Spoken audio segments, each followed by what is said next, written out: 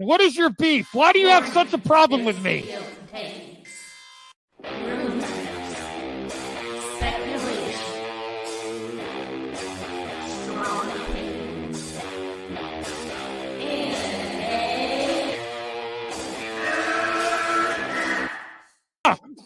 Can we get the real Andy? I would prefer the real Andy. Oh, let's get the real Max. I'll take off my mask when you take off your mask, brother. Because who's your new favorite YouTuber, Ian, that wanted to be on the show with us? The Madman. The Madman. Mad Movie Man. Let's bring on Max Movies because he scares the living shit out of me. Hold on. Oh, wow. Mad Max says, I think you should apologize. Right? I'm sitting here in a goddamn torn down pool house. I don't even know who the you pool house are. is torn apart. Okay, it's torn apart because I'm remodeling on my $70 webcam. Okay, I'm no better than you. I'm sorry, but don't you guys find it kind of creepy that a 40-year-old man is To me, it's wearing funny. He's a YouTuber. He wears a Dr. Doom mask. He interviewed Tommy in all of their videos because they're afraid to show their pale white face? I don't know. That seems a little suspicious to me. Yeah. Let me get Max in here. Oh no, ladies and gentlemen. Oh no. Oh no. I should never have allowed it to happen. I'm already regretting it. No, especially some dude just wearing a mask all the time screaming at the camera. Mad Max is here. Never thought I'd see you in my chat. Great costume, Drunk. Thanks. Rich, long time. Please take off your shirt and show us some saggy melon. Yeah! And please, with some Finnegan Fox enthusiasm, Yes! show us on the floor. Oh, God, I see what you did there. You son. I like saggy melon. Oh, there you go. But, like, it just... Uh-oh. Hard at work. This is hard at work. You messed up now. Where's your boss? Saggy, hold on. Go get your boss. Go get your boss. At work.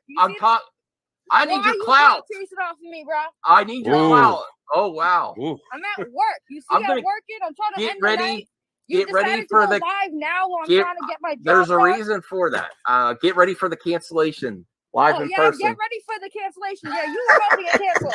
You already know. I'm not the one. I already told you. I was watching your other stream. You're like, I hope someone shows up. Listen. I'm backing down. I don't have. I can't take the melons. You don't want this. You don't want this. You don't. I don't know. You don't. I know you're stocking shelves. Oh wow, you're smoke. You do not want to mess with. See, the accusations were false. Someone said you're doing a lot of texting network, and she's stalking. Doing a lot of texting at work, damn right, because this is my job. No, my job while we're talking. So you know what multitasking. You know what the reality is. She was texting watching YouTube, and then she's like, "I'm going live. I better stock shelves." Yes. Tommy Telleriso. Telleriso. Oh my God. All right. Restart the stream. Restart. Nice chatting with you. I'll see you guys later. Movie Madness Entertainment. Welcome. Welcome, Caden and 13 viewers. Hey, Caden, how's it going? Good. It's doing good. I was working on my intro. It's kind of like greatest hits. It's like my resume of movie talk. I came in, I saw it, and I was like, "What the heck?" Like, it was a new intro. I think it was. I forget which one I came into. There's even more.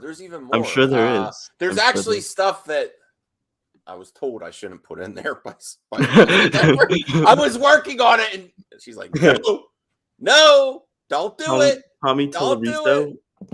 Yeah, I love that. It's like it makes me feel good, like seeing all that journey. Unfortunately, those days may be over for me, Caden. Like I can because no, I'm not getting old and dying. God damn it, Caden. No, not that I'm dying, so I'm not getting old and dying. It's just that people are onto my game. They know they can end up in the intro. They know my madness. So they avoid me. So it's not as easy to get those clips as it used to be. Short for I'm old and dying. No, I'm not. I'm only 30. Hopefully, hopefully, I'm only halfway there. Yeah, man, you're trying to put me in the grave. Or there. God damn it. Well, I thought it'd be fun. I don't know if anyone's ever done this. I was going to do a different topic. I am still going to react to my my face being exposed. someone put my face out there. One of my friends, SMH. But I was like, wow, no one ever does these red carpet premieres. So I thought I could watch a little bit of this. You know, see how it is of Thor. Love and Thunder, the premiere is happening now, and I want to see when the review finished. Well, at least the red carpet just finished. Oh, okay. Well, I paused it at a good moment, so we'll watch a little bit of it. Someone's watching it. Someone has a mocap suit on. That's really cool. Oh, it's where? Korg. I just realized that. Oh, there's Korg. a person in a mocap suit with a Korg. So it's like the photo that was out with Taika Waititi when they wrapped. It was Taika Waititi and Thor. Well, let's watch a little bit of this. Yeah. It has the same dude that's at all the Star. He's getting annoying. I'm sorry. I don't want to be salty. Like people have also said I've been salty. I think, and I'm the jealous. weird thing is, you know is the that dude I'm talking about. I think I know who you're talking about. The guy with the armor on the shield on his shoulder. Yeah, here. Yeah, he goats with him. is a bit weird. Can we cut to a shot of that? There we just saw. It's done now. Yeah. Korg with the goats. It's very exciting for us. I saw Miles Teller, and I also saw Sophia. Yeah, this Marcella. dude. To all of the Marvel fans. Oh yeah, that That's- guy. Yeah, when I got this weird vibe from him. Yeah, he's in everything. Listen, I'm not jealous. I'm not salty. It's just getting annoying though. Like he's not. They do mix up who hosts these premieres. At least Marvel does. I like her style though. Her style's great. Yeah. Man. Yeah. Yeah, hit that like button, please. Yes, Ross Dog, you're wrong. People do care. People are do still care. buying hits. I think the people that I think there is a loud minority of people who are also in journalism who spread false information about Marvel projects, especially post-production of our Marvel projects. Where people were saying, "Oh, Miss Marvel, She-Hulk, and Thor 4 are terrible in post-production." Like just to give everyone a heads up, I'm just streaming until Rhea's stream goes live. I'm going to be on Rhea's Glimmercast later to talk about Obi-Wan with hopefully Hans and Rhea. So I got my times messed up. So all right, let's watch a little bit more of this at least. I put in the thumbnail. Been here for longer than we have, out in the sun, and we get a little bit of shade now, but they've been out here in their leather and furs and wigs and helmets. Thank you all so much. Y'all are amazing. You're incredible. That's fantastic. Absolutely. And there we Oh, see great. He is just Oh, my mom's calling me. Check out some Star Lords. We've got a couple very good Mom's Star calling, Lords. Leather coats. And 90-degree weather. Bonus points to everybody wearing the original Callie, trench coat shush. Star Lord in the 90-degree heat today. Yes. That is commitment. When did the reviews come That out, is Caden? absolutely commitment. The reviews come out July 1st, but the reactions come out in 2 hours. Have you ever done any 2 of the hours. cosplay yourself? I have actually. Yeah. I have done a casual Star-Lord because I am quite partial to a red leather jacket. Yeah. And also I did. of I a said, character "Can I that call I'm you not later?" sure that is officially a part of the Marvel Cinematic Universe Oh. yet. But if you are a fan of Marvel and Marvel Comics, you might be able to figure out which one it was. Caden, have you ever been to one of these? I'm sorry. Have you, Joseph? Have you? I did. I've got a very but good not like this Civil big. War Spider-Man at home. Oh my goodness. Yeah. And I And when I went do it, I walk straight around with to Cap the theater. I didn't Oh, walk that's the fantastic. carpet or anything. I went straight You into know, the theater. jokes. But This I is what did people sign came up. for. I did Our I jokes. think sign up so. for one that's coming up I'm soon. glad they're getting a lot of them then. We are just minutes It's away, by the way, directed from by the the Russo world brothers. premiere. Okay. Thor Stars Love Chris and Evans I am and so stars Ryan excited for Gosling. people to see So this let's hope I film, do. and all of you will be The able to see agreement. it on July 8th. So buy your tickets now. Hopefully. It is Good to so go. worth seeing in the theaters. You just want to Don't see worry, this Isaac, we're getting screaming to at the top you. of their The lungs on betrayal. full screen. Well. Well. What's happening, team? We all right? Yeah, how are you doing? I'm doing good. Look You at like this, Chris man. What a Pratt, turnout. Caden? Gotta love these Marvel fans. Yeah. Tell you what, they have been wonderful. So I many really good like Chris Star Pratt. Lords. I saw you pointing some of them out. It's got to feel good to see that. Let's give a shout out to all these wonderful cosplayers out here, man. I love it. Wow, the dedication. It means so much to us to have you show up here. We made these, made this movie for you. You're the best fan base in the world. The best fan base in the world. Thank you. And honestly, I gotta say, I will it's say exciting. he's kind of right. The Marvel fan base is probably the best fan base in the world because that's why the usual suspects keep attacking it. It's very profitable. They're so big. Yeah, but because they hold themselves to a standard of no bigotry, like real Marvel fans, like the ones that are actively going to these movies in positive ways, and because they care about these movies, they care what people think about these movies, so I think they're. So you don't think he's talking about geeks and gamers? You don't think he's talking about geeks and gamers when he says you're the best fans out there? He's not. Oh, okay. Nowhere near he's talking about those fools. I think he's also, because of the recent things that were going on Twitter and Instagram and how the Marvel fans were the ones that were defending Chris Pratt like crazy between the allegations, and James Gunn also called it down. I think that's also what helps him say that as well, is that no matter what, they'll back him. They'll back all their stars. They'll back. So, and I think, a lot of fan bases should learn from them, if you have nothing nice to say, don't say it on the internet, Yeah. Which I think most Marvel fans do, at least the ones I see, Is this actually going to be a face reveal? I was betrayed, CGH, betrayed by a good friend. How so? Well, you'll have to wait and see. We're watching the Marvel Studios premiere first. Wait, this isn't clickbait? It's a video my friend made, and you're gonna have to wait and see. I'm not too happy. Not too happy. I might as well react to it. Might as well. I was betrayed. Okay. To see the Guardians and Thor together, because there is such a no shit. Woo! Come on. Yeah. No, they don't care. Isn't it great to see people enjoying things? But the last we saw of them, it seems that tensions were thick in the ship. Yeah, they were. They were. Thor takes up a lot of space in the Milano. Well, I gotta say, what's the matter with you? Hey now. but I gotta say, Thor and Star-Lord, very similar dudes with very similar egos, and having the two of them together has got to be a very interesting thing, and it must have been a fun thing to play out. Oh yeah, well, we'll see. It was a fun thing when we did it with the Russo brothers directing us on Avengers on Endgame. At the end of that, I thought it was a lot of fun, and Taika takes it really in his own direction here in Love and Thunder.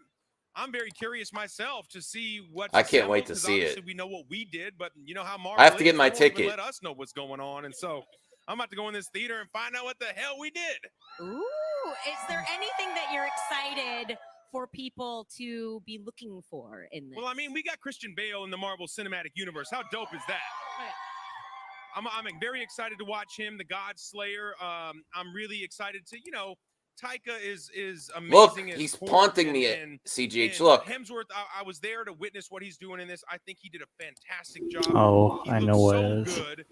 I mean, it's incredible the shape that he's in. He's bringing a total rock and roll 80s vibe to space, and it's Taika Waititi. He knows what he's up to, so I'm excited to get in there and check it out. And we got Space. hey, we Ghost have now, 27 We people. got Space Ghost. Hey, if you're excited for Thor: Love and Thunder, smash the hell out of that like button. We got 27 people watching. Help. Actually, I need to delete I don't even think I tweeted in 2012. You know what? Nah, I'm going to search for you to help you out next. No. What are you doing, Caden? What kind of? You're going to help? No, I'm Isaac? going to help you out, Max. I'm not helping him. Oh. Helping you. How are you helping me? Help me help you. All right. Where's RJ? He said he was going to be here. Okay. Well, let's see what else. I remember He told Taika someone was the B like, word. I won't do his impression. He's like, he just wanted to stick James. Yes, CJ. Breaking news. Breaking news. Did you know that there's another channel by the name Movie Madness and Entertainment? No, I did not. Where is this imposter?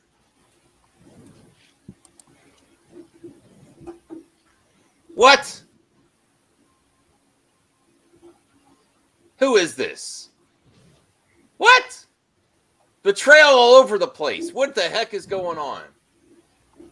Wait, we'll dive deep into that. Join me. What? All right. We'll keep that. And they're from Australia. What? Uh-oh. Australians.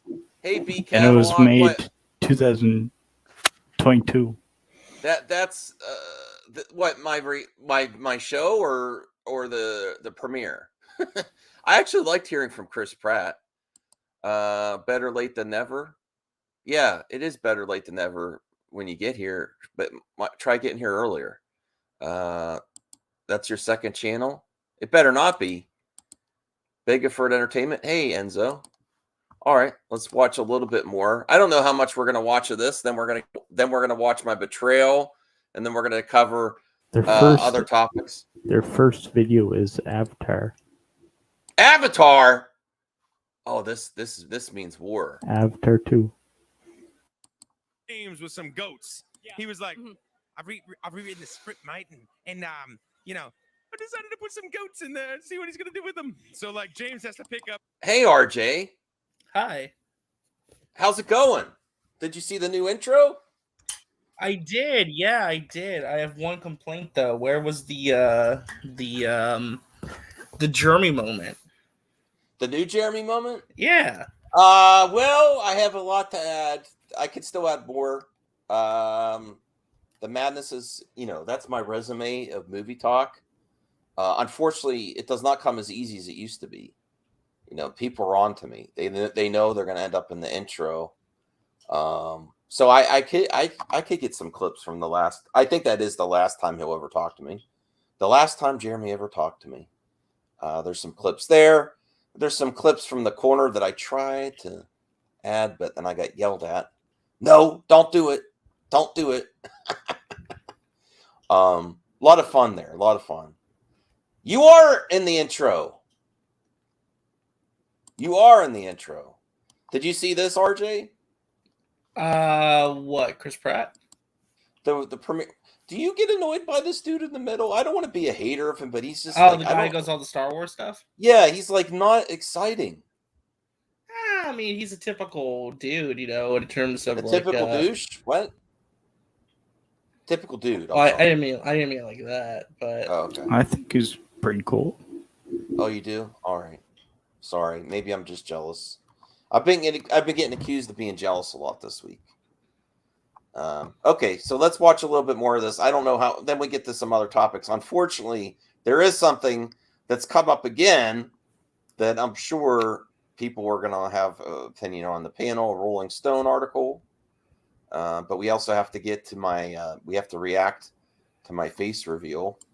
Up to where Taika left off, and he stuck us with some space goats. But I love this because this brings up a question that I've always had about the MCU, which is, do y'all really do that to each other? Where it's like, we're gonna put this in the background, and now you have to deal with it, man, and let's see what you do.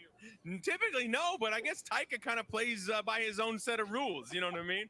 He did that with RJ, that should be you at the red carpets interviewing the stars. He did that. I think it was kind of an inside joke. We need a really good suit. You're Doctor Strange. I like the Doctor Strange. Improv world where see what you can roll. I mean, yeah, but you gotta do more than just that, though. And you're no stranger to improvisation yourself. Is there anything that you're gonna make somebody else in a later movie run with? Oh man. Anything you'd want to? God, at this point, I think I've. This is a long interview. The Galaxy 3, it's a little too late now. Letting Chris Pratt say what he wants to say, man. That's good. And I'm sort of at the mercy of what they want to put in the show. So whatever they say that you have to give to somebody else, you're going to give them. Absolutely. Of course I would. Yeah. Well, Chris, we're so excited to see the interaction between the Guardians and Thor. We're so excited to see this movie. Thank you so much for spending the time with us. Absolutely my pleasure to be here. Thank you both for having me here. Marvel.com. And to all of you fans, again, thank you so much. It will I want to go. never not be surreal to walk Then out go. on the red carpet and see people dressed up like the I gotta character that you work. I played. can't. So thank you. You honor us. You humble us, and we're grateful for you. God bless you. Thank you so much for being here. We are getting so very close right now. Tamara, how are you doing over there? I mean, I'm doing great. It's people keep walking by, actors keep walking by. It's so much fun. I'm hearing streams from all the fans. Just a couple minutes ago, Tessa Thompson, our Valkyrie, walked by. Huge cheers, and as I'm sure you can imagine, She was slurring her words a little bit. I think she's having a good time. listening to Drinks. Chris Pratt That's talk messed about up. how the director. I think she was. I didn't want to make accusations, but she's That's like, messed I'm up, doing man. it. That's messed What? up. Cancel Max. What? Talk about how the directors You don't work think so at the together, beginning there? She was- slightly different like, versions about "Woo!" collaboration, and my guess is that the truth is probably somewhere in the middle. Caden, And I could you just be a really hype love man this at these idea events? that, Go, like, woo! You know, just kind of Chris maybe Pratt! play some Woo! practical jokes with each other and stick a thing Yeah. in here or there that another director Hell then yeah. has to pick up and use in an interesting talking and to perhaps unexpected Chris way. Pratt, But there is who so plays much that Peter is Quill, unexpected Star-Lord, in this particular in movie, Guardians and it took Galaxy so much 3, to put it together. and You know, Holiday there's an Special. incredible group of artisans that came I together. don't know. This is boring Thor now. Is there has anything else? Well, Any fast other- forward. See if there's anything interesting. Who are they talking to? Oh no, then there's clips. Let me see if they. Let me go back and see if they. Oh, you know, this is great. Actually, watching it. Up there, what's been some? Let's get to So, Russo. I'm here to support everybody. I love Make more everyone involved in movies. this film. Make more movies, Russo Nice brothers. when, Russo you're not brother. working on a movie to come and be surprised and be a fan like everyone else. Get excited. I brought my kids with me, so we're here to have fun. I love that, and I love the fact that, speaking of family, the Marvel group of directors Oh, really Feige. does seem like you've got this familial. Oh, we want to watch collaborative Feige, thing right? Going on. Can you talk Yeah, about of course. What Go, your relationships are like go back to together? when Feige first appears, all the way. It's like thievery to me. And then Oh, we're gonna. guess what? You're all good. Pause it. Chanel, you can bump into He me. hasn't watched the Kenobi finale yet. Feige. Why? Probably because he He knows says he was gonna watch it and then he fell asleep. Yeah, All I, right. would I would fall asleep too because how sucky that show is. Anyway, let's keep going. Yeah, I think. Well, I'll Okay. if it's too long, I'll cut you Is out. the best finale ever. Okay. Minus the I'm just camera work. messing. I'm That just being was a troll. hardcore. I'm being a And troll. as I was saying, Chris Hemsworth just walked by. He stopped by. He said hello. Anyone I said else thank you cool? so much. I don't We care about chatted this with lady. you. Chatted with my Oh, friends Eric Taika. and Anthony. He was like, I know, but I just wanted to stop by and say hello. Taika. Ridiculously charming. The Taika. essence of movie star. But I mean, this. Chris Hemsworth.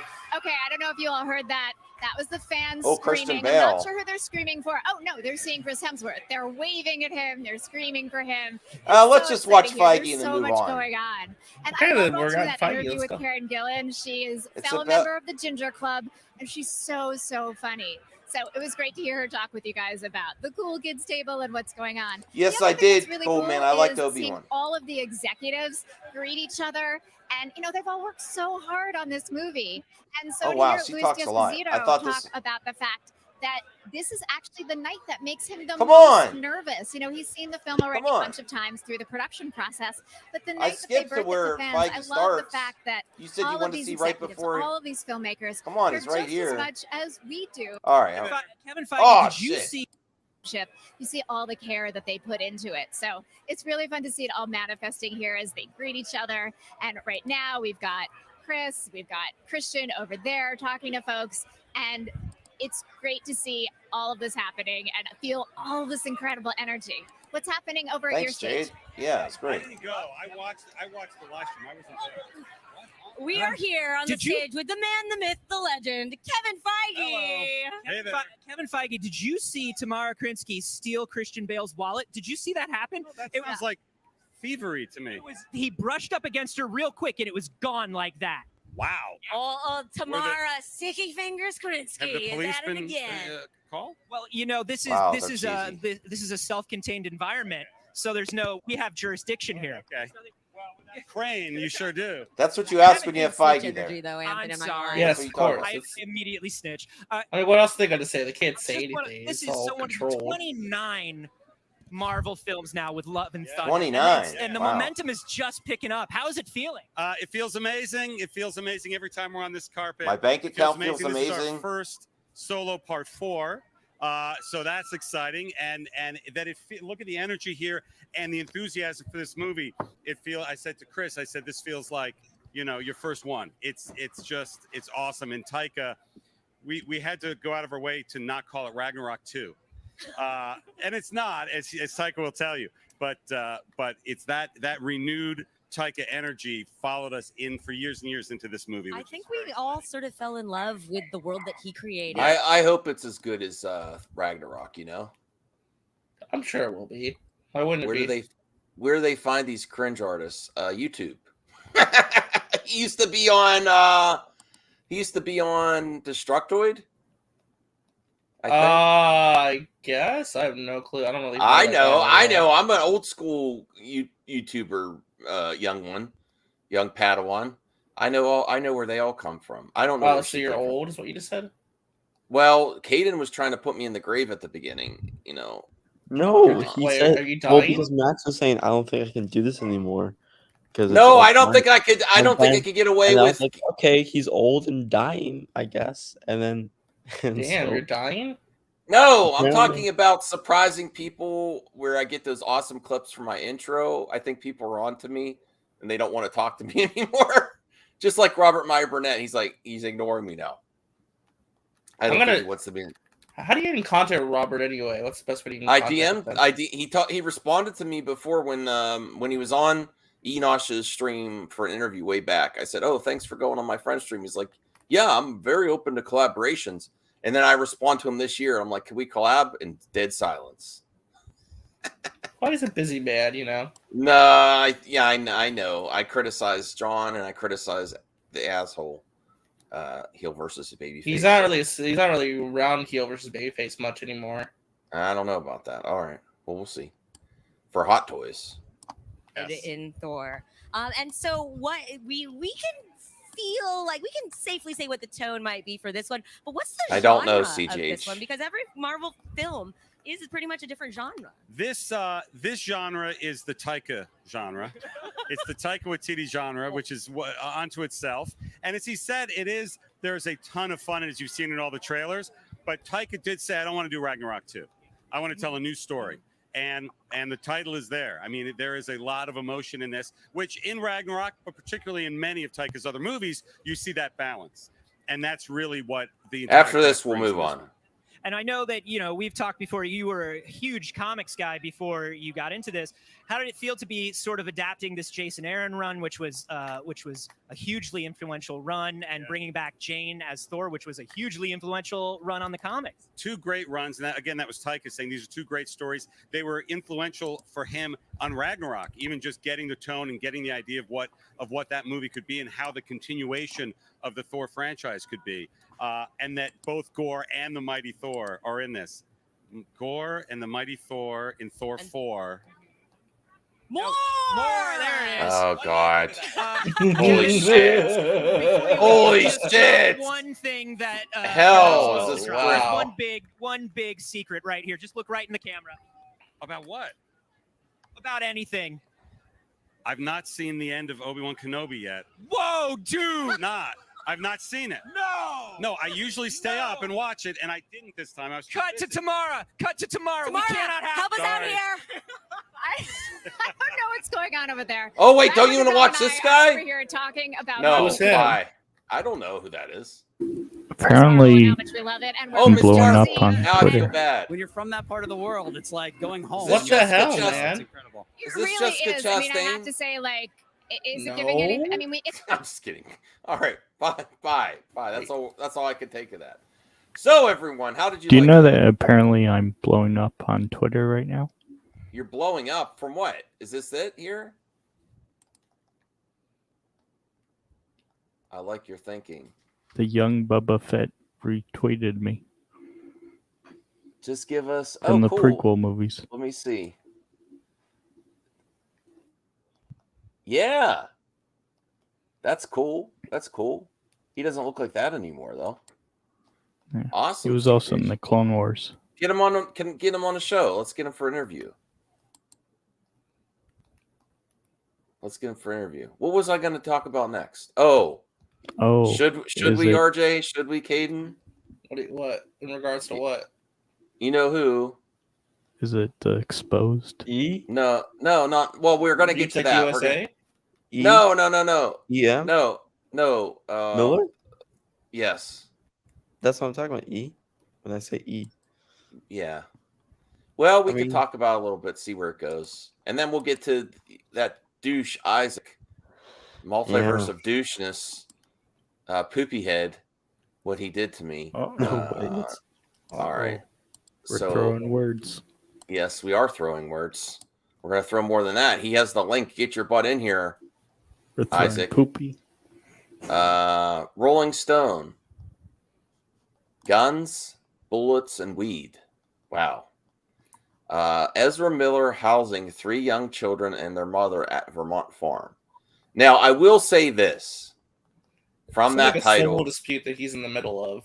Between Yeah, the it wife sounds and like the he husband. tries to help people that are in danger, Yes, which is sort of it's commendable, nice. but that he's being exploited by the same people. Yes, So it's he kinda gets like- involved in stuff like domestic disputes. Mm. And he also Ezra is also very into Ezra's lifestyle too, of seems like being with a lot of people. So this is why things keep coming up. Ezra just gets involved in a lot. More people, more problems. So I will say that about Ezra. But what the hell? If you do have young children around, you do need to keep things safe. If you have, if you have legally obtained, Even if it's prop guns, you still need to keep them safe. Well, yeah, 'cause but they're can it be small argued parts. that it's also the responsibility of the parents, though, for putting the child in that environment? Oh yeah. You There's can, but responsibility at the all same around. time, but if you're a parent and you're looking for a safe space, you still want the person that's providing that safe space to have it clean. Right, but the parents should be able to identify when it's no longer Yeah, a safe space. I and think take it's the still child on. in that It's environment. no, I'm not saying it's completely on Ezra. It's on her too. But again, if you're providing a safe space, you should make sure that you don't have little things where a baby can put something in his mouth and choke and die on it. Because that can be a possibility that this baby can put that little bullet in its mouth and choke and die on it. And you know who will be on? The mom and Ezra. And mostly on Ezra because it's on his property. Well, the mom wants us to watch the child. Well, honestly, if this is true, I want to read this. I'm not reading the full story because I'm not subscribing to Rolling Stone. Damn. Man, this has happened a lot. But Ezra Miller has been hosting a 25-year-old mother and her 3 children at their Vermont farm, a living arrangement that worries the children's father, of course, based on later on in the story, as well as 2 others with knowledge of the situation, Rolling Stone has learned.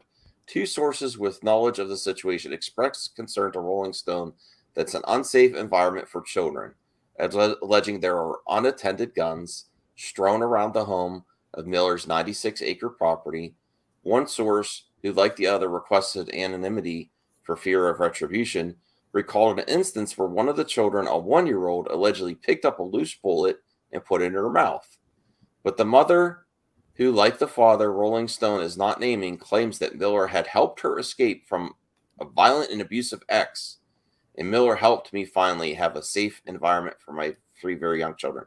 So, of course, if that's the same person, the children's father is not going to be happy about it. So it could be the children's father it's reporting that she's potentially trying to get away from. So what the hell? It's just Jerobo's in the chat. Oh yeah. Well, send a link to Matt. You didn't send him a link? No. I'm very unorganized tonight. I actually thought I was late for the Reyes stream, but What it's time not is the Reyes till stream? 12:30.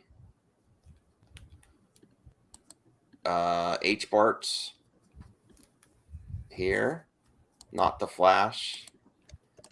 Matt says Ezra is going all Jonestown. Well, if he's trying to help people that he shouldn't really be getting involved with, especially if I keep saying he. If Ezra is getting involved, if they are getting involved is the proper pronoun. if they are getting involved with things during their own controversy, that's not good for them. And although, how can you tell people not to help other people if that's actually what they are doing? God damn it, I'm getting a headache trying to do that. Listen, I try to keep, I'm not. Again, it's like I think my main point is this. It's like Trevor was saying right now, is that it's up to Ezra to go to court on July 12th for the Dakota Gibson case. It's up to him. If he doesn't go, then he loses it. He's already lost the court of the public opinion by a lot of people. So that's out of the window. It's a matter of fact of now, will he go to the court or not? And if he doesn't, then bye-bye Ezra. Bye-bye. Bye-bye As in, Flash you won't movie. see him again in anything. I don't think it's going to happen regardless of the situation. I don't think Ezra's concerned anymore. And I don't think anyone Well, if in he's the not right concerned, mind. then he should. I don't just think have any everyone that protects them stop protecting him. anyone with the right mind would greenlight a project with Ezra's is one of the main roles. By the time it comes out, there could be disaster. It's just reality. If it's your money and if it's your job and you have to worry about investors and all the funds and all the products associated with your film too, like there's even considerations when you produce a movie, product placement and people promoting, companies that want to buy the license for the product to make merch. No one's going to want to do all that if there's this controversy. It is becoming a continuing problem though, where there's so many articles coming out now. It's almost impossible to keep track of everything.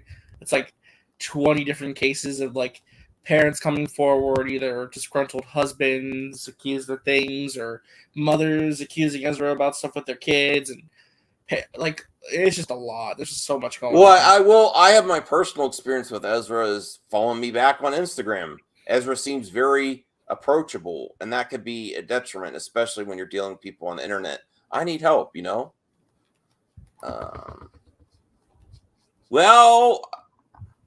Matt, you're saying we don't know leads a cult yet. We don't know. We know Ezra. The facts are that's very hyperbolic. I sent the link to Matt Jarbo. Okay, that's good. He's busy right now, but he might come in later. But the facts are Ezra gets involved with a lot of people. That doesn't necessarily equate to cult. That just means Ezra likes to get involved when people say they need help. And Ezra likes to interact with lots of different people that Ezra finds without a lot of history on their backgrounds. Just gets involved with them. And you're instantly going to get into issue. Look at YouTube. Look how many people we talk to and we just don't know. Not saying we have a lot of good people that we collaborate with. I'm just saying when you deal with people on the internet, especially when you have that many people approaching you and you just respond to people that approach you. I mean, this is facts. We have friends that have interacted with Ezra on Instagram. Why would Ezra do that? Very approachable. I don't know. That's all I have. That's all I have to say on this particular thing. There is something to be said about trying to protect the mother with 3 kids, but then are you really protecting if it's an unsafe environment? And is Ezra capable of protecting anyone when Ezra can't protect themselves? Well, isn't that the question of the day, right? I mean, I don't know. All right. Well, that's all. That's my final thoughts on that one. Caden, what do you have to say? Yeah, I'll just say this. If you're gonna have a safe haven for some people, make sure it's actually safe. Don't just be like, oh, you can be in this place. Don't worry about the prop guns and probably real guns. Don't worry about the little Nerf bullets that babies have choked and died on before. Don't worry about all that stuff. It's fine. You can stay here though. It's not safe. for a little child to be somewhere where there's little objects where they can. It's a choking hazard. It's not baby safe. It's not a safe place. If there's something that a baby can crawl or walk to and put somewhere in their body and die, it's not safe for them. And especially if they're unsupervised, which seems like to be like they're unsupervised but being supervised at the same time, where the mom is just letting them put the thing in the mouth. The people that are supervising, so again, it's not a safe place for the child, nor at the father's, nor at the mother's. So clearly, there's going to be something else with the child. Yeah, I mean, no, clearly there's issues going on for sure. I don't think anyone's going to deny that. I think both the mom and the dad will not have custody of the child after this. And Ezra will also have some legal problems as well with this. So. Okay. CGH, did you have any final thoughts there? I'm not too sure, to be honest. I try to stay away from that Ezra foolishness. That's that's good advice for everyone. All right, that's all I had for that one. Should we react to? I have made 18,000 intros for my channel, and I just can't figure out which one I like. Use them all, like I do. All right, let's react to my former. Want to see my favorite one though? Sure. Right.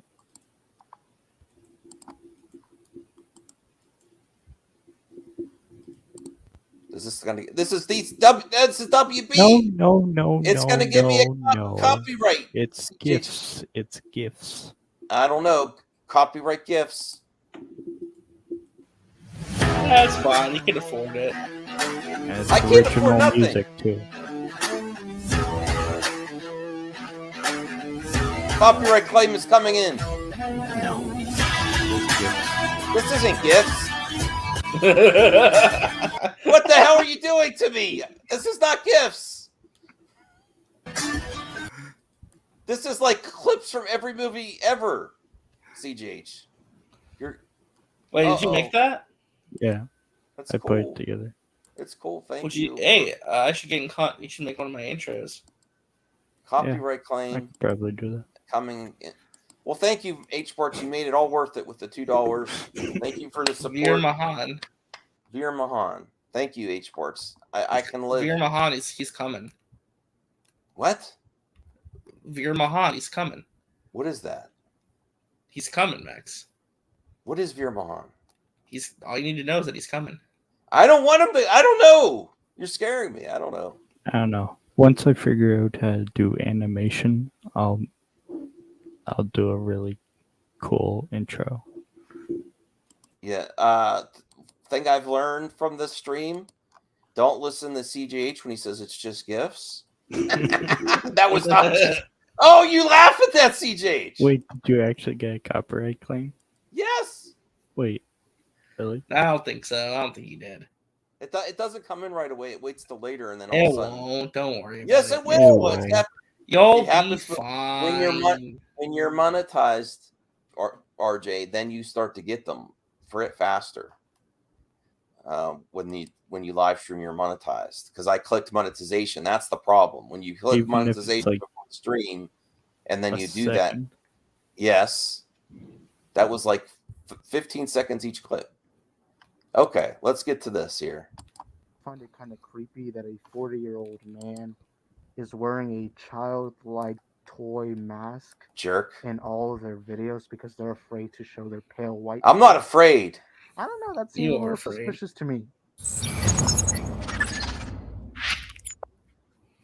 So we all Stop know being who afraid, the Max. Madman. I'm not afraid. I enjoy it. We all know who this Why do you look like you're like know, drunk in pale that picture? 40-year-old white guy wearing a child toy He's- mask, a plastic little cheap $20 mask. It's not you'll find cheap. at your It's local- very expensive. It's like 60, 80 bucks. It's the 3D printed. It's not cheap. Jerk. Dollar General. of course, Cancel Isaac. Madman. Look at Today this. we are going to expose him because I'm so sick and tired of him. I'm sorry, but who the heck takes a guy who's wearing this kind of mask seriously? I wouldn't. So yeah, I know a lot of you guys are gonna say, Isaac, I've seen you on your Dr. stream, you're Doom. being a hypocrite. Well, the reality is, me and him are no more. This bromance, it's off. It's off, man. This This means is war. like our divorce, and right now I'm signing the damn papers. So What the this hell? all started. This is an accurate And tweet. again, this is an I stand by exposure. this tweet. I'm hoping by the time this video ends, I'm hoping that his career is done. I'm hoping all of you I see the subscribe. corner. I'm hoping all his 5,000 subscribers understand that they've been living a lie, and I'm going to be exposing Max. He put out this tweet. I and stand felt by it. particularly I stand offended. by Like this tweet. I honestly was very disappointed. It got me so sad that I actually started listening to fucking Nirvana, XX Tentacion, even some Juice WRLD, like real depresso shit, Real depresso? And he tweeted out saying Isaac is a poop head and smells like expired chunky milk. And like this was Accurate. unwarranted, man. Like I don't know what to tell you. It was unwarranted. It just really devastated me because honestly, I really saw him as a friend. I saw him as a as family. As Dominic Toretto would like to say. And he hasn't been around much. I think this is the I know my truth. head's. I know my head. He's still not here He's tonight not very either. good looking, but like, you really got to call it poop. Like you're making it too personal, man. And then he said I smelled like expired chunky milk.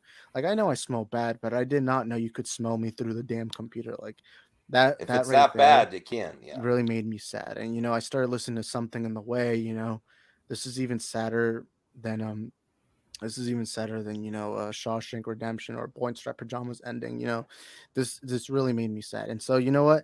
You guys know me and Max are close. We hit each other up in the DMs, and I know what he looks like. I know what's underneath the mask, and it ain't pretty. Uh-oh. And this is legit. Like I know a lot of you guys think I'm joking. I put in the title and thumbnail for a reason. So Jody's Corner, Andy Signor, all those people who have wanted to know what he looks like. He has sent me images in the past. Some you guys know that he does show some people in his private life what he looks like, or not private life, but on the YouTube world, like people he talks to, associates with. And is this doxing? No, I'm just kidding. I guess it is, but yeah, What? I don't care. I if- guess if it is. Max Let me wants do to it. Is that sue what, me. is that You what he better just call a is good that what he lawyer just because I got- said? I guess so. Oh well. Oh well. Bullshit.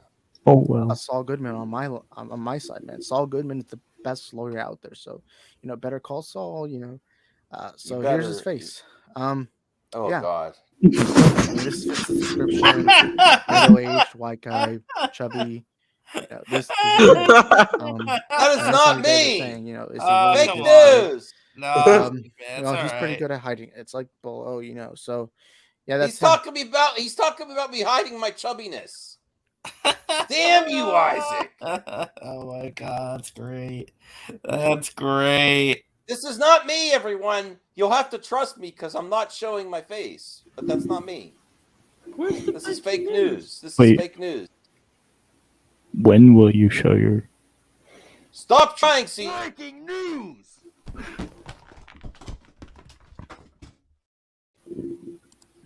Stop trying, CGH. I remember when I did a Blu-ray hunt and you tried to expose me too. Oh, see? You didn't know that, RJ. Look, did you see that laugh? That maniacal laugh? Yeah, it's fine. I did a Blu-ray hunt at Best Buy, and there was like a glimmer of my my nerd glasses and my forehead off of Blu-ray, and he's like, I got you, and then he's tweeting out to the Fandom Menace. Yes. Oh, see, before the dark times, before I am not Gene either. Stop before this bullshit. I had my redemption arc. If You're I got only a 50, Gene. listen, if I get 50K subscribers, I'll reveal it because then I could go full time YouTube. Yeah. Well, maybe reveal it when Hello Greedo reveals his. Oh, this is very offensive. No, I mean, I don't know who this dude is. But, I mean, the file name. I don't know what's this up with video the is not a scarf. joke.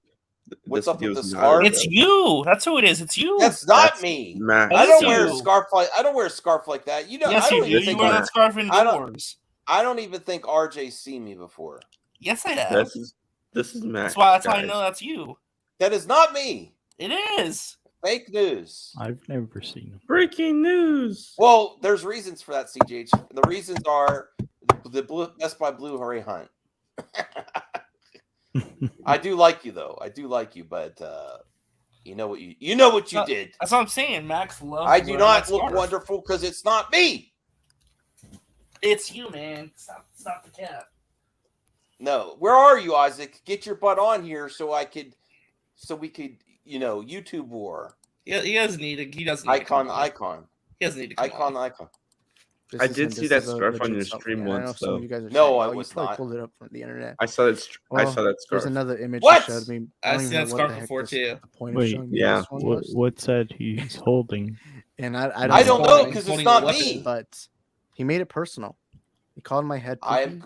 And he said I smelled like You called him poop, you know and what's the you sad told thing? him He it told me that he hates smells like Morbius. expired And chunky you know, milk. like I don't care Morbius if you make smells fun of like my expired children, milk. my wife, my mom, my dad.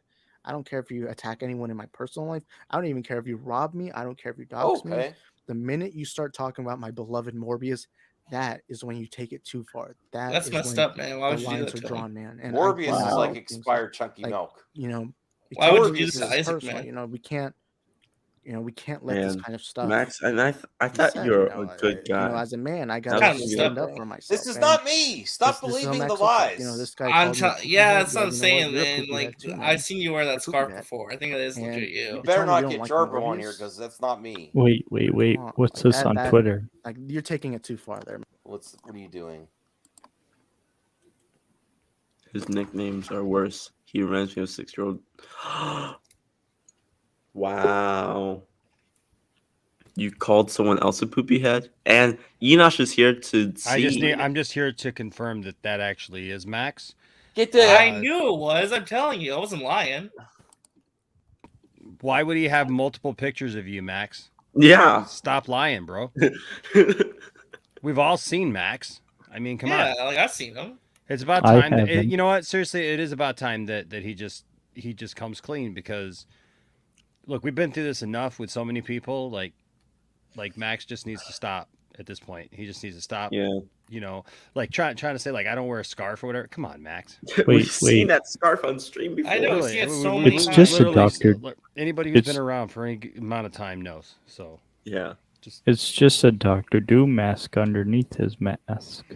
So just saying, just needs to I couldn't just sit watching this anymore and just Understanding that. I with the understand. nonsense You with see, the I need nonsense. to come on and speak your truth. You know. Yeah, with the nonsense that was going on, I had to come out and give some truth to this, So, Yeah. hey, you know what? For Isaac, kudos to you for You broke us free. You broke us free from the truth. It takes a lot. It takes a lot to step up and be Stand honest. up for what's right. How dare you, Enosh? Standing up I for thought what's we right. were brothers. You were supposed to bring balance to the force, not throw us in the darkness. Wait. Hey. I got the real photo of what Max looks like. Well, that's it. That is me. Yes. No. That's No, not that's Max. the one who's trying That's to me. who played Dr. Doom in the movie. Yeah, no, those That is me. those Yes, two picks, thank you. two picks that Isaac showed are indeed Max. So there you go. CJ is trying to cover for Max, guys. This is lies. I'm going to sue you for defamation. You don't even know the word. Yeah, you were like slurring the word there. It was like a, I ain't gonna Defamation? sue you for defamation Wait, like wait, Amber whoa, back Turd. up. What? Get your What did poopy I head. say? Yeah, poopy, Poopy head. Get head. your Wow, you call lawyer up. Right Lawyer behind. up, Isaac. You can look. You can see the All cages right. right behind. He works at a place where they raise goats.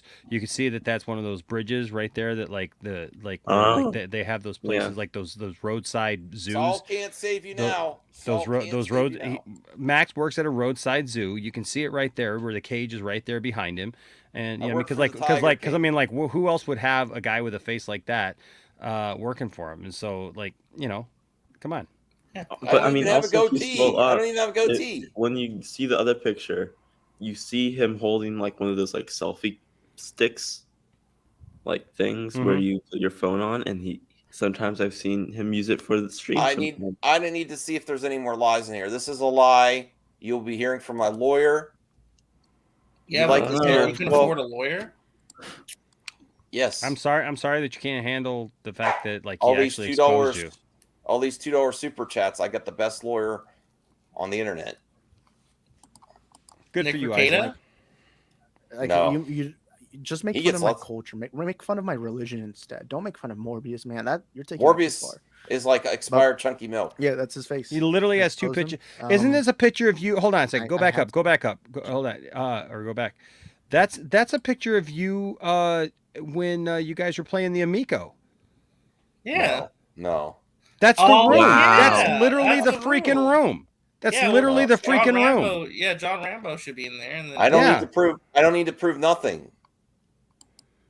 That's literally the freaking room of you being in there, and you can tell because you were all like hot and man like don't wear sweaty. scarves. You guys were all hot and sweaty. Yeah, in that video of you playing the Amico, of you getting to play the Amico for the first time, you guys were all hot and sweaty. This does and not you were from all Retro like Bros disheveled and basement. everything, and you can tell right there that obviously you were wearing that mask and you were all disheveled after playing the Amico. It looks exactly like the room. It's That's not where you were. for they're liars. They'll all be hearing from my lawyer. The defecation is ridiculous. Defecation? Looks like you're taking a defecation right there. Expose him. I had to. I just had to. His pale white face is no longer underneath. I do have a pale white face. I do. Oh yeah, we all know that. It's fine. But I'm gonna expose him for something else here. Something else. It's not just his face and not just his offensive slurs and everything. But slurs. Let's look at this. So this is What is this? I didn't even see this before. So you know how because will criticize people like Geeks and Gamers or Ryan Kinno, Yeah, or they really suck. any white guy out there. I think this guy hates white people, honestly, but except Matt Jarbo. They're embarrassed. Which is right I'm here. embarrassed by them. So I'm watching a pattern in the stream. You guys notice the pattern. You guys notice the pattern, right? There's no white people here, except for Matt Jarbo. And that one was a mistake. Caden's there. You have Caden's 10 not white white. and RJ's there. white. He's not I'm even not in white this. either. He's not even in this frame. He is here earlier. I Brian put the is white people in the backstage. back room. But You're right. You see, no white people. I put them in the back room. So backstage. he's racist towards white people. Yeah. The white race is being targeted by the madman himself. This is I'm sorry, accurate. but This is accurate. This is a white man right here. He's a virtue signaling. I don't know if that is a white man. Like I don't even know. as a Hispanic guy, like this guy right here with the Morbius bedsheet images. I heard he's Hispanic. Dude, I don't even know why you invite him. I don't even know if he knows English. Like, send him back to wherever he's from, man. I think he should be taken back, Oh boy. This panel is pretty woke, Max. It's pretty woke. That's all I'm saying, man. That's all I'm saying, Max. These virtue signaling, because you guys find any coincidence that he talks about Jeremy, Geeks and Gamers. He talks about Ryan Kinno. He talks about what's that fat guy that Have we said the ever C word seen during his Jeremy 11 and I don't know, but Max in the same you notice room? he criticizes white guys, but Jeremy he and never Max criticizes on anyone the else. same stream? No, Pretty in the virtue same signaling, room. man. That's pretty virtue signaling. I'm sorry, man, but white people do not deserve that discrimination from me, Max. I personally, as somebody who identifies as white, I feel very offended. Now, some of you guys are probably going to say you're not white. Well, you know what? I identify as white, so suck it. But Fair enough. I don't know. RJ I don't know what to identifies tell as you. white. Me and Max. No, he identifies as a You don't take Pokemon. it this far, man, and not get exposed. Well, I could think your say time something trolling on the after internet. last is year. Oh, I'm over. sorry. I'm sorry. I meant to say people you know, identify RJ thought as white. that Andy That's and what. Jody were going to be That the ones is a big showed- distinction. that- Yes. that doxed you. You thought they were going to be the ones that actually exposed you. Nope. One of your own right here, man. One of your own. One of my own. He hasn't been one of your own around men too. right here to expose you, He man. never comes Yeah, on the 'cause you show chased anymore. him away. I didn't chase him away. You did. You chased had him to happen. away. It had to happen, Max. Get on here, poopy And head. I hope you learn your lesson after this. I hope that you look back on By the way, this. Chunky Milk also And white. I hope you stop wearing that stupid Now dumb we can clip that though. and maybe start start making some I'm better tweets. I'm gonna start doing thumbnails and titles of video. Jeremy from Geeks Gamers is a poopy head. See what comments I get. It's because this I It's like honestly felt it's very so offended. old, it's so white. He's so white. He's like white, expired white chunky milk.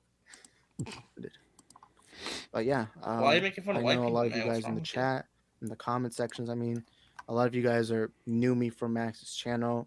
I know a lot of you guys know I associate myself with Max. I do want to put in my official resignation for No Movie problem. Madness Entertainment. Resignation. Too late. Wow. Too late. Because Or honestly, You're did the fired. Campia You're thing. fired. Too late. Did You're the fired. Campia Off of thing. Team MME. Look at this multicam madness. Look at this. Look at this Campia camper trying to do the multicam. He thinks he's so professional. I mean, it's literally an option of StreamYard now. So. You Use the can't multiverse of different Campia. angle for the same poopy head.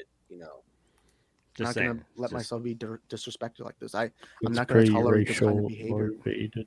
No, it's not. As somebody who identifies as a white man, as a colonizer, as a pasty, As a what? mayo-looking mayo-looking guy. Wow, Mayo. Well, then Caden should like him. I can no longer associate myself. I Caden know a loves lot of you Mayo. guys are going to say you're not really white. You know what? Suck it. Suck my pasty white. What the? You finish the rest of the sentence. What the hell is he talking? But I feel like I was racially Sausage targeted. casing? I feel like as a white guy, I was racially targeted, and I feel very offended. This feels very racially motivated. This Probably mask is off. It's So no bald. longer you no longer gotta See, hide. look, that's the Amico room right there. That's the See this guy Amico right room. here? That's what I just said. Yeah, in a black, in a that's black, me. in a black That's shirt, me. all sweaty. You are. I don't know, man. This doesn't look good for you. I'm telling you. What did I It is say? what it is, man. It is what it is. This was you. This was all you, man. You didn't have to call me a poopy head, but it is what it is. I apologize for those people who are subscribers of him and me. I apologize to my If subscribers you are, too. Make your choice. I am. Make your I do choice. believe in guilt He's- by association. Even if you're like right here, you see this Dr. Doom Funko Pop.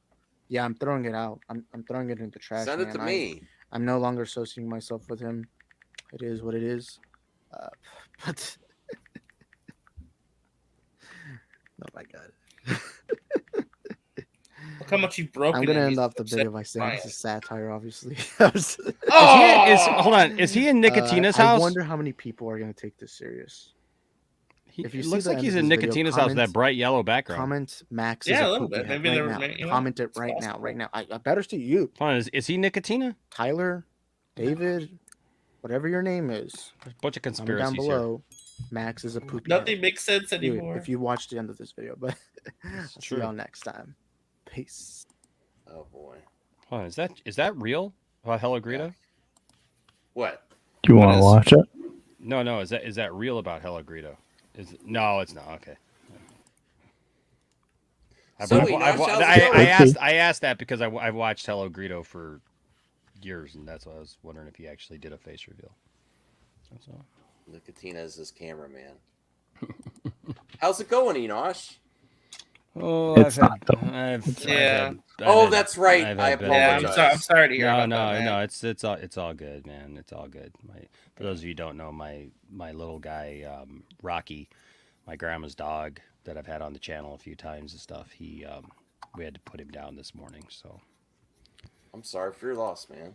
Yeah, He which was is well cra- loved. You spent a sorry for your lot loss. of time with him after your grandma. I could tell he sent pictures all the time and getting all little outfits. Oh my gosh, yeah, he's super cute, and it's just crazy because like last night he was absolutely fine when he went to bed. He was running around the house, he was jumping around, he was having a good time, and this morning he woke up and his breathing was very labored and his heart was enlarged and his stomach was enlarged because he was taking in too much. He couldn't breathe, and so he was taking in air, I guess, and it was filling up his stomach cavity, and you could literally see his heart beating like off the side of his neck. You could hear his heartbeat standing next to him. That's how hard it was beating, and And so Tiffany took him in this morning, and then she called us and she said that we needed to get up there. So, yeah. So, but he was very loved. He was very loved, and now he's with grandma. But yeah, he was the last part of my grandma physically that I had. So it's just, just kind of a rough day. No pun intended. No pun intended. But you did spend a lot of time, and he had a long life. Yeah. Oh yeah. He was 9 years old. For a Shih Tzu, I don't know. I guess they can live a lot longer. We thought he might, but he was, my grandma had rescued him when he was little.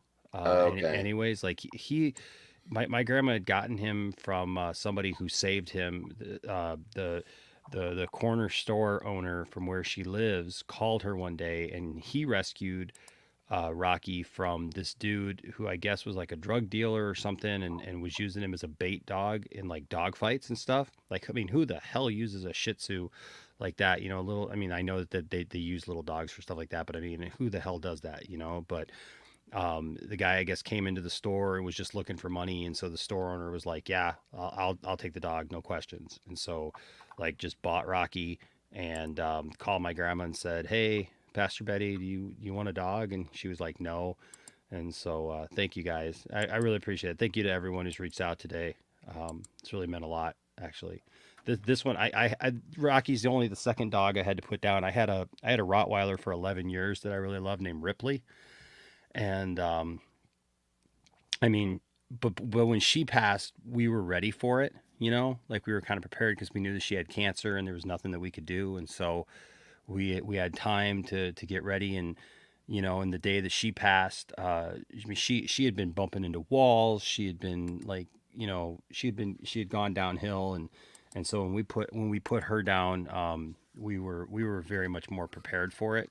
This nothing prepared us for this. Like I said, last night playing with him, having fun with him and stuff. And then this morning, Tiffany came to me and said, "Hey, I think there's something wrong."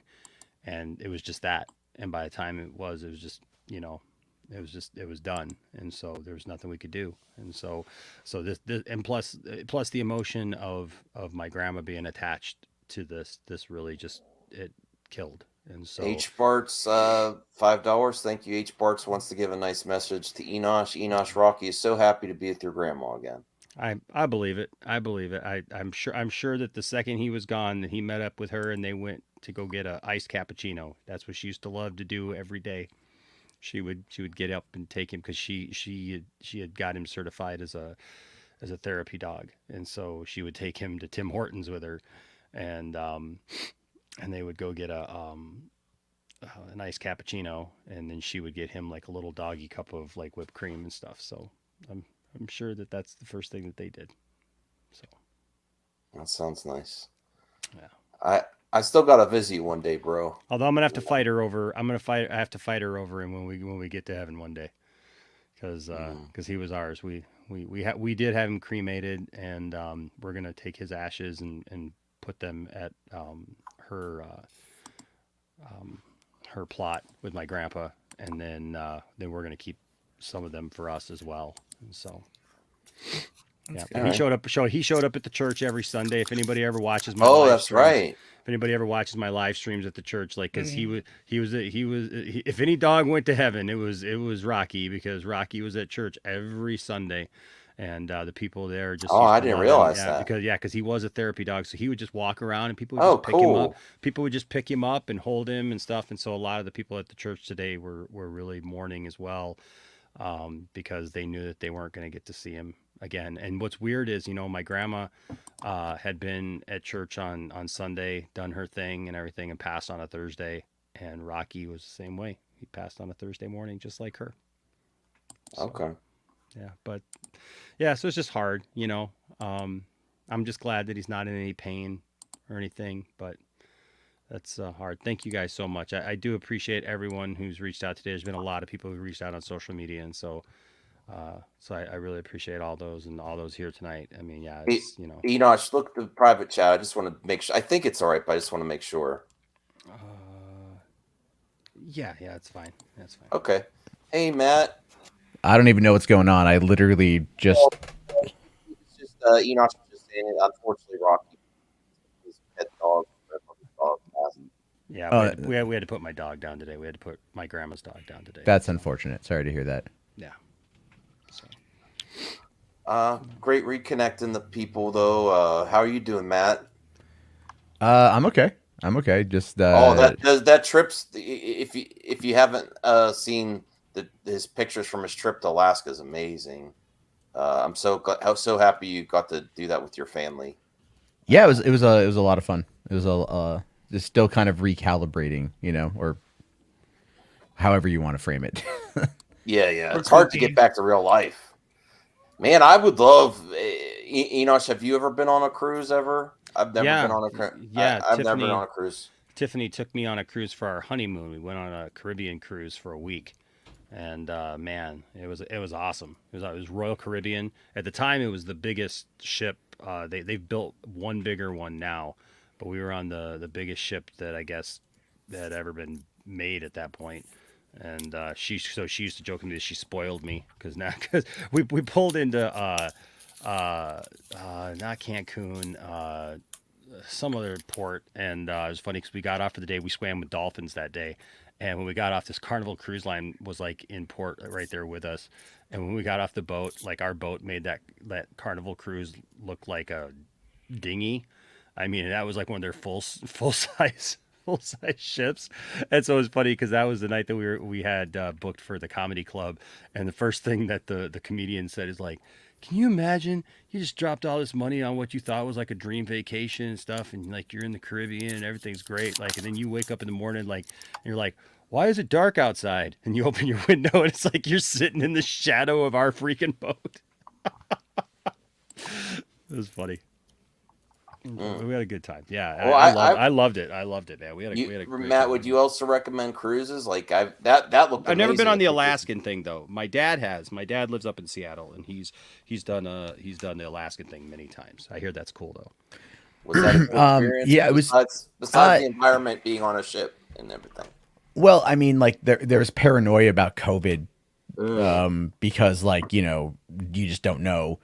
But they make you like get tested beforehand. If the kids got tested a couple times, like 3 times, and they still weren't allowed to do the Camp Ocean stuff, like for the 5 and under crowd, really? Because of the vaccines, which I thought was unfair because I'm like, I get it, but at the same time, if they've got tested 3 times, they're fine,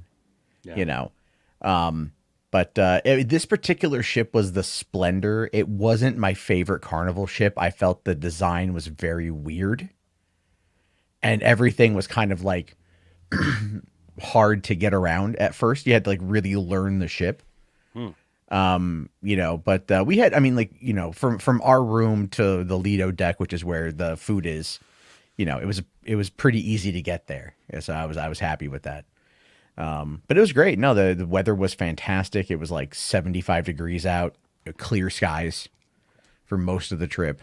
So yeah, now I'm just trying to, what is it? I've said so many years since I've been on a vacation. I got to plan one in the future because of my. Yeah, it's been a while since I went on one as well. It's been too long. I usually have to take my vacation time for FMLA for my father. So it's even hard. Like we go up to my parents' cottage. That's sort of like a vacation, but it's not like really getting away. So I would like to either take my wife and go to Disney World and Universal again, or go on like a cruise in a couple years, like plan ahead.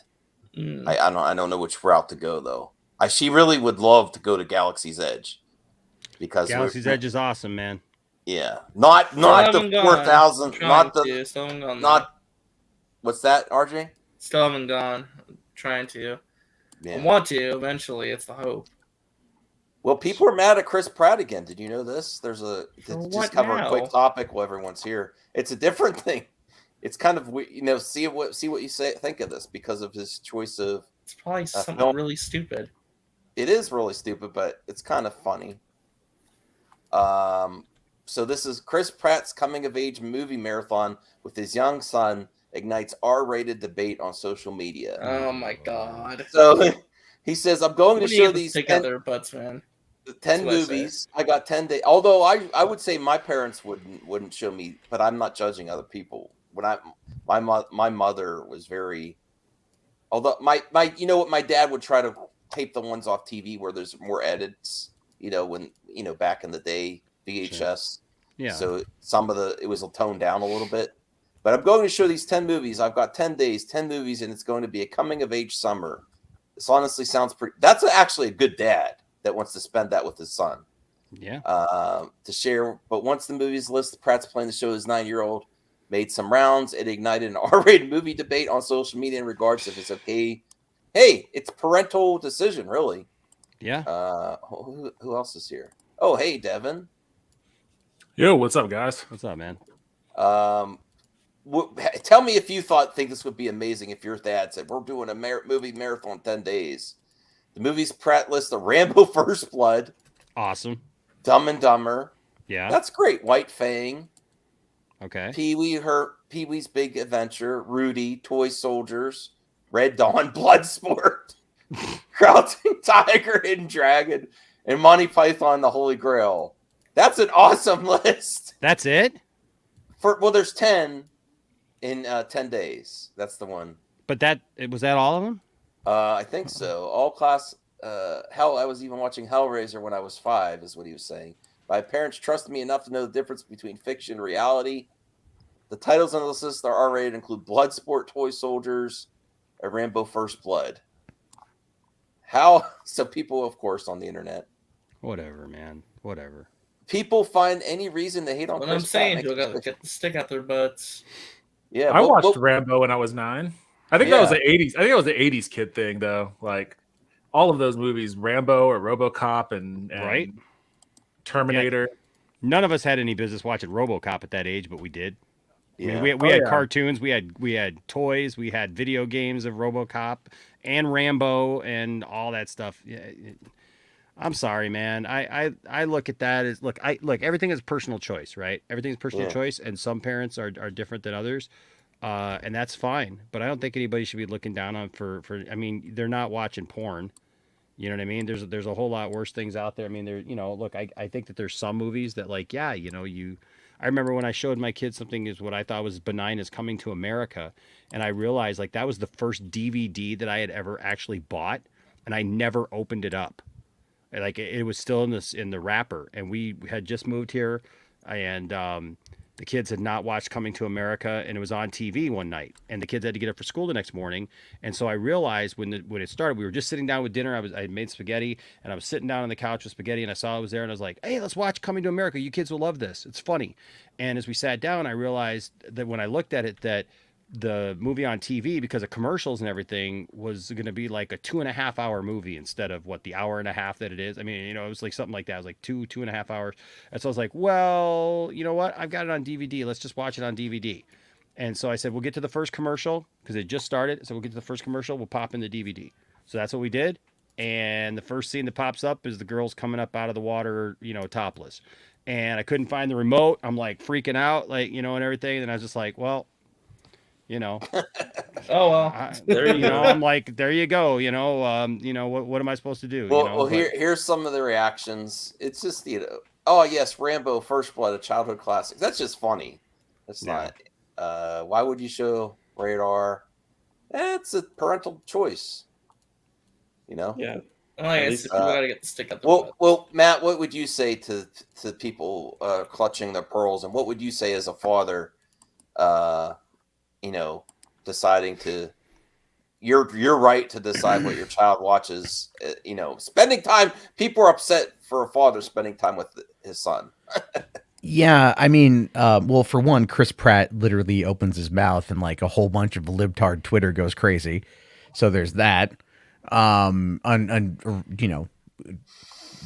you have to deal with all that shit. I think it's all subjective. Like when I was a kid, my parents were like, you can't watch Predator. And what I went to my cousin's house literally behind ours and I watched Predator.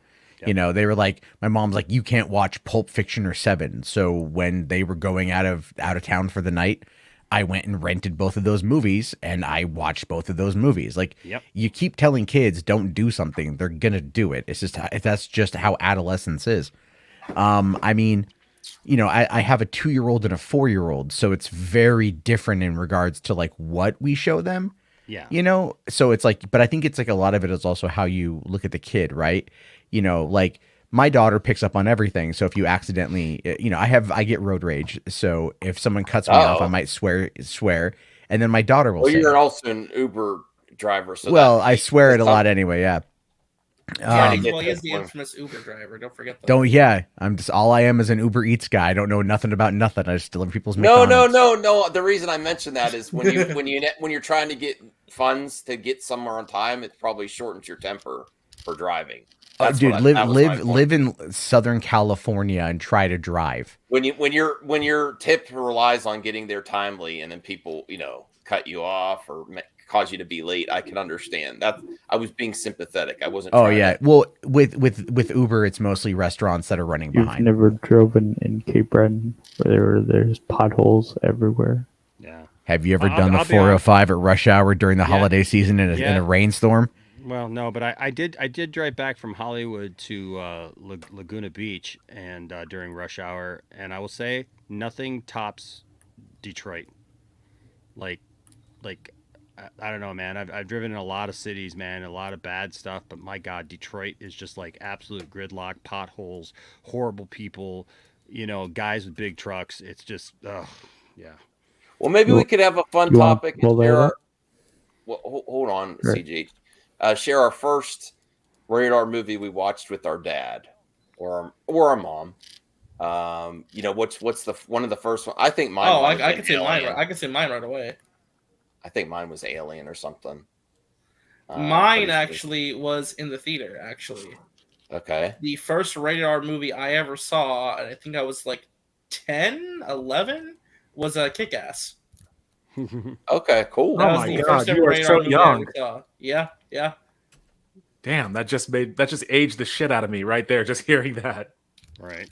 Enosh, do you remember one of your first radar movies you watched with your parental figure, your grandma? I don't remember watching something with my grandma or something. Like my grandma would go in these like weird things, like we could watch movies, we couldn't watch movies, we could, you know. So yeah, like, I remember watching Star Trek 5 and Bones going, you know, damn it, Jim. You know, and my grandma was like, oh, you know, they said damn it, whatever. So my grandma would kind of go back and forth, but I do remember, like Matt said, so I had a friend who, you know, we moved in that neighborhood in 1984, and their family was the only family that had a VCR in the neighborhood. And so like I watched all the 80s movies over at his house, right? Because we didn't have a VCR.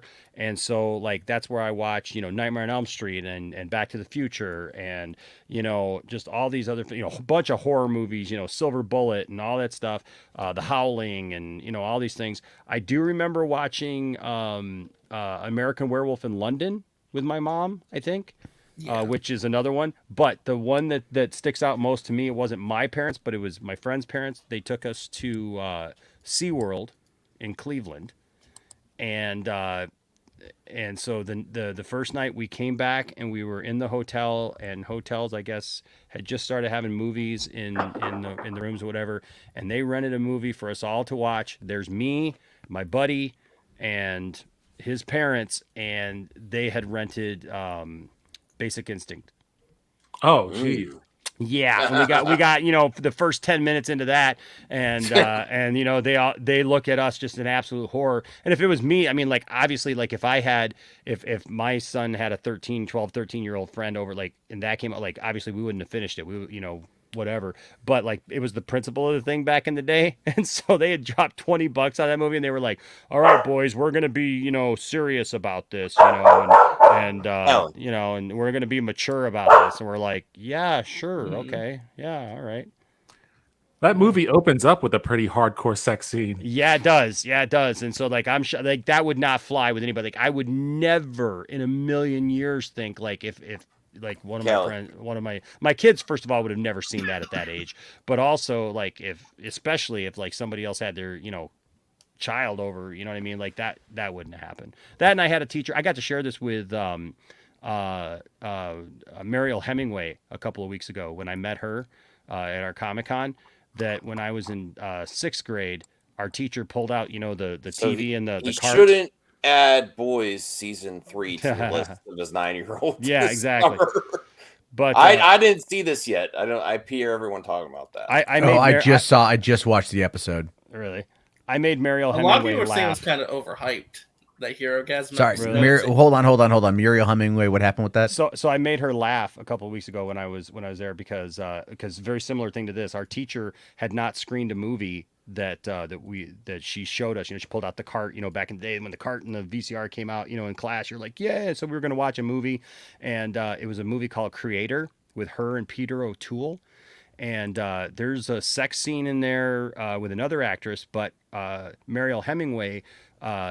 She's playing football. She's playing tag, flag football with a bunch of guys on this college campus, and so this guy's like all over the meathead guy, you know, is like, you know, the bully guy is like all over her hands and, you know, and stuff. And she's wearing a crop top. You know, it's 80s, you know, crop top, little sweatshirt thing, like right to here, no bra.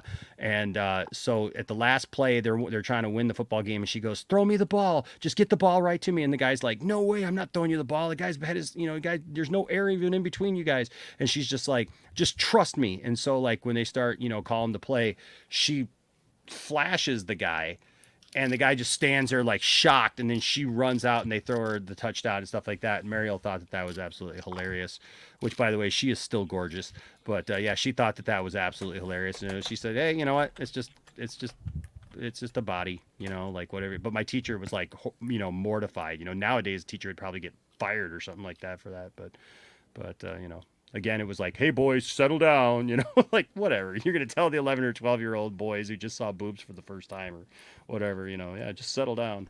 But yeah, you know, it is what it is. It is what it is. They used to play all kinds of movies. They rolled that TV into classroom. Like that's where I first watched Excalibur, and I can't remember how old I was at the time, maybe 10 or 11.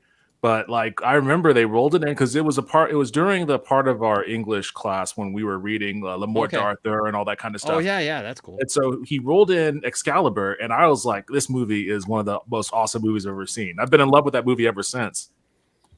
This chat is making me feel old. Yeah, well, what can I say? Matt, what was your first R-rated experience? My first R-rated experience was Bloodsport. Wait. Okay, so that's on his list. So, well, what happened with that was my mom was on a date, and her friend and her friend's boyfriend had agreed to babysit me. Mom was on a date to go see RoboCop, and I was very mad at her because I really wanted to see RoboCop at the age of 5 in 1987, and I had good taste back then, so you know, and so I was very mad. And her friend Heidi had brought over, you know, this guy, right? I don't know his name, but they rented Bloodsport on VHS, and so I sat there with them and I watched Bloodsport for the very first time, and that was the very first of very many times I've watched Bloodsport. It's still in my top films. I love that goddamn movie. But they've done, yeah, that was my first one with that. And like, I'll tell you the weirdest one though, right? So when I was 15, I had hurt my back and I took the day off of school, and my mom was like, "Well, we don't get a lot of time to hang out. Like, what do you want? Do you want to go see a movie or something before my brother and sister get out of school?" And I'm like, "All right, cool." So she's like, "Is there one you want to see?" And I said, "Yeah, there's this new movie that just came out called Private Parts." And she's like, "What's that?" And I'm like, "Oh, it's a Howard Stern biopic." And she's like, "I know Howard Stern." Like, she's like, "It's raunchy, but like whatever, right?" So she takes me to go see the very first show on the very first day of Private Parts. And like when like Jenna Jameson is fully nude, or when he's getting that woman off with the subwoofer, I'm laughing my ass off, right? And my mom is like, "What the hell did I do?" You know? And so like so then the next day That Garbo tricked his mom. This is a. It wasn't. I didn't know what was in the. I didn't know what was in the movie. I was. It had literally. He was familiar with Yeah, Howard you watched Stern. the trailer. Yeah, Well, I mean, didn't. It's a I movie watched called it. Private Parts. I mean, what the hell were you expecting? I you expect. know? I expected like Look at him swearing. playing dumb now. I didn't know. No, You saw the trailer. I saw the trailer. I thought it was a trailer biopic. The trailer has the humming scene in it. Yeah. Well, I thought it was like an adult comedy because I'd watched adult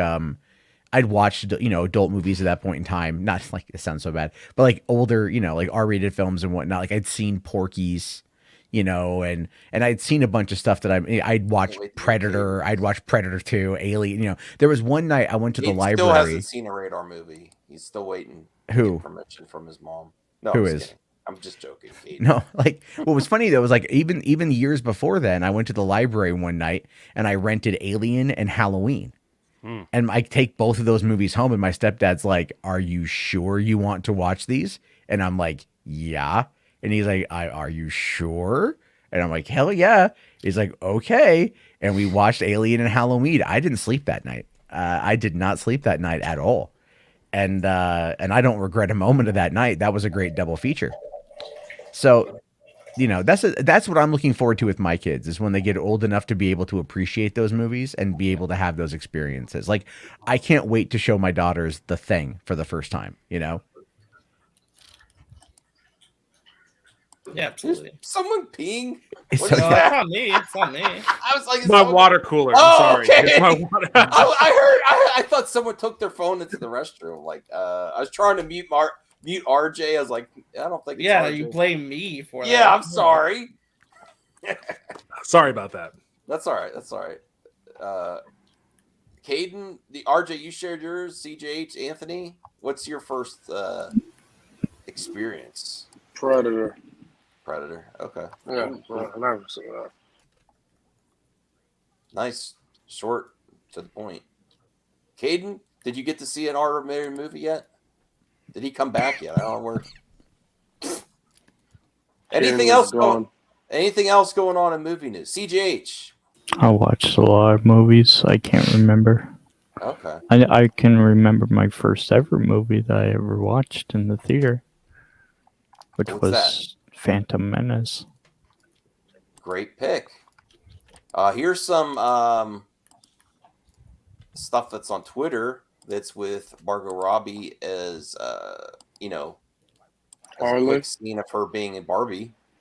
I don't know Yeah, how I think they're exciting still it'll filming be. it right now, actually. That's not Margot Robbie. There she is. There- What was she doing under the table? I don't know. Whoa. Is this movie rated R? What's going on? Imagine. I'm not really into this movie. Oh, I love everything behind it. I feel like this will be one of those movies where when you go watch it, you'll be surprised by it. Yeah, I think so too. I mean, well, Okay. it's in between. It's between Captain Marvel and the new Christopher Nolan movie. So I don't know how much that will make. So Well, I I mean, like to again, worry.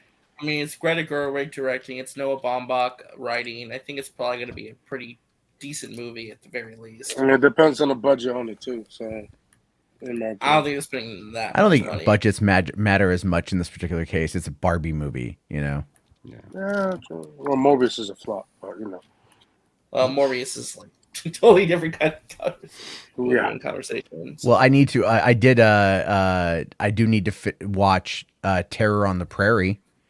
Yeah. I watched. I watched the first 5. I watched the first 5 minutes of it. How was it? Slow. Well, Are theaters like banning that? No, Or no, It's not screening in theaters. It's not screening in theaters. Yeah. It's on the Daily Wire, but I was checking it out and they established the villain in the first 5 minutes. But he does kind of brutalize a guy. I was like, whoa, that was pretty shocking. I don't know. I skimmed through the movie. It looks boring. What, the Gina Carano movie? Yeah, the Gina Carano one. That's what that was. I was trying to. Yeah, I was trying to. Yeah. I knew I had heard about it, but I couldn't remember what it was. I was trying to figure out if I want to do a reaction to it or something like that, because I was watching some people do actual video reactions to movies, very, very truncated and summarized, you know. And Well, some people are saying it's so great. Sure, yeah, and they were the ones that were invited to like the red carpet event. So Geeks and Gamers. Oh, wait a minute. But Kenobi sucks. The horrible writing of Kenobi, but Oh I'm my sure that God, I'm sure the that finale movie was so was good. Well, here's what I Okay, don't get. It's woke. It's woke because of Red Bar. Well, the other thing that's funny about that too is like these same people are all like John Campea is a shill. He does all these red carpet Right, premieres. His right. reviews have no integrity. Oh, we're at the red carpet premiere for Terror on the Prairie. We're like covering it legit. I'm like, what? Mm-hmm. No, because you don't even went into the plot details. Are about you the are movie. you really reviewing Terror on the Prairie, Matt? I'm sorry, what? Are you really going to review it? Yeah. I mean, I like, would like to. Me too, it's look. The thing is, like, I'm trying to spend more time watching movies and stuff. I'm just trying to figure out how I want to do it. You know, like, because I want to make content that's like actually that people want to see, and reactions are still something people like because you can do a reaction and a review, you know. And it's like those are kind of, I don't want to say they're easy to do. There's a lot of editing that goes on. Like right now, I did that with The Boys tonight, and I'm trying to edit it. And you know, it's a bit of a pain in the ass because it's just a pain in the ass. Was it overhyped? I never read the comic, so I was just like, all No, right. like in terms of like, because in the episode, Boy social media team's been saying it's gonna be like the most shocking and gross thing ever on television. I mean, well, a lot of the takes I'm seeing is that it's basically just more boys. It wasn't like actually like that shocking. Well, different I'll put it to you. I'll put it to you like this. You know, I'm gonna be right back. I got to make a sandwich. I got to eat some before the race. They do quite a bit. Like, I mean, you know, there's a callback to season 2, with one particular character that I thought was really funny. There's it's kind of like they don't really focus on like the sex stuff in the Herogasm scene, so it's there. I mean, it's everywhere, right? And there's like shots of stuff that's good, but it's not so graphic that you're like, oh, this is a porno. Part of it is the blood. There's a lot of blood I mean, in that one scene.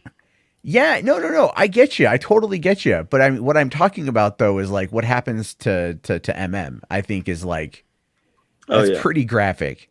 Because he has OCD, so like just knowing that he has OCD and what happens to him is gonna. Because remember, he likes hand sanitizer, you know, and everything else. So it's just like really dirty. What I really enjoyed was the ending of the episode. Twice too. What? It happened to him twice too. Yeah, it did. I really enjoyed the ending of the episode. I thought that particular that fight was actually like that How was many some top tier episodes this shit. season? Like 10? There's 8. There's like 2 more episodes. Yeah, 2.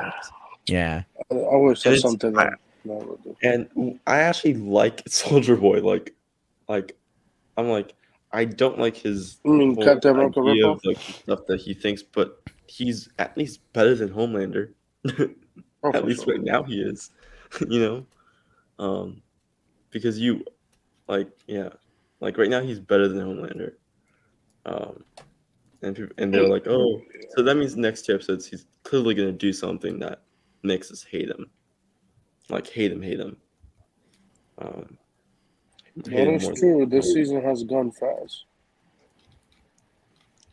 Yeah. Yeah, no, I still gotta catch up with that because I'm not. That was a caught very up at good all. show, though. Like, it's a 10 out of 10 show. I know they're planning to like season 5 or 6 to end it, so like that would be cool. I'm just waiting for Invincible. I need Invincible season 2 ASAP. It's gonna take a while. Yeah, animation takes 6, 7, 8 months or a year. Longer than that, to be honest. But yeah, I mean, probably come out in July next year. So that's what I'm with. that's the rumor. Yeah, July next year, which I'm fine with. Take your time. That's what I say. Yeah, I mean, it's done in the comics. So I know it happens in comics, but like this, so like it's cool. Yeah, let's see that top notch cast. Yeah, no. Matt, have I you mean, watched like, Invincible? Who you asking? Matt. Yeah, no. What? Have you seen? Have you watched Invincible? Invincible? Asking. Have I watched what? Invincible. Oh yeah. I came late to the party on Invincible, meaning like it came out at the same time as Falcon and Winter Soldier, so I was watching Falcon and Winter Soldier, but then like everyone kept talking about how good Invincible was, and I'm like, all right. And so I think it was like the week before or the week of the finale, I just started watching it, so then I'd be ready to go when the finale dropped, because the finale was a week after Falcon and Winter Soldier, and I was like, holy shit, this whole thing was amazing. Like, it was That was great. brutal. That show was brutal too. Dude, the Like, train shit oh from that finale God. was like, oh, yeah. And that's the thing with that. It's like Amazon is like, hey, yeah, you superhero content. It's gonna be violent. And like Marvel's like, we're so afraid of anything, even a swear word, you know? And DC's like, what is anything? What is up? What is down? What is black? What is white? We have no idea what's going on anymore. What's red? Yeah. Well, that's the thing. Diversity of content, I think, is always a plus, right? So Someone if said- you go to like yeah. a certain brand, you get a certain kind of content. You go to Diversity. What if they get the people That's that do The Boys to run the DCEU? No. Nope. No. That never happened. At least we'll get content. No. No, I'm good. I'm good with that. DC needs Jesus Christ to help them. That's what they need. Needs an exorcist at the moment. They need, That's what they need. They need some cleaning and first before anything. Honestly, happens. I still maintain this, whether people like the idea or not. I honestly would consider going to Paul Dini and Bruce Timm, being like, "Hey, you want to like map out like a direction we could maybe go in?" You know, I mean, well, Paul Dini doesn't really work for DC as much, but Bruce Timm's still kind of involved. I don't think it'll work in live action though. I know everybody says that they want classic, bright colors and all that stuff. But from- Paul from Dini and Bruce DC's Timm can do dark stuff too, though. So Yeah, but I don't think it'd be as dark as you think it would be. I just don't. I mean, Paul Dini is doing that comics for the animated series. Yeah, I know he's doing some comic book work right now. Yeah. Yeah. So I mean, and Bruce Timm's it working might on that be- Batman It cartoon. might be like a Very much looking producer. forward to it. He might do like a couple episodes for the Batman show on HBO. So Which I am all okay with because I'm really excited for that. As I keep saying, I think the best thing for them to do is nothing, Jesus. Is get rid of all of their live action content and immediately focus on animated feature films. They need to update the budget for animated. That's what they need. Well, yeah, if you get rid of the budget for live action, you can put that money into the budget for animation. Because the animation has fallen off though over the last couple of years. Oh no, it has. Yeah. But the stories are still good. That's the thing. It's like the animation. Yeah. But if you invest into the quality, it's like Justice League Dark Apocalypse War was a really good story. That was but fantastic. the animation was ending. but the animation was kind of bunk at times. Like it was like what was it? Deathstroke Knights and Dragons, good story. Animation was like, all right, whatever. Because of direct to video, they're not putting as much money into it anymore because it's Sure, like, but that's what I'm saying is like their theatrical endeavors are a mess. Well, the next one is the Green Lantern one, which is coming out next month. That one actually looks pretty damn good. It looks so. I saw the trailer once, looked all right. Watched the trailer again and went, this is more of that. I mean, the story's going to be good, but the animation is going to be bad. So, They should do what Marvel do with What If. Like, What If has expensive animation in it. Well, because What If they treat like a regular Marvel TV show? That's why they invest for a ton longer of money into it. Well, the Like thing with 25, the thing 30 though with DC and doing this kind of things is like, I think the last time they really put money into an animation was The Killing Joke, and even that was kind of cheap. I think most of that was from Mark Hamill and Kevin Conroy, but that still did really well at Fathom events. Yeah. Ever since Justice League, they haven't. The animation show hasn't put out that much money. Well, again, I don't know. I don't know what you need at this point. I mean, I don't know. I think that the question always is, what do you do like to differentiate yourself and make yourself stand out from everybody else? What do you do that's unique and offer something different that no one else has? Animation. Animation would do good if they give it a decent budget and stuff like that. Stuff. I just what I mean. The only good thing. What I mean though is just like the hope again is that you do something to where like you differentiate yourself from everybody else. What is it that you bring to the table that's unique? Look, That's kind of Peacemaker what was. I didn't like the first 4 episodes of Peacemaker, and then I like it. And the last was 8 episodes. Like it was amazing. And then season 2 is the only thing that HBO has next year. So like, well, they got the Penguin show too, so don't forget that one. Yeah, and then I'm looking forward to that one though. I am looking forward to that. I He was good as like the Penguin, Colin though. Farrell's an actor. Then they're gonna probably put together a pretty decent team for that. So I mean, They'll probably shoot at the volume with that. I mean, Partial like shoot, they're clearly focusing on the Batman, and that's where things are going. And but I mean, look, we covered this last night. Enosh, did you happen to catch anything about the whole the that crazier side of the fandom saying things about Zack Snyder in the front of Pasadena City Hall? Did you see anything with that? Oh, the sun thing. Yeah. Well, it was weird, Enosh, because I didn't know that this was happening, and I don't want to speak for people, but like I was shocked that people were turning against Nicotina and Ryan because they simply were like, "It's not confirmed. This doesn't actually mean anything." And I'm just like, and now they're saying like, yeah, I'm he just takes like, a picture of the sun setting behind him, and it's a boom tube.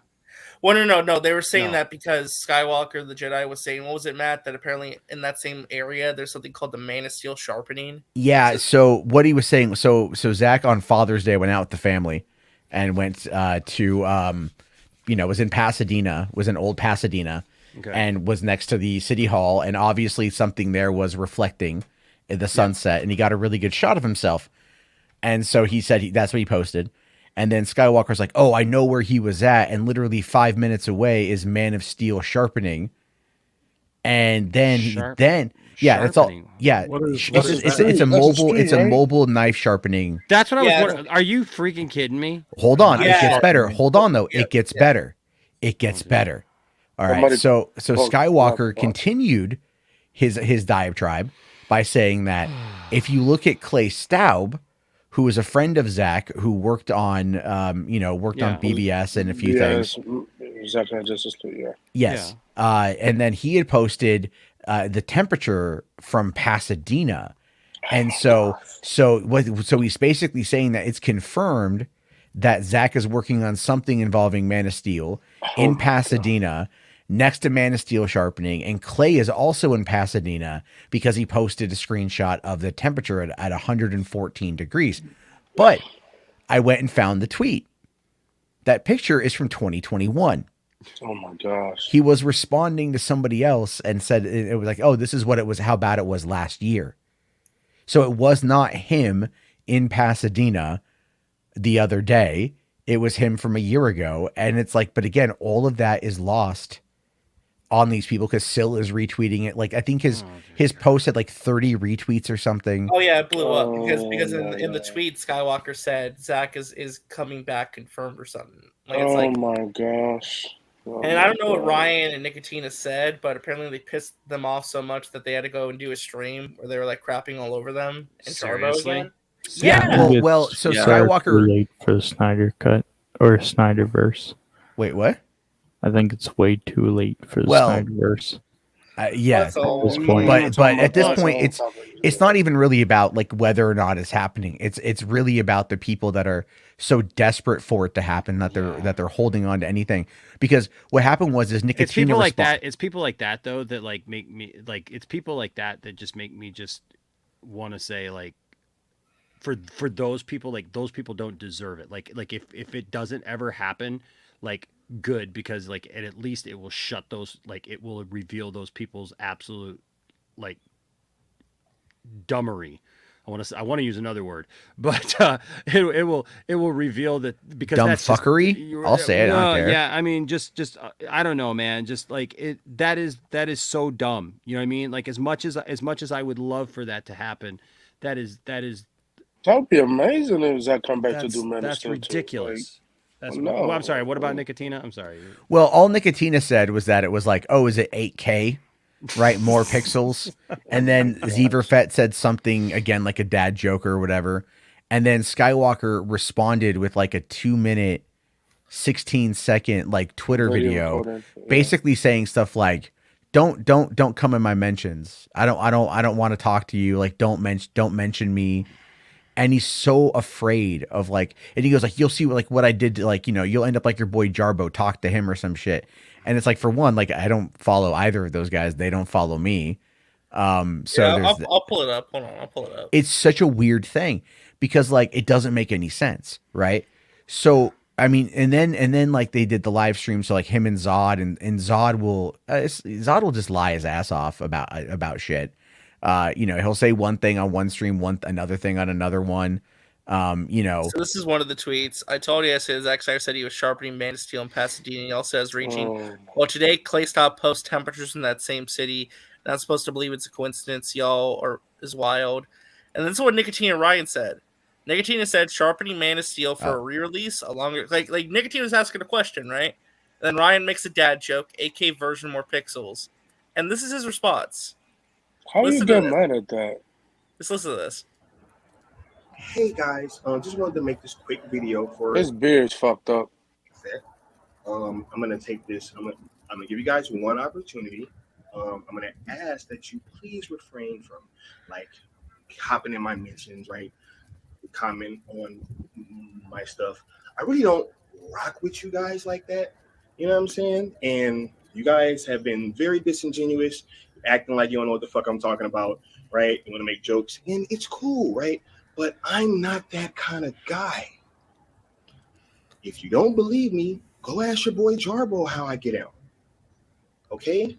You guys can. I don't know what that means. Mitchell. I don't even. He didn't even do shit to you, so I don't understand that. Here in my little bubble with my community, with my fan theories and stuff, right? You guys, just leave me alone. I'm gonna ask nicely. So he confirmed he's a echo chamber. And I'm putting this out. Hey, I mean, as far as I'm concerned, he's asking to leave him alone. Just leave him alone. Yeah, that's fine, but all Ryan said was AK version more pixels. The way and then still retweeted too, and they just went on crying about Nicotine and Ryan. I'm just because he said AK more pixels. It's just such an overreaction. I'm just dude, calm down. No, they were just responding and asking a question. Hey, I'm just and the responses were really funny. Everyone's just dude, you relax. But I don't know. I would love it if we release Men of Steel. That would be beautiful to see. Yeah, no, sure, why not? I'm just saying, the actors could be 6 feet in the ground, and they'd be they're coming back. I don't think anybody. I don't think take away the clicks and the sex that are being created around this whole thing. I don't think really anybody is opposed to another Zack Snyder movie in that realm. I don't think if they announced that, I don't think anyone would be oh damn shit, this sucks. I hate this. Generally, most people would be okay with that, as they would be with just about any other director. I'd be okay with a Apocalypse. Well, there's a segment of DC fans that absolutely hate Zack Snyder and literally think that Zack Snyder ruined DC for everyone. And trust me, they were all hanging out at my Comic-Con this year, because as much as I love Christopher Reeve's Superman and stuff like that, it's a group of 40-over-year-olds who they've clung to Christopher Reeve. The Christopher Reeve cultists. Yeah, Jesus I can understand came, that. Jesus Well, came I Zack Snyder killed Superman for everybody, and and stuff. So I I mean, would there is a love segment never- of people who would revolt, but I get exactly what you're saying, man. It wouldn't make a dent on ticket prices or general fan reaction. It would always just be whatever small section of the group, and that's fine. They'll have their opinions. Everybody's gonna have their opinion. This Snyderverse shit, this has nothing to do with Zack Snyder or his movies or anything like that. This is a whole other community of people that are coming together around something completely divorced from what a Zack Snyder DC movie or DC movies in general actually mean. I don't have any interest in finger wagging at them for whatever weird things they want to believe whenever Zack the weird Snyder part to posts me a tweet. is it's fun. Because here's the thing, right? I have no issue if people want to speculate or make theories or anything like that. But basically what people are asking is that we want to just be in a bubble where we can openly talk shit about people and demean them without being challenged. And if you try and challenge us, then you're the bad person. Look, I don't get that. I can speak to both sides of this, right? Because I have experienced now both sides of this.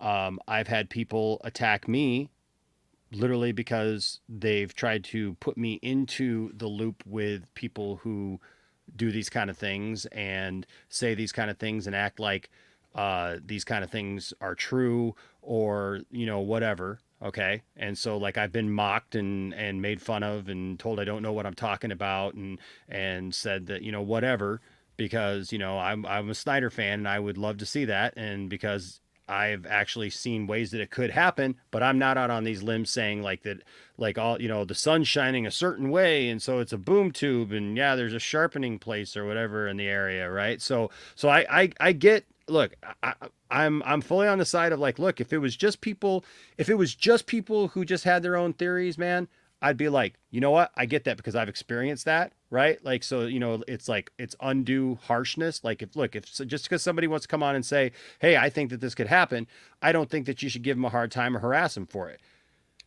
But the problem is that these same people who are saying, just leave us alone, have literally gone on 5-hour streams, talking about women in the fandom in horrible, disgusting ways that are connected with Zack Snyder, talking about other people who are here, telling people who's a Snyder fan, who's not a Snyder fan, making gun gestures about me, just because they think that somehow I'm on the other side of that, attacking other people. And so both sides are wrong. But the problem is that, yeah, like this, just like leave us alone. Well, like I can't speak to Skywalker because I don't really know Skywalker that much, but I'm just talking about the people that like, I know some of the people that are associated with the group, with the people who are there, the things that they've said. All around, it's a bad situation because these people talk crap about these people talk crap about these people, and then when anybody actually calls anybody on anything, then it's like, hey, whoa, leave me alone, like I'm just over here doing my thing. No, it's not. Just admit what you guys are doing. Just call it good, like call it a truce. But but even like, hey, don't mess with me. I'm gonna say it nicely this time. I'm sorry, but it comes across very much as other people who've rolled with those with that group, the threats that people make, saying stuff like, well, like Enosh, and they've actually said stuff about Zeverfett, about Andre and stuff like, well, these guys have supported women, basically the nerd queens, let's just call it what it is, and Wonder Meg, that like, if you guys aren't effing those women, why do you support them?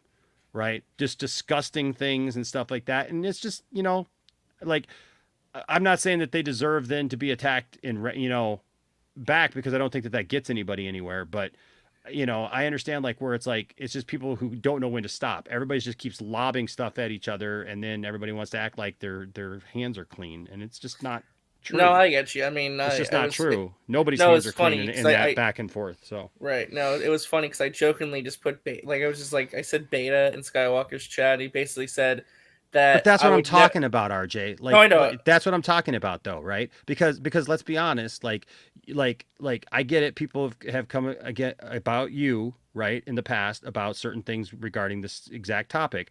But when you give it back to them like that, and you call them betas, you know what that's going to do. You know what that. So you can't sit there and feign like, oh my God, can you believe that they're doing this? Like, just like what was just said. You can't just sit back and act like, well, I'm feigning like I don't understand why they're getting all pissed off. If everybody just keeps doing it, at some point, somebody's just got to go, you know what? I'm just not going to answer it anymore. I'm not going to act like a 12-year-old. I'm not going to get into a high school or, junior school, junior high, back and forth about it. I'm just going to let it go because it doesn't mean anything to me anymore. You know what I'm saying? That's what I'm talking about. That's what I'm talking about. Fair point. His computer died. Oh, his computer died. Okay. I was hoping he didn't just leave because of what I said. It's just that that's what I'm talking about. I mean, like, if you call them betas, you know what you're getting. Like, you know what you're doing. You know what I mean? You're pushing that button just like they pushed my buttons when they sat there and did a 5-hour stream about me and talked about me and said things and made gun gestures towards me and everything and pissed me off. And yeah, I fell for it too. And I'm just, I don't know. I'm just now starting, I guess just now, I'm not telling you, like, pointing my finger at you or like trying to make, you out to be a bad person. I'm saying like, I'm realizing this more and more because it's really easy to get sucked into because it's emotion. And like your first option is to like go, well, screw you. You're full of shit too. Right. And so, you know what? Yeah, it pisses you off. But at the same time, somebody's just got to let it go. It's not that big of a deal. If the Snyderverse happens, great. If it doesn't happen, great. If they want to sit there and believe that every sunset is a sign from God that the Snyderverse is happening, or every turkey is a sign that this, is a sign from God that it's happening, that's fine. And if they want to look foolish at the end of the day, they're going to look foolish.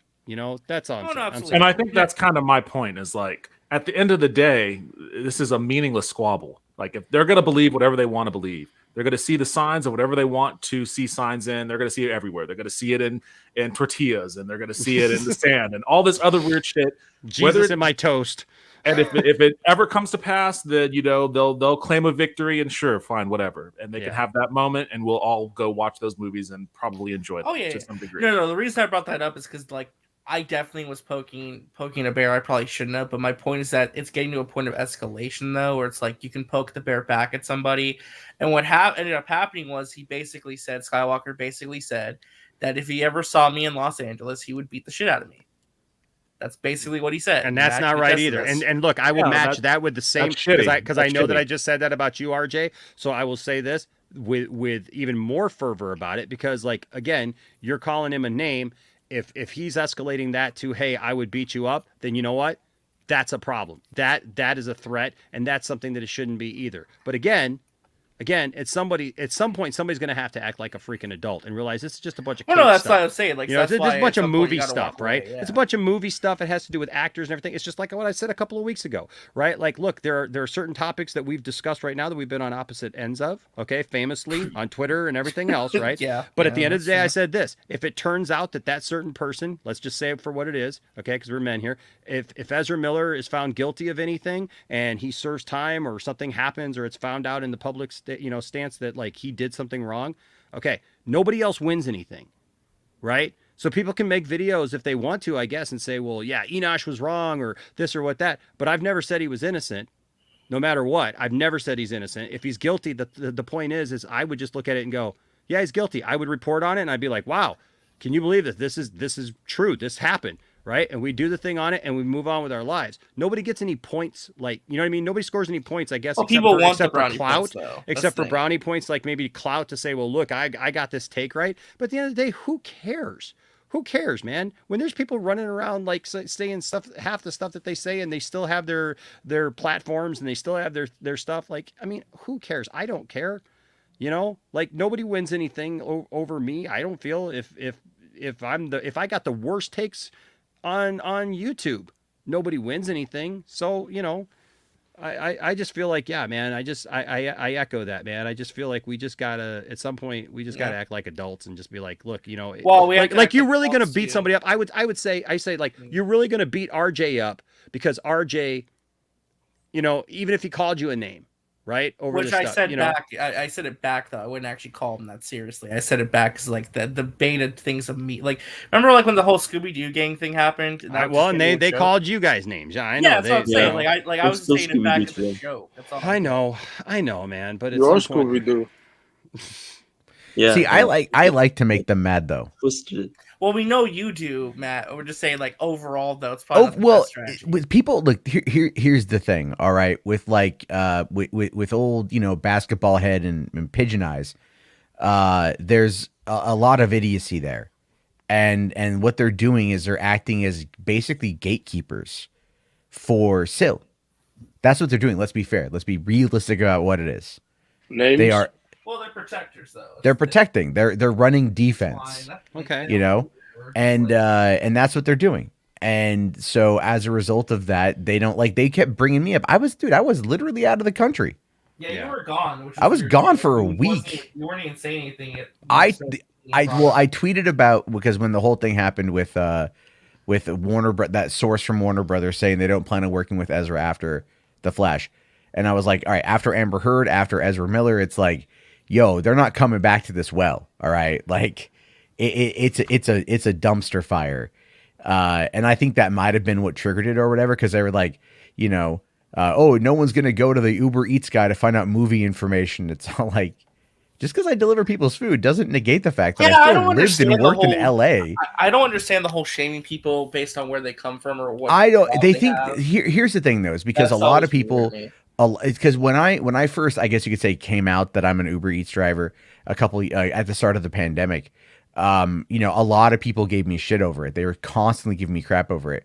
And they're just like, why'd you get a real job? I'm like, I make roughly $30 an hour. So what do you make? I don't get what is wrong with being an Uber Eats driver. There's nothing wrong with it. There's nothing wrong with it. That's your job. That's your job. You're making money. It's a side gig. It's family. Yeah. I do live streams where I make half my money and I make the other half of my money doing Uber. And if one starts to slip off, I can pick up on the other one, and so on and so forth. It's actually just like really easy to do. And I actually enjoy doing it because I think I provide a service. But that being said, I'm still looking for other work, you know, like Costco will be hiring for seasonal. They pay really well with bennies. It's like, okay, great. So it's like, you know, there's going on and finding a job. This is a weird thing with the YouTube space where a lot of people think that like, if you're not doing it full time, then you don't have the value. And it's like, look, I've been where I've made the money full time up to $500 a day, you know, for a while. And it's like, sure, I'm not there anymore, but that's okay. I own a property. I found out that the value of my house it's almost it's 2.5 times more than what we paid for it at this point, because of the housing bubble happening in the Northwest. So I could sell my house and be sitting pretty for a while, you know, move to some plot of land somewhere and just like have cash. Like houses well, on my. I'm saying though, I just don't. It's an irrelevant point. I mean, I don't think it's irrelevant. It's like you're talking about wealth. It's like you want to talk about wealth. Okay, if you rent an apartment in LA or Chicago, you don't have wealth. You just don't have it. Not in the sense that's going to be really good down the road. It's like that's the whole point. It's like it's nitpicking for the sake of nitpicking. But it's because in this particular case, these individuals need a villain. And that's how I've been presented far before this whole blowout. Thank you, the villain. Yeah. Well, they did this. Syl did this with Mikey, which is why I'm not friends with Mikey anymore. The Garbo thing, and like they kept that going. Then they changed it into Bluto, which okay, fine. Like you know, I don't understand that one either. It's a Popeye reference, but like you know, it's Bluto from Popeye. Yeah, but it's like, you know what? No, I'm Bluto from Animal House. Eat shit, all right? Like I'm in this scenario, bitch. I'm Belushi. Okay, like let's be fair. All right, like that's what it is. Like it's just the stupidest nonsense. But I mean, those guys have said things about me, and they've come after me, you know, and they've insinuated things. They've insinuated things about me too. And look, I get it, man. There's been time. Look, I have fielded questions in the last week, like that people have asked me, like, why don't you like Ray Fisher anymore? And I was like, what? What are you talking about?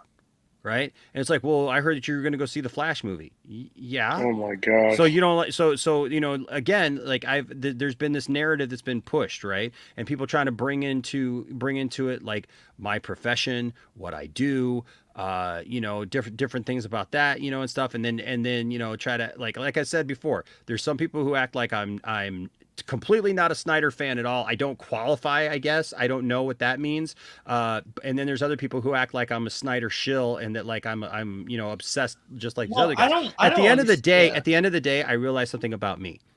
I'm growing up and out of that. It's more important for me to make my content.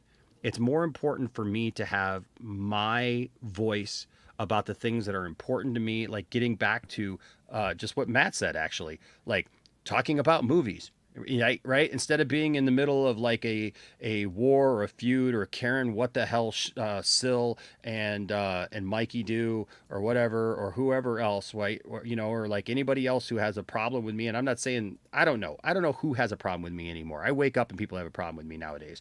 So it's like, at the end of the day, like I took 3.5 weeks off last month and I went and I substitute taught, you know, and like I felt like I was actually doing something important in the world, helping kids, doing something important, doing that. I spent my last weekend building a ramp for people with special needs.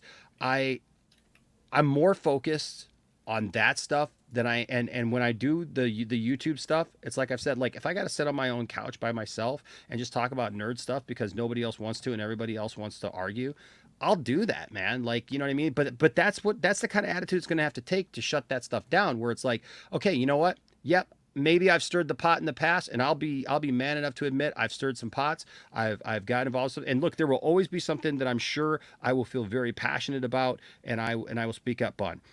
But at the end of the day, like I think it's important that we choose our battles wisely of what we say we feel passionate about enough to speak on socially, to say like, okay, this is an issue that I think that I need to speak on. I had people coming to me with every little thing because I talked about Jody's Corner and Andy Signore a couple of years ago, and that whole thing with Ray Fisher, right? I had people like who acted like because I said that it was like when that was done, they expected me to go on to the next thing. Right. Or like the next target or whatever. And I was like, what are you talking about? Like, I'm not picking targets. I'm not trying to just, put my stir stick in different people's, like issues and problems and stuff. Like why would I want to do that? Like I got into this to talk about fun stuff, to have a fun, nerdy place to talk about stuff. And so at some point I think that, talk about the stuff you're really passionate about, but save that for the things that really matter. Like if you have like a real issue, like I had with Jody's Corner and Andy Signore, because I felt that a fan base was being attacked. I felt like they were mocking what everybody was doing as far as like doing something very important socially, like with the issue with Autumn and the restore the Snyder release the Snyder cut t-shirts and and things like that, and they were and they had t-shirts that said reject the Snyder cult and all that stuff, and they were mocking him and pocketing that money and saying that they were going to use it towards something good or give it to suicide prevention, and did not. And I showed that they said that it was super hard, they couldn't figure out how to donate the money, and I showed on a video back then that no, it's literally on the main page of AFSP. It's you just actually hit very donate. easy to do. It's super easy to do. Like it doesn't take all that stuff. And that was something that I was passionate about, because not just because of a movie, but because I felt it was like actually the right thing. You know what I mean? And so I've been pissed off about things that people have said about me or accused me of, or cut up my videos, gone through years of my videos to try to literally cut up a video and make it out that I hate Zack Snyder, which is the most BS thing ever. But I don't like that Dick Grayson died. Therefore, well, half the other world doesn't either, right? So okay, whatever. But again, at the end of the day, I got to look in the mirror myself and just know who I am, and I'm comfortable with who I am. I know who I am. I know what I've said. I know what I haven't said. I know what I like. I know what I dislike. And that's just it, So if it's not something, I'm just trying to get to that place with myself, even that if it's not really going to benefit anybody, you know what? Why get into a war? Why get into a war? It's not. Yeah, I think all of us have. I've lost too many friends that way. Some people just like talking shit, and that is their content, and that's what their brand is, and they like just doing it. And not everybody that they aim that at is receptive to that. There are some people that like getting into shit fights with other people, and they like talking smack back and forth and having a beef. I mean, having a beef can do a lot towards bringing eyes to your content. Like drama streaming is a thing. And I think that there's some value that people find in that, and they'll engage. But if that's not what you're about, if you don't like engaging in that kind of thing, then at a certain point, you have to just ignore it. That's the only thing you can do, because even talking about it at this level right now, this is all this past hour or whatever is all just shit that can be farmed for content by any one of them, and who knows, it may likely will be. And all you got to do is cut their content farming off at the source. That's fair.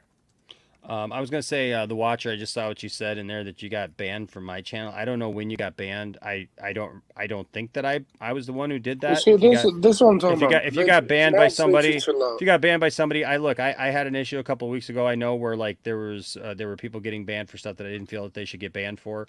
I'm always open to civil discussion. I don't want to just be poked at all day long. But yeah, man, if you know what. I'll look it up and see actually, and I'll personally unban you, because I'm looking for more reasons to have conversations with people.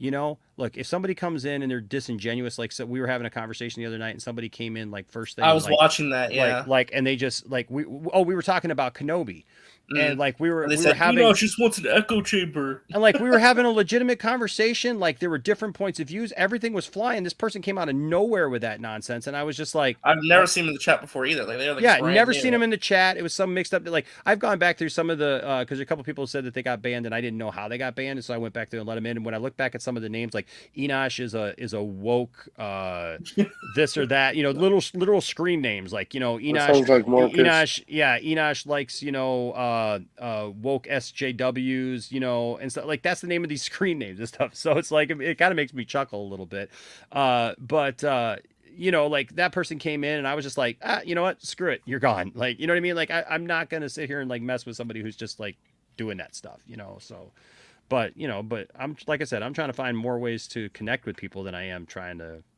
you know, disconnect. Yeah, I seen you got into a lot of freaking debates about Kenobi, which is crazy. That like Kenobi's is a masterpiece. It's crazy that there's so many debates about it. Like, it's a Yeah, great the- show. Well, it's Star Wars, though, Kevin. There's always going to be debates about Star Wars. That's so weird. It's That's so weird. just like Star Wars. I feel like no matter what, at this point, will always be a heavily contentious subject. Like there's just no escaping it.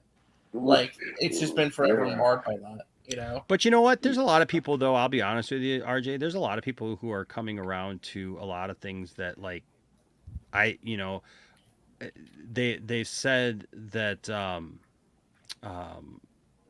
you know, people have talked about, you know, the sequel trilogy, about how they hate the sequel trilogy, you know, this and that.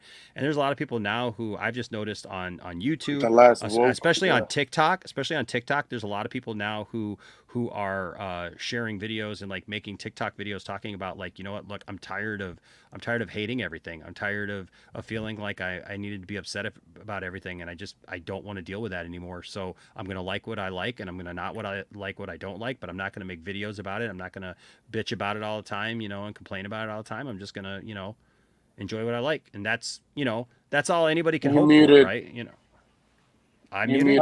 No, Matt. Sorry, I was muted. I forgot I was muted. Oh. I was just gonna say, have you noticed camera for once? Holy crap! Yeah, I'm trying to I was working on some shit, and maybe my internet will hold. But have you noticed that TikTok's movie content is positive? Yeah, I have actually. Yeah, because I covered. I do that actually real quick because you, Matt, and Enosh, I've noticed been more active on TikTok, and like as people have been on YouTube for a while, is there like a noticeable difference in like the conversations there? Because like you just mentioned, it's more positive there. Is there like a reason why? I think it's Younger shorter form. Shorter form, younger audience. I don't know. It's not even a younger audience. Like it really isn't. Like everyone thinks TikTok is this younger audience. It's not. It's a bunch of people my age. Yeah, I've seen older people on there, but from the Star Wars content I've seen, the positive Star Wars content I've seen on there, it's largely been from younger audiences. I mean, I don't know. I don't know, because the thing with TikTok, overall. Maybe TikTok, the way I've seen it at least, is that they've done a lot with geo-focused. Right, a lot of it's geo-focused. They also are very good at showing you content from people around your own age. Like, I don't know what it is. I'm not a Gen Xer. I'm like at the very end of that, but like I get a lot of like Gen X, millennial content that is aimed for people at my age. Like, do you remember this from the 90s? And I'm like, yeah, I remember that shit. And I watch a bunch of those TikToks, and they're that's fun. in my algorithm too. Yeah, and I watch them, and then I do I do the true crime content over there. And I mean, I built up like 16,000 followers in like a month, you know, by just covering true crime on that side. I need to get back into it, but you know, it's like I have more fun with TikTok than I do with YouTube these days. Like, just flat out, like it's just more fun, you know, because I feel like it's more organic reach. The audience is craving content. And it's short form, and it's not these like, you know, they say like don't actually edit content for TikTok. Like, don't do professional content because no one cares. You know, it's like that's what I found. I was trying to like put all this effort into it and stuff, and doing all these different kinds of videos and stuff. And you know when I started growing on TikTok, literally when I was just like, I sat there and just talked. Yeah. Just talked for a minute. Just talked for a minute. Yeah. Didn't put anything else into it. Yeah. I got lucky with one. I had a video get like 500,000 views on TikTok because I talked about like, it's like this woman who had just died, but the story was really fascinating and it was kind of blowing up, you know. But I do like I do a mixture of the voice I use is like Keith Morrison from Dateline and Robert Stack from Unsolved Mysteries. So I kind of use that particular type of vocalization, and it works. I mean, like I get compliments on how I talk on there all the time, but it's like that takes a lot of time to like write it, research it, edit it, all that shit. And it's just like, and again, with TikTok, the algorithm, you're up to the same problem as YouTube. But even YouTube now is doing the shorts. And the shorts are, I'm telling you guys, like VidCon is happening right now, this weekend, right now in Anaheim. That's right. And it's TikTok. TikTok has overtaken it. When I went for the first time 5 years ago, Musically, which is what TikTok ultimately came out of. They changed the name from Musically to TikTok. That was there with its Musically stars. And all that was like a karaoke app, right? Or just a lip sync app. And that blew up. And a lot of us back then were just like, yeah, whatever. That's for kids. Like, it's just YouTube is this is a cultural icon. And then now it's like the last couple of years, it's been TikTok. And now that I've gotten into TikTok, I'm like, yeah, no, I see it. I get it. I do. I understand it. I think I spend more time watching TikTok content. Was the content fulfilling though? Yes. Like, how can you have a yes. good conversation about a movie on TikTok though? It's like only like the comment section. You can respond to comments. You can make, I don't do a lot of like the videos responding to comments on like, I need to do more of those, but you'll see people go like, oh, they'll ask a question like, well, what movie did you like this on? And like, or there's a chick who does Game of Thrones lore content, right? And she'll talk about like the Baratheons and the Lannisters and everything else. And she'll go like deep into the lore, and she just makes it entertaining, but it's just her talking about Lord of the Rings, or sorry, Game of Thrones. Right. But there are Lord of the Rings people on there. There's like so many little niches, and it's just like the short form content that we felt the pressure on YouTube to make for years. Is it like the long form 7 to 15 minutes edited, hit that sweet 10-minute spot, get the end scene for ads and stuff, the post roll or whatever it's called, or end roll, whatever. And then you get all that stuff. And then like, that's what they conditioned you to do. But now YouTube is so oversaturated in so many ways that it's like, even look at the Star Wars stuff, man. It's like, all the other people, it's like they all attack Kenobi, but I was watching TikTok talk about Kenobi and people were happy about Kenobi over there. Yep. But it's so weird though, like the discrepancies there. I don't get but that. I find myself, man, like talking about like how TikTok has blown up, man. Like I realized like during the pandemic that they're like, because at first like I remember getting on TikTok because my kids showed me TikTok and I was like, oh my gosh, it's a bunch of girls dancing and crap. Like I don't care about all that. And then like once I got in, traps. No, I know. And that was the thing was like, so I was like, I don't care about that. So I deleted the app, and then my kids kept sending me like funny content or like actual content that they would come across, like on there to see it. And so I re-downloaded the app, and the more I got in there, I started developing my own algorithm. So it was like Matt said, like it started showing me stuff. But sometimes my kids say that my TikTok algorithm is boring because like of the different topics that you get people with serious topics, you get people with fun topics, but there's a lot of great like artists on TikTok that do some really funny stuff, that do some really, like you said, some deep dive stuff, like series of documentary style, like, kind of deep dives into stuff.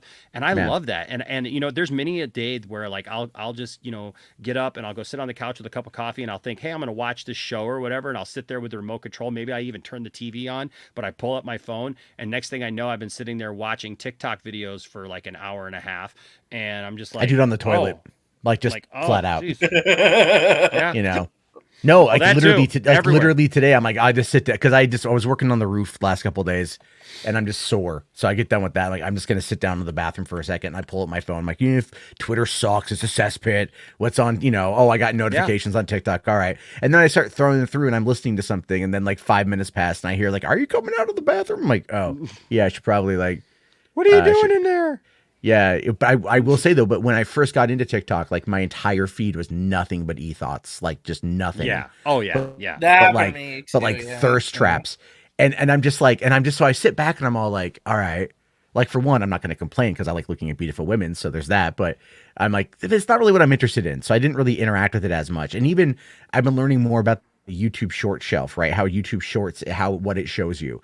And again, like it really does look at what you watch and what your history is, and then it will start serving you up more of those videos I just wish YouTube would like either update the app to be very similar to TikTok in regards to how you make the content. You're too lazy though. They're not. They realize that they can just get the content from TikTok. People will make the content in the app for TikTok, download it to their phone, right? Yep. And all you have to do, even like if you That's just what like, Instagram does, really. well, and Instagram Reels are like that too. But what you can, but the thing I'm trying to figure out is like for closed captioning on TikTok is a great way to keep people engaged in the content.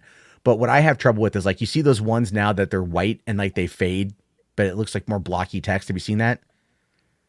I'd have to show you. I'd have to find an example, but I think it's an Instagram closed caption thing, but I can't figure out where it's at. But I was watching somebody and they're like, yeah, if you ever just don't have a watermark on your videos, right? Like when you're done and you can preview it without the watermark, just do screen record on your phone, watch the TikTok, and then you've got the video. And then you're like, all right, cool. You can post that wherever else you want to post it, and like I can sit there on my phone. I can do one just from the TikTok app, download it to my phone. And then within like 2 minutes, it's on Twitter, it's on Instagram, it's on YouTube, and it's out there and it's like, cool. And some things have blown up, other things don't. Right. But it's just like, there's so much more there. And I actually have more fun watching like TikTok content than I think the only thing YouTube gets on my nerves a little bit is like if you tried to put any music in there, like as a background, kind of thing, or if there was music attached or like, whatever, YouTube sometimes will shut down your, any copyrighted material where like TikTok is just like, we don't care. I mean, it's like, no, they care now. They do care now. They are very much cracking down on that. They've recently been changing their algorithm to get rid of like to move away from the dances, right? Because they are getting ready to start introducing ads into TikTok. So if you get popular enough, like right now, if you hit 1,000 followers, you can go live. Yeah. And then I think they said at 10,000 followers, you can get into the creator fund. 16,000 still can't get in there. So I think it's 100,000. But like, and I know people who are in the creator fund, like who they have, and they don't make anything. Like, they don't make anything. So how much do they make? Like we're talking like pennies. It's pennies. average. It's between like 2 and 13 cents. Platform, then? Well, right? Here's the thing. It's leverage, RJ. It's all leverage. Okay. So for example, like you go, all right. So, like, let's say you build up 100,000 followers and you're talking about Marvel, which you could easily do because there's so much desire for that content.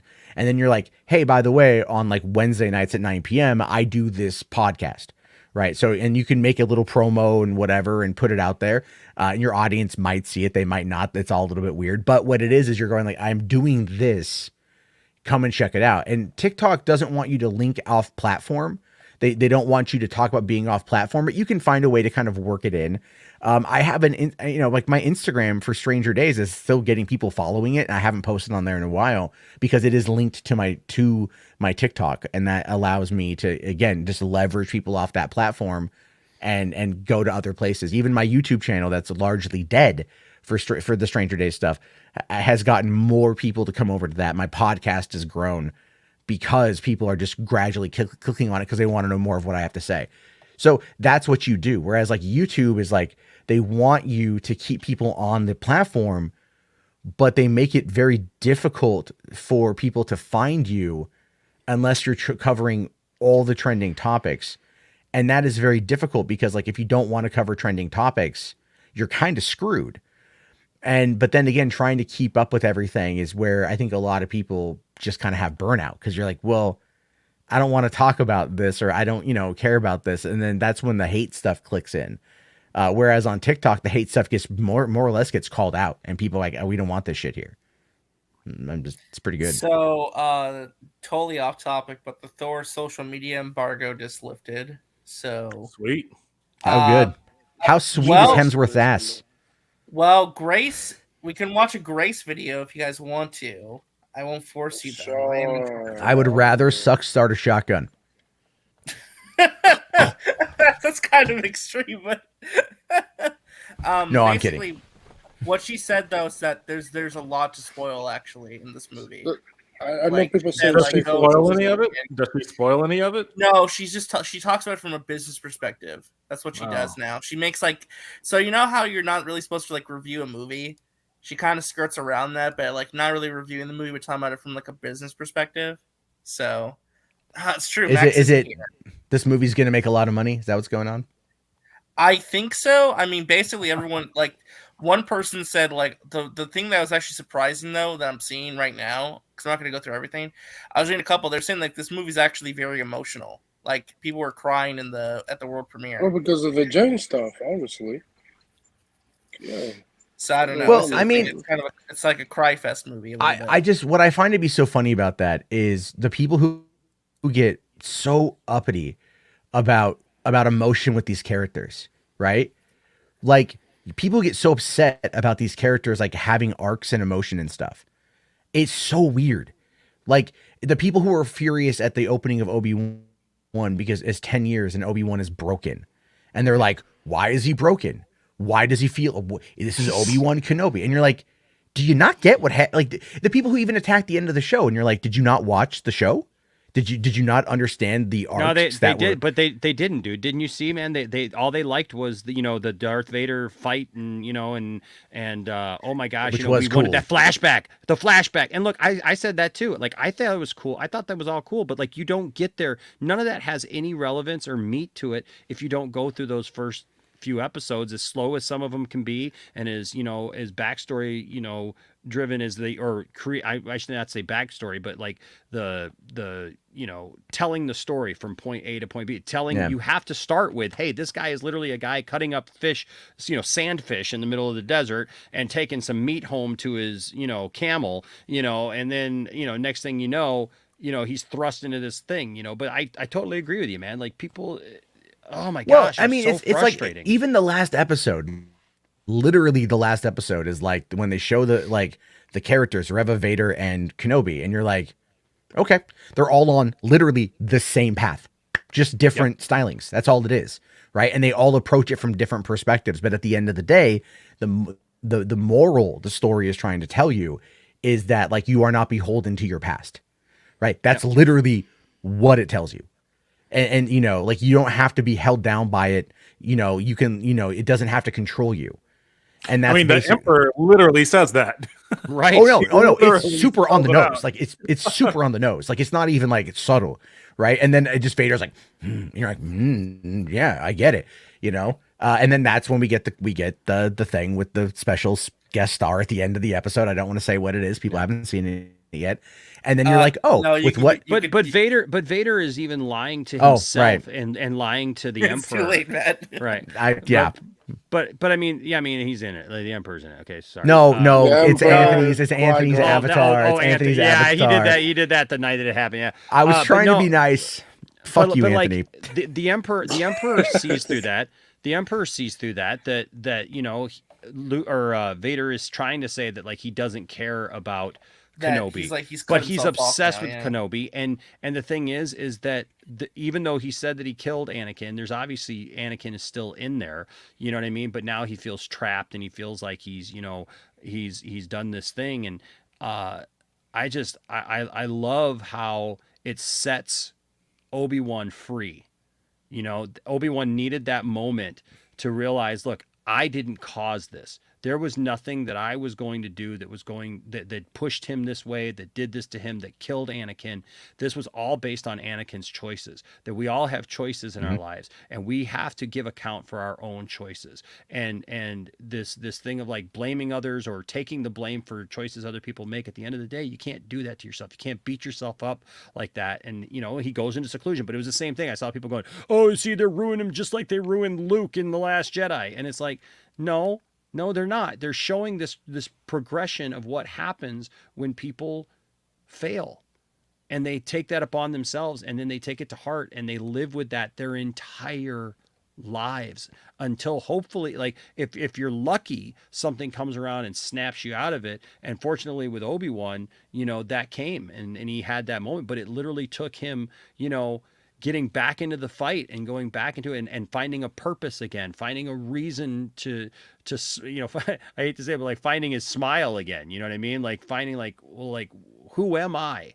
And gosh, man, just, it's so good. I was getting really frustrated with people, going on to, like, oh, the writing sucks. Like, I don't know what you're watching. I really don't know what mindset you're going I into didn't like this episode with. 4 personally. That was the one episode I really didn't like. But here's the thing: there's aspects of Kenobi I love, aspects I didn't like. But I'm not gonna rain on people's parade and like try and dissuade them from enjoying it because there's like some really great stuff I love in there. I love the destination of where we ended. I just wish that the journey getting there would have been less bumpy. That makes sense. That's kind of the way I describe it. I don't think you're wrong. I think there were some issues with it pacing wise and things like that. Episode 4 being the weakest of the entire show. But again, I think episode 4 served as like, Obi-Wan really kind of like tapping back into the Force. Yeah, it served a purpose. It served a purpose. It wasn't a bad. I don't think it was a bad episode. It was just Tala with the two stormtroopers. That was the bad thing, Well, hiding Leia underneath the coat was kind of cheesy, but I mean, I get that. But I totally get that where it's like they were like, look, there's chaos. Maybe no one's going to look at this, right? But I get it. And also, there's aliens in there that like have normal tops and like 4-legged bottoms, and you know what I mean. And like everybody's running around going crazy, and and obviously also Reva. What is it? Reva. Reva. Reva. Was had the beacon, there to track them and stuff, so I mean Vader, ends up doing that later with in episode 4, right? Like in the actual movie A New Hope, like he tracks them for the greater, haul, I guess, so what I love though about all of that, especially episodes 5 and 6, because I did, like I said before, is I missed episode 5 because I was on the cruise. So I came back and I held off and I watched 5 and 6 back to back. So I got that, immediately going into the finale. When I saw Hayden, I guess I lost. Something happened. We can still hear you. Oh, okay. Yeah, no. Your camera's just off. Camera died. Your camera's always dying, man. Do you never it lasts. Because it's so weird. It's supposed to have it charges. It lasts about 2.5 hours. But then it's supposed to charge USB and be constant, but it's Sony. But anyway, it's what I love though is like Hayden and them having the juxtaposition of their different styles and how Anakin's impulsive nature is going to end up biting him in the ass, and Obi-Wan knows how to combat that. Yes. And I just the whole thing was really well done. I thought, I need to sit down and watch all 6 back to back, like just kind of like take a night and watch all 6. And really just dive into that and enjoy it, because I liked it better than Book of Boba Fett, and I liked Book of Boba Fett, but I need to go back to that too, because I just haven't. No season 2. Well, and I'm okay with that. I think give me more Tamara Morrison as Boba Fett. Give me more Tamara Morrison as a clone, right? As a clone veteran. I think that's coming. I think So I think the thing about Obi-Wan, like, and maybe this is where, certain elements of the fandom kind of fall off, is it had some great action moments for certain, but this was a much more emotionally mature, emotionally thematic Star Wars story. It was about Obi-Wan dealing with his trauma, and it was about kind of tying up the loose ends that, that connect where the prequels end and where the originals begin. And there's just a lot of emotion, and that's what I loved the most about it, is there was a lot of like emotion and really, really tremendous acting from Ian McGregor, and all of his scenes, like he obviously steals the show entirely, and you get to go on that journey with him where he does start off as a broken person, and he is incredibly resistant to like helping people. Like there's a Jedi who, dies because he refused to help him. And he didn't really even want to help Princess Leia, and then he goes from that to like, I don't know if we want to talk about any of like the spoilers from the last episode. But I mean, there, after Vader is like, your strength has returned, but there's still weakness and all that, and he fucking fucks him up a bit. Like he still has a moment where he grows as a character based off of like his journey that he's had with Princess Leia throughout the entire season. Like there's still more growth for that character and a lot of emotional understanding. And when that all comes to a head after when he and Vader have that final confrontation, that final dialogue between them, like it's powerful stuff. And Ian McGregor carried that scene brilliantly. And a lot of like what I'm hearing about like fans not understanding like the emotional aspects of it, like, you know, people feel a different way about, people absorb emotions in a different way. And I don't want to be too heavy-handed and like calling people like, you know, sociopaths or anything like that. But like there are some empathy traps there that, you know, some people also too, and like I don't mean to like register. Right, and I don't mean to like be insulting to people, but I feel like in our modern era, media literacy is at an all-time low. Like people really don't understand or comprehend most of the stuff that they consume or like watch. They really don't. But they Like, don't pay media literacy is attention at an either, all-time RJ. low. Most people are watching movies and TV shows like this. Yeah. They got their phone in their hand. They're doing other things. They're pausing it, coming back. Like they're not paying attention. They don't sit down and actually listen to it, because there's a lot of things that I talk to people. They're like, well, where was that? And I'm like, it was in the episode, like when this or that happened. And they're like, well, I didn't see that. I'm gonna have to go back and watch it. And I'm like, well, what did you do the first time? You know, like, I'm serious, man. There's so many things like that I talk to people about all the time. Well, yeah, where it's I okay just if you miss, like, I just minute question. details, but Yeah, but it's not even minute details. Sometimes it's like just like blatant plot points that you just look at and you go, how'd you miss that? How did you miss that? You know, whatever. I mean, it's like having young children. I have watched all of these kids' movies so many times. Right. And so it's like on the cruise, their on demand selection was garbage, like literal garbage. Most cruises like that. Yeah, well, they, you know, the last one I was on, there was at least some decent stuff to watch. This one, we were looking for kids movies. The only kids movie they had on demand was 2019's Spies in Disguise. Oh wow! Oh yeah, right. I like that one. Really? And so I hadn't seen it. We got to watching it the first time. I thought it's all right, but we just kept watching it because that was the only thing for the girls to watch. Wow. And as I watched more and more of it, I listened to the dialogue that I was not really paying attention to. I catch little nuances here, nuances there, things like that. Sure. And I get home from the cruise and I'm looking around on like any streaming sites, like where can I watch this thing again? So I want to sit down and watch it on a good TV. You know, and like enjoy it. Because I kind of really fell in love with the movie after, you know, that was one of the things I liked about working at the drive-in, where we would get a movie, we'd only have 4 movies playing at one time, and I would just rewatch movies. And that's what a lot of us would do. A lot of us who worked there, we would just watch movies, usually get drunk, but we'd watch movies and then we would talk about them. And so we'd catch the details here and there that were all, because we'd always just be rewatching the same thing. Nowadays, it's hard for me to even rewatch a movie I want to rewatch. Right? Like with my kids, I'll watch everything 100,000 times, right? Like fucking Frozen.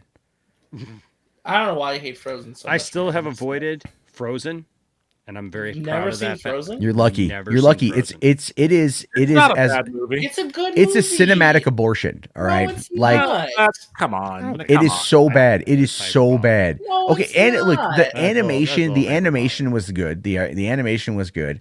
You know, it actually helped solve I think it was the Dyatlov incident.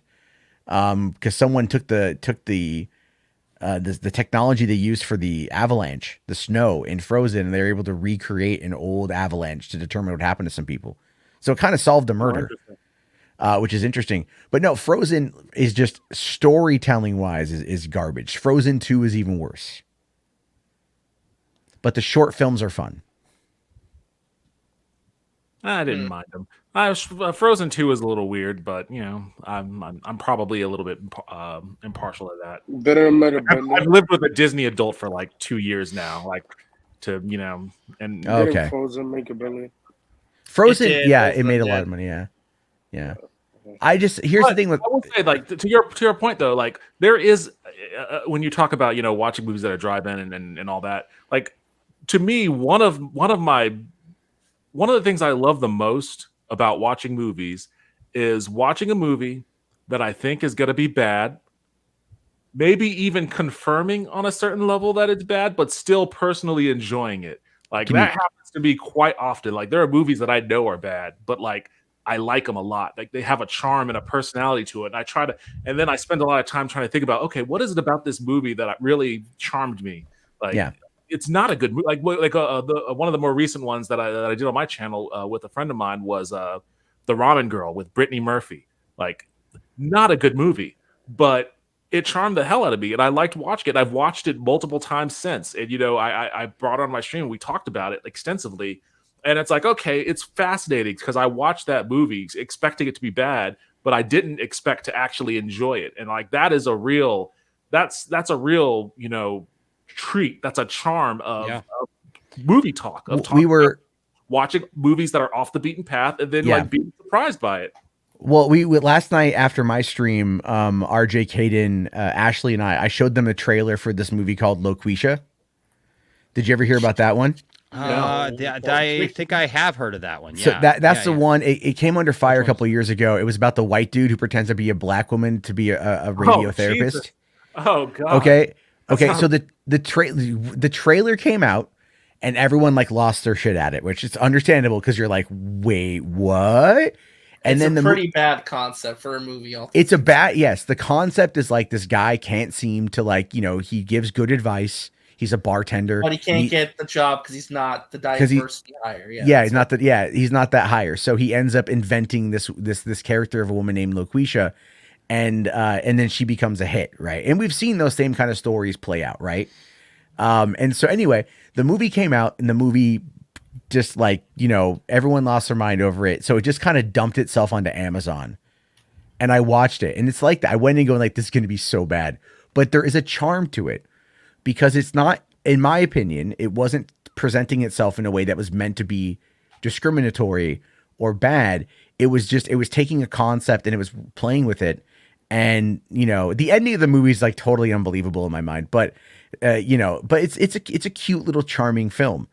And I recommend it to people to give it a shot. Like, go in with low expectations, and you might find yourself seeing this more of a human drama with a kind of an absurd premise, And then but then again, like we see movies like this all the time, like weird concepts that you would think would never get made, but they find themselves Terror on the Prairie, for crying out loud. Right? Like, it's just, or what was that one that the other Daily Wire movie, Run, Hide, Fight? Oh, about the school shooting movie, and like the fucking Katniss Everdeen like fighting her way out type shit. I still need to watch it too. Was it low budget? It was like mid-budget. It was mid-budget. But the thing is though, like I forget the director of Run, Hide, Fight, but like he was basically saying like cancel culture and blah blah blah, and it's just really funny like how it's all become politicized on some of those fronts, but. What I miss are the days of just going to the video store and like just finding something that you're like, this box art looks cool. Yeah. And like, I'll give it a shot. You know what?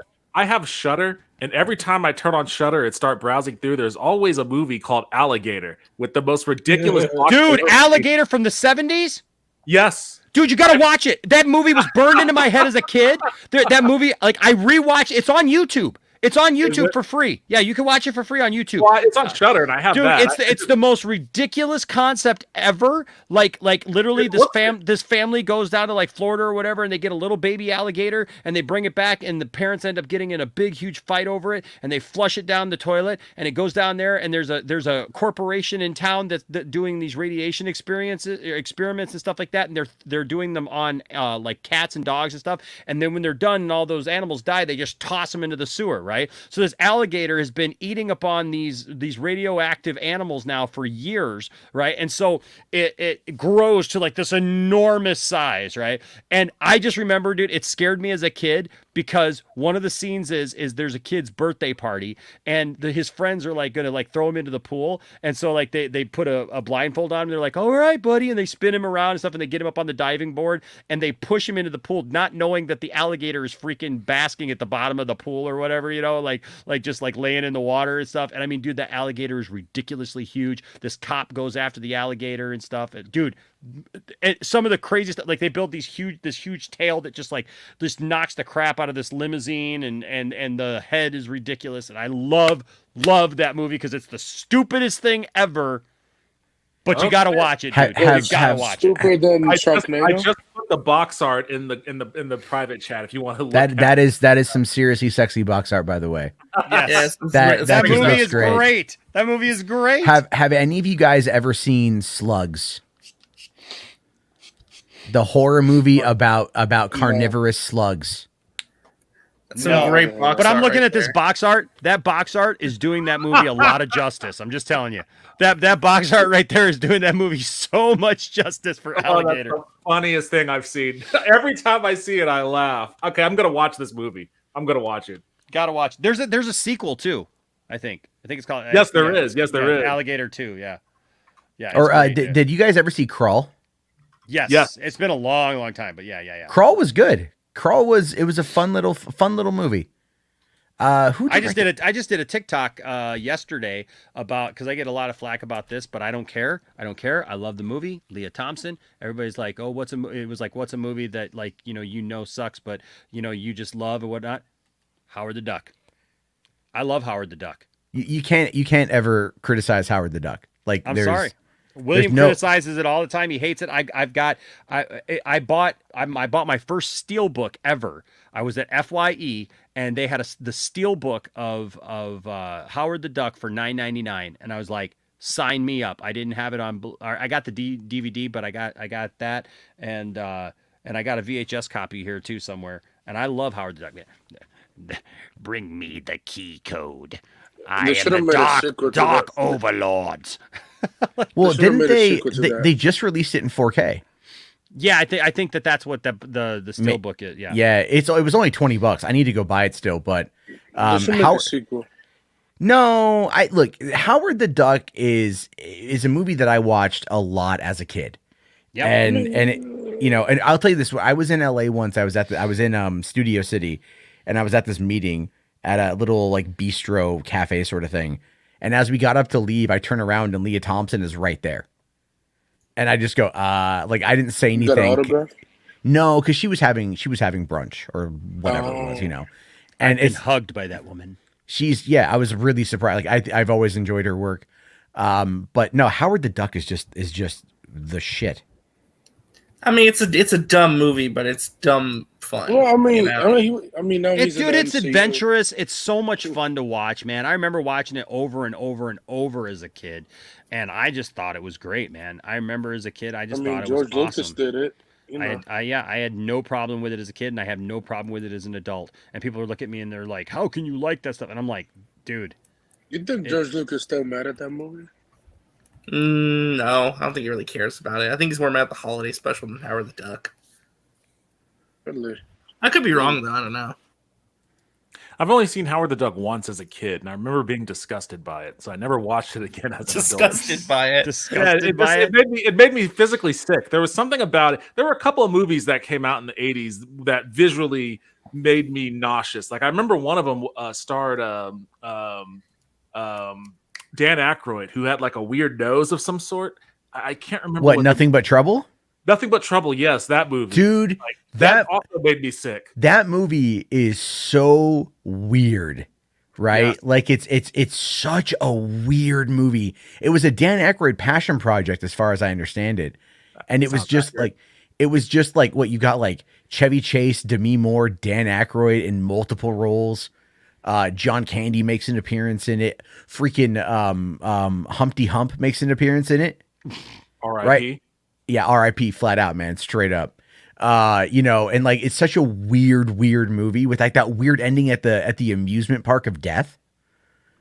I watched Nothing But Trouble a lot as a kid. That's, by the way, where Jimmy Hoffa died. Oh, really? That's a gag. That's a gag in the movie. It's a gag in the movie when when Chevy Chase finds the room of all the driver's licenses of all the people who have been killed, and he finds Hoffa's license, and he's like, "Oh, so that's where he's at." I need to rewatch it, Ben. You should. All those movies. I need to rewatch Howard the Duck. All those movies, the Garbage Pail Kids movie. I need to watch all that stuff. See, the thing is, though, some movies obviously there are some that age better than others. But there are some movies that my friend said it best, because like they just belong to stay. They just need to stay in your childhood, Yeah. And like The Last Starfighter is one of those movies for me, where as a kid, I love that movie, but as an adult, I'm like, it is. No. That's a great film. 1995's Jean-Claude Van Damme Street Fighter is an excellent movie. Mortal Kombat is a good movie. I don't care what anybody says. Mortal Kombat, yeah, Mortal Kombat. No, 95 for Mortal The Kombat, 95 one. 96 I think Yeah. for Street Fighter. But no, those are both fun movies. Again, like there's so many great one-liners in Street Fighter. You know, like Oh yeah, there's there are make some a great remake. lines. it's just like, I mean, Raul Julia as Bison. You know, like as a kid, Yeah, you're that just like, movie's so cheesy, but I can't help but love it. Honestly, this might be a hot take. I think I like the original Street Fighter more than the original Mortal Kombat. Whoa, Understandable. That's understandable. Just a little bit. Just a it's little okay. bit. So that's not a hot take, right? I think it's just a difference, like because I think because again, RJ was born Street in Fighter's more fun. To be honest, Street Fighter's Mortal way Kombat- more fun, but like yeah. Mortal Kombat, dude, changed the game in '95. Yeah. No, right? I know it did. Like, I know it had an impact. I don't want to discredit that. I'm just saying, like, oh I no, have dude, more you don't fun. remember like when you hear Impact? Yeah. that movie that soundtrack specifically, right? Mortal Dun, dun, dun, dun, dun, Kombat. dun, dun, dun, dun, dun, dun, dun, dun. I mean, Yeah. everyone that- knows it. That's like audio cocaine, basically. Like, Right. Yeah. You hear that, you're not bouncing off the walls. So like every kid was when that movie came out, everybody started doing Jarbo, martial did arts. you see the new Mortal Kombat movie, the reboot? No, Oh I my haven't yet. God, don't I watch haven't it. yet. We don't Don't talk watch about it. that. Don't I talk about well again, it's like because of the kids. it. The It's been sequel to difficult to Mortal watch. Kombat is better than this. Dude, I saw Mortal No, Kombat Annihilation. Annihilation high as fuck. Yes. I'm talking like Yes, chronic yes. laced with LSD, or it's something was laced with some kind of hallucinogen. And I remember I was 15. I remember loving that movie when I was baked out of my mind, and I was hallucinating about the movie on the walk home from the theater. And then I watched it again about a year later after it came out on home video, and I went, "What the fuck?" The This movie was, CG in that movie is crazy. but they had Cyrax.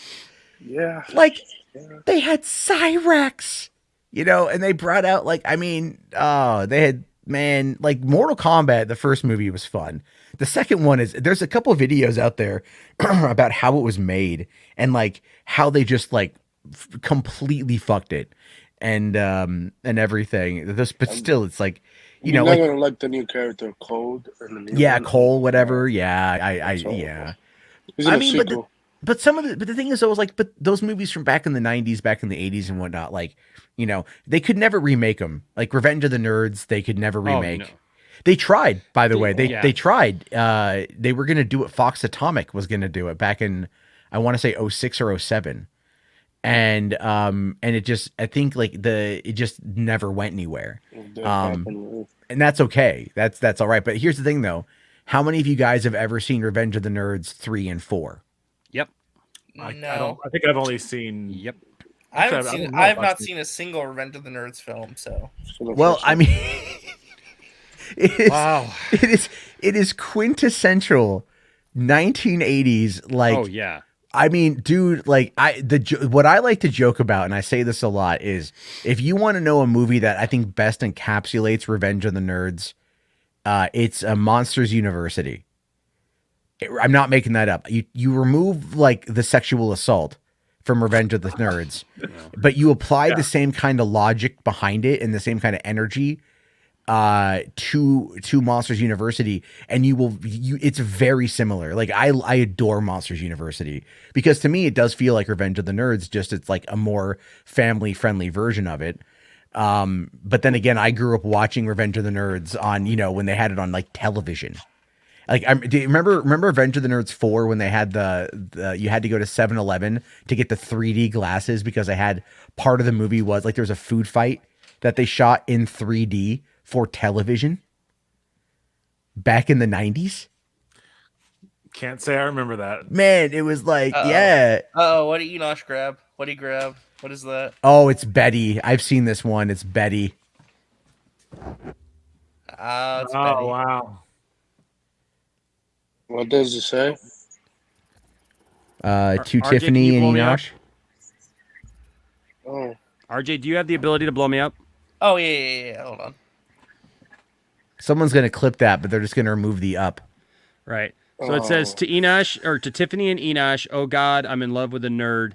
And then and it's her, because that was her line in there and stuff. Because I saw her at Comic-Con one year, and I wasn't gonna get, you know, anything from her or anything, but I walked past her And I was like, you know what, screw it. We had just watched Revenge of the Nerds 2 days previous. And so like I went back in there and I was like, hey, you know, I just got there was nobody at her desk or whatever. And also Ogre was there. And the guy who played Ogre. And that dude's great. Yeah. And so I just walked up to her and I said, look, I said, I was by myself because I had left Tiffany. I was going to the restroom or something like that. And I said, listen, I said, I just had to stop by and just say hi. I said, I'm going to try to come back with my wife. I said, but you don't know, like coming of age movie, Revenge of the Nerds for me, talk about like R-rated movies that we weren't supposed to see. Like I saw, that was one of those movies that I saw at my friend Wayne's house again. You know, I just told her, I said, you know, obviously, you know, we kind of joked about the fact that the movie is not politically correct and it's, you know, and like the connotations, obviously, you know, of like what happened in the movie and stuff. But it was actually cool to actually talk about that with her. You know, because like she understands it and everything, but she was like, you know, look, I just look at it, you know, yes, it was a different time. It was a crazy thing to happen in the movie. It was, you know, these things, but, you know, some of those things are reflections of, you know, of that time, you know, and just what was, you know, what was acceptable or what was, you know, done. And so, but it was great. And so then I walked back and I told Tiffany, I said, hey, did you see who's over there? And she's like, no. And so I told her and she's like, we just watched the movie. I said, I know. So like we went over there. She actually had Matt the pie pans.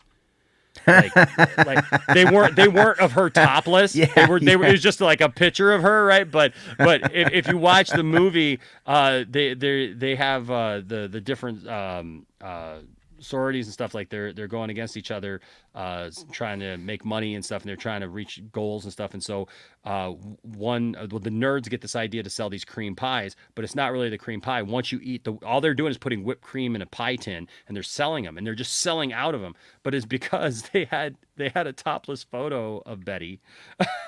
She's like the main cheerleader. And so like everybody, when they buy it, they would get to the bottom of the cream pie, and yeah. Yeah, what do you say? But that's that's my pie. Yeah, that's my pie. It's my pie. You know, good old oh God, Marcy, Mr. Darcy, right? Yes. Ted. Yes. What's his name? Oh, Ted Johnson? Is that what it was? Is it Lawson? It was something like that. Yeah. But I mean, but then again, we're talking earlier about first R-rated movies, and you bring up Ogre, right? Yeah. And he was in Bloodsport, you know. As well as, you know, and I've always enjoyed that guy as an actor. Again, you get those kind of you got character actors back in the day. You don't get a lot of character actors anymore, not in movies. No. You get him in. The Rock is not a character actor. Yeah, he's just a character. He just plays the same one in every movie. It's very weird. Yeah, can't wait for Black Adam to say. Bland Adam. Anthony, Bland Adam. Come on, you know you guys are gonna like it. I'm gonna go see it. I'm gonna go see it, but I'm gonna wear like my blue tinted glasses so it counters the piss filter. Enosh, you're with me on this though. Black Adam's the future of DC. No, shut the hell up. Come on. I actually I agree with RJ on that one. I really do. The Rock is basically saying he's gonna start the cinematic universe in his image. He's gonna create. Yeah, the failure is gonna start universe. The failure is strong with him. Yeah. Come on, you really think Black Adam's gonna fail though? It's gonna make money. It's The gonna. Rock calls himself. He calls himself franchise Viagra for a reason. The franchise Dick Like that's one thing I agree though with Matt about is that it's I don't think it's really The Rock that does that. The Rock joins a lot of sequels, yes, but The Rock also is a shrewd business person, so he joins things that he systematically knows already have success, and so he might add a little bit of like I don't know. He's gonna add like some special juice to it, you know. Yeah, but you know, but it would still be just some of as his special successful without juice. him. Well, it's secret juice. It's the draw. Skeet. People like The Rock. People like The Rock. People. I have nothing against the guy, but but Enosh is correct. He's a shrewd businessman, and I think I think people tend to forget that because he's a likable guy. He's very charming, very very entertaining. But his movies are go look at.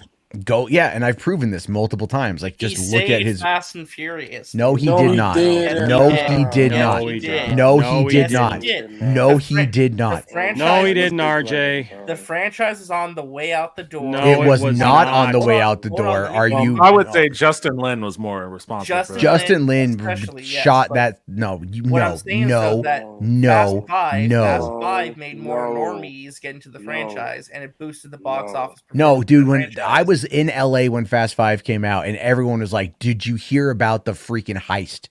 It wasn't about Hobbs's character. No, it was about it was Justin Lin. Yeah, but it the was Rock- literally the Rock about like being in there was a big deal. That no, added it helped a little bit, but what gave didn't that help a movie little bit. legs? It was everything. No, it was not everything, dude. He was only in was Fast and Furious 7 for like 8 minutes, and the movie doesn't grossed yeah, $1 He billion was in the fucking without him.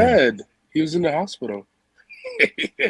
My point Like- being, though, is that the Rock kind of came in and like basically bolstered Fast and Furious to even No, greater No, he didn't. no, dude, no, because you are completely overlooking Justin Lin. I think it's a combination of. I think it's a combination of that. I would put more on Justin Lin than The Rock, but The Rock is a draw. Like, there's no denying that he is a draw. Like, there's a reason. Even that shitty skyscraper movie, people went and watched. So like people will go see a movie that The Rock is in because they like The Rock. He is a, like you said, What he's is a that business person.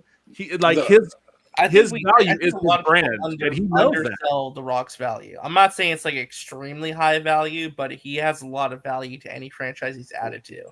Let me put it What this is way: that movie he did if Fast with 5 didn't have The Rock in it, I think that it still would have done really well. But I think that the initial interest probably would have been lessened. 'Cause Especially for people who weren't into people Fast didn't and know. Yeah, people didn't know who Justin Lin was at the time. And the last Fast movie that came out, Fast and Furious, was shit. And so there wasn't really a whole lot of interest and draw. And like, I think that See, I disagree with you on that one because the ending of Fast and Furious in 2009 had a really solid cliffhanger for getting Vin out of jail. Yep. Right? Yeah. And again, it was really hammering home the whole family aspect of it. Number 5, yes, it had The Rock, but it also brought back the guy from the first movie and brought him in, the one that was that hated Paul Walker. It had excellent stunts in the movie. I mean, you watch the trailer and it shows, Paul Walker and Vin Diesel on the back of the car going off the cliff and whatnot. The thing is, like, the stunt work that was done in not only like Tokyo Drift, which is an underrated film in my opinion. Oh, Tokyo Drift is insane. Oh my It's God, it's not a bad movie. People always talk shit about it, but it's not a bad movie. The car scenes in that movie is crazy. Yeah, and I think Justin Lin, by the time he got the Fast 5, he had already kind of established, that they were going to be like insane car stunts. But The Rock definitely added to the movie. I'm not saying he didn't, but it's like, as a person who, 2001, I was 19 when the first Fast and Furious came out. I worked at a drive-in. We were packed to the brim with import cars because that was a big thing at the time in San Diego. And then even all the way through the other movies, people showed up. Car aficionados, because there wasn't another franchise for car talk nuts. about car culture in that time.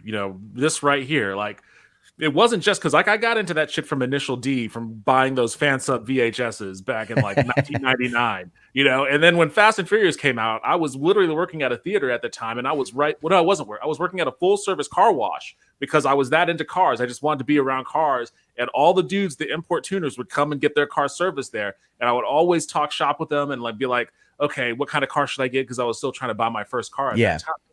I was steeped in that shit. I would buy Sport Compact Car Magazine, not Import Tuner, because Import Tuner was trash. I was all out in that shit. So I was the target demo for Fast and Furious when it came out. And I was ride or die with that series up until Tokyo Drift. But there was something that definitely happened around the time that Fast 9 came out that kind of, put a little bit of a dampening. And I'm not saying that it was a box office success still, even with how much it got trashed by critics.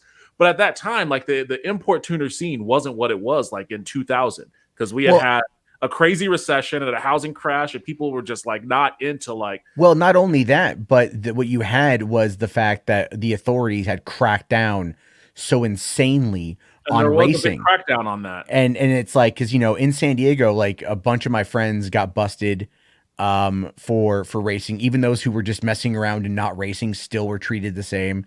Like they it was bad back then, like how they did whatever they could to kind of stamp it out. And, you know, and I think that kind of hurt it. But also though, like Too Fast, Too Furious was just mainly a Ben Walker movie. Like, I mean, I still enjoy Too Fast, Too Furious. I will enjoy that movie. But like, but dude, like you look at John Singleton's other work and you're like, how the fuck did Too Fast, Too Furious happen? You know? But at the same time, it's like, money. It's not a terrible movie. It's like, it's fun. It's stupid. It's fun. I agree with this. The Dwayne will lay the cock out on Jarvis. Most likely at some point in time, you know. So anyway, let's see what Christian Harloff had to say about Thor. God, he's looking. Oh old. my gosh! All right, Hold on, wait. Pause that for just a second. I apparently have not seen Christian Harloff in a while.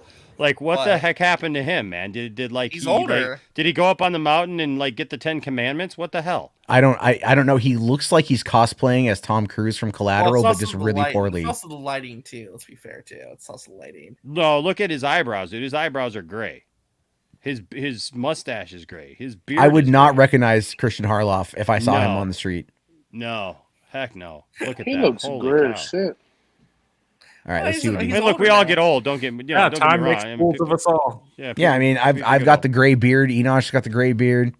Yeah, you know, we all got the gray beard. Yeah, it's just I was a little shocked because like, wow, yeah. All right, straight out of the theater reaction for Thor: Love and Thunder. This is not a review. Can't do reviews yet. There's an embargo at the moment. If you're brand new to the channel, do me a favor and subscribe. Trying to get to 50,000 subscribers by the end of the month. Don't subscribe. All right, so the things that I liked about the movie, I thought that this is definitely the best that we've seen of Jane Foster, and I loved the angle that they took with her and how they played the whole thing. I don't want to ruin the story, but the emotional beats with her and what worked there. Bale steals the show, is really good in this role, and I thought his story was also pretty deep. And the style of how Taika Waititi does this particular movie, it's a beautiful movie at times, and it works well with the volume. The stuff I didn't like was I felt like the first 40 minutes were a little too goofy. Sometimes it felt like Rick and Morty. Sometimes it felt like Hot Shots or Top Secret. It was hard for me to really lock in too much because it was like joke central. I think a lot of people will like that. I think that if you go into it expecting a full-on comedy, that you can enjoy it. I think that though, however, for me, the constant jokes and not enough locking in, it didn't ever feel real. There were sometimes I'm like, well, really? I don't know if that plays out, but overall it was fine. It was, I think I was a little bummed, but overall I think people who are expecting a comedy will really like it, and the goats are awesome. All right. More of an actual review when it's done. He liked the goats at least. You know, the goats. He complained that he said that about every Marvel movie. So some people just hate fun, and I think Christian Harloff is one of those guys. Yeah, he doesn't like goats, which I understand.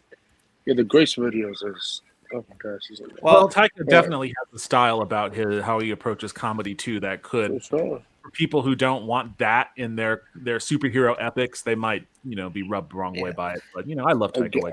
What did Harloff think about the Snyder Cut? He hasn't been blocked on Twitter, so why did he block you? I don't remember why he blocked me specifically. Like I can probably tell you why Grace Randolph blocked me. I know why John Campea blocked me.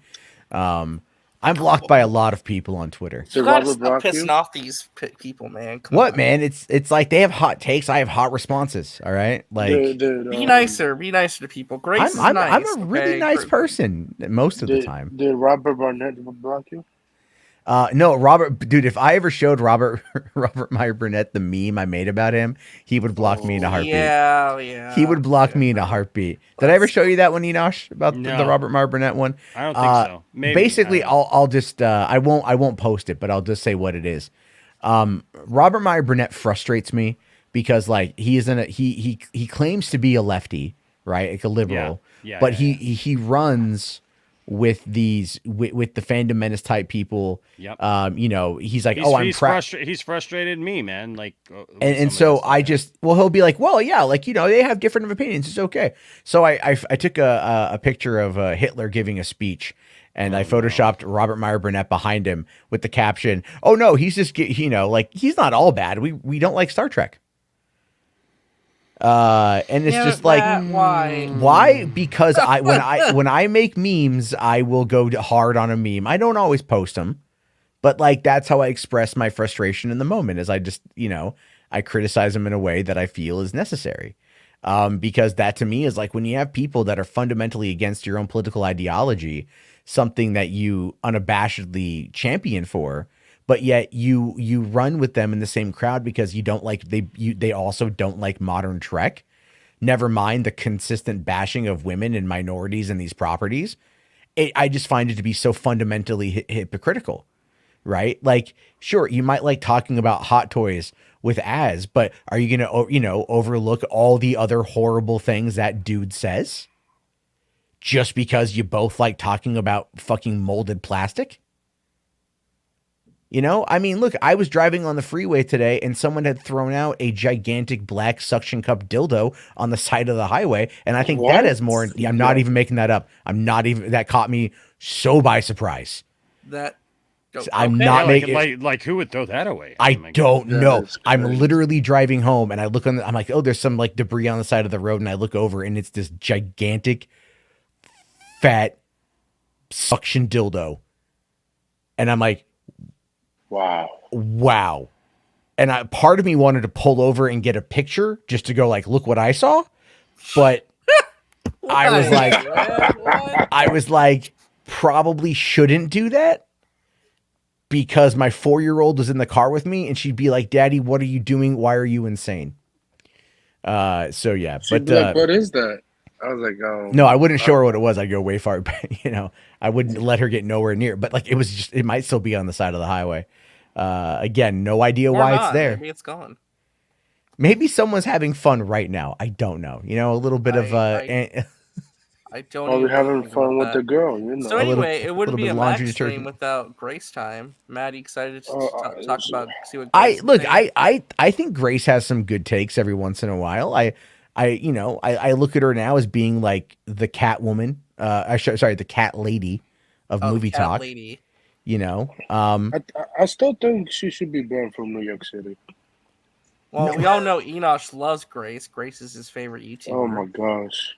You know what? I really don't care either way. Like there's sometimes people either really love or there's hate sometimes Grace. I don't have some like love hate thing with her. Like I like it doesn't really matter to me. Like I think sometimes, like Matt said, like I think sometimes she's really on. I think sometimes she's she's just a normal person. Yeah, good takes and bad takes. I'm always really kind of surprised when people like feel so passionate about her that they hate her.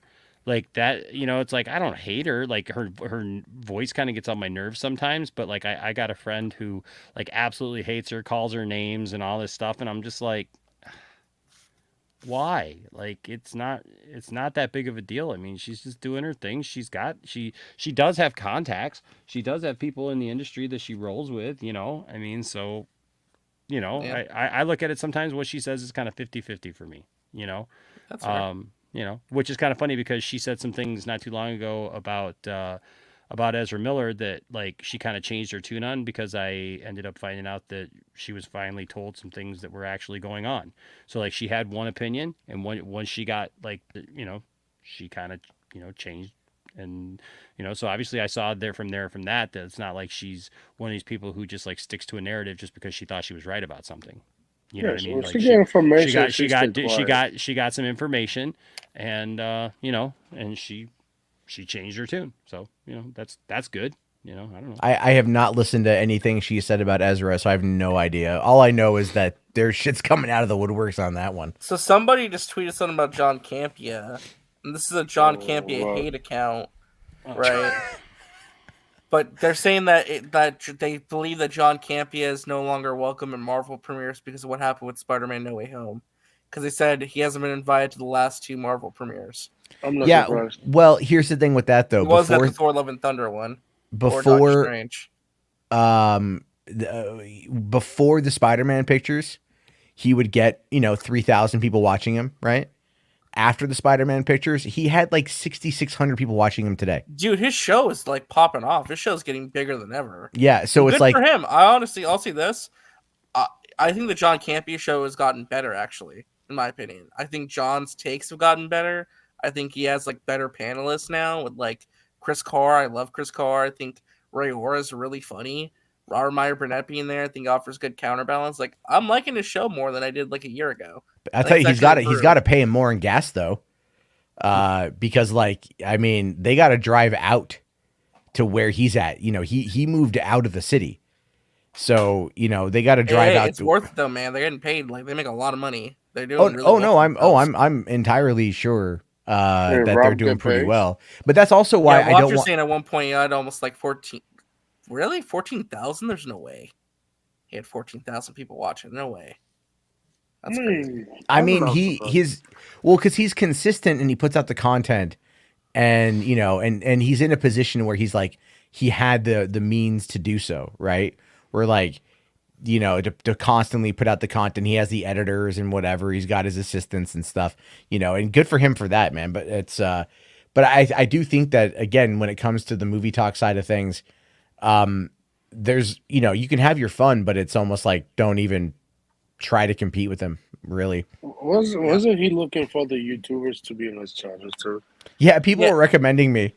Oh yeah, I went in the chat, like no joking. I don't know if you know about this, but John Campia was looking for YouTubers. Like he wanted he wanted people to recommend him like smaller YouTubers and like people who were like had like not like big names, like people who were actually part of the community and like deeper in YouTube. There was like a ton of comments actually recommending you. Actually, they got a lot of likes.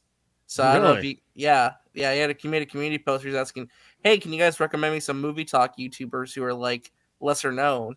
And it's like, yeah, like Poindexter Lounge, Mad Max, Matt Jarbo, and they had like a lot of likes. So I don't know if anybody's reached out to you. This is like a couple weeks ago. Yeah, I heard about this. Interesting. I should hit it. I mean, Robert Meyer Burnett's been on the show several times, so you know.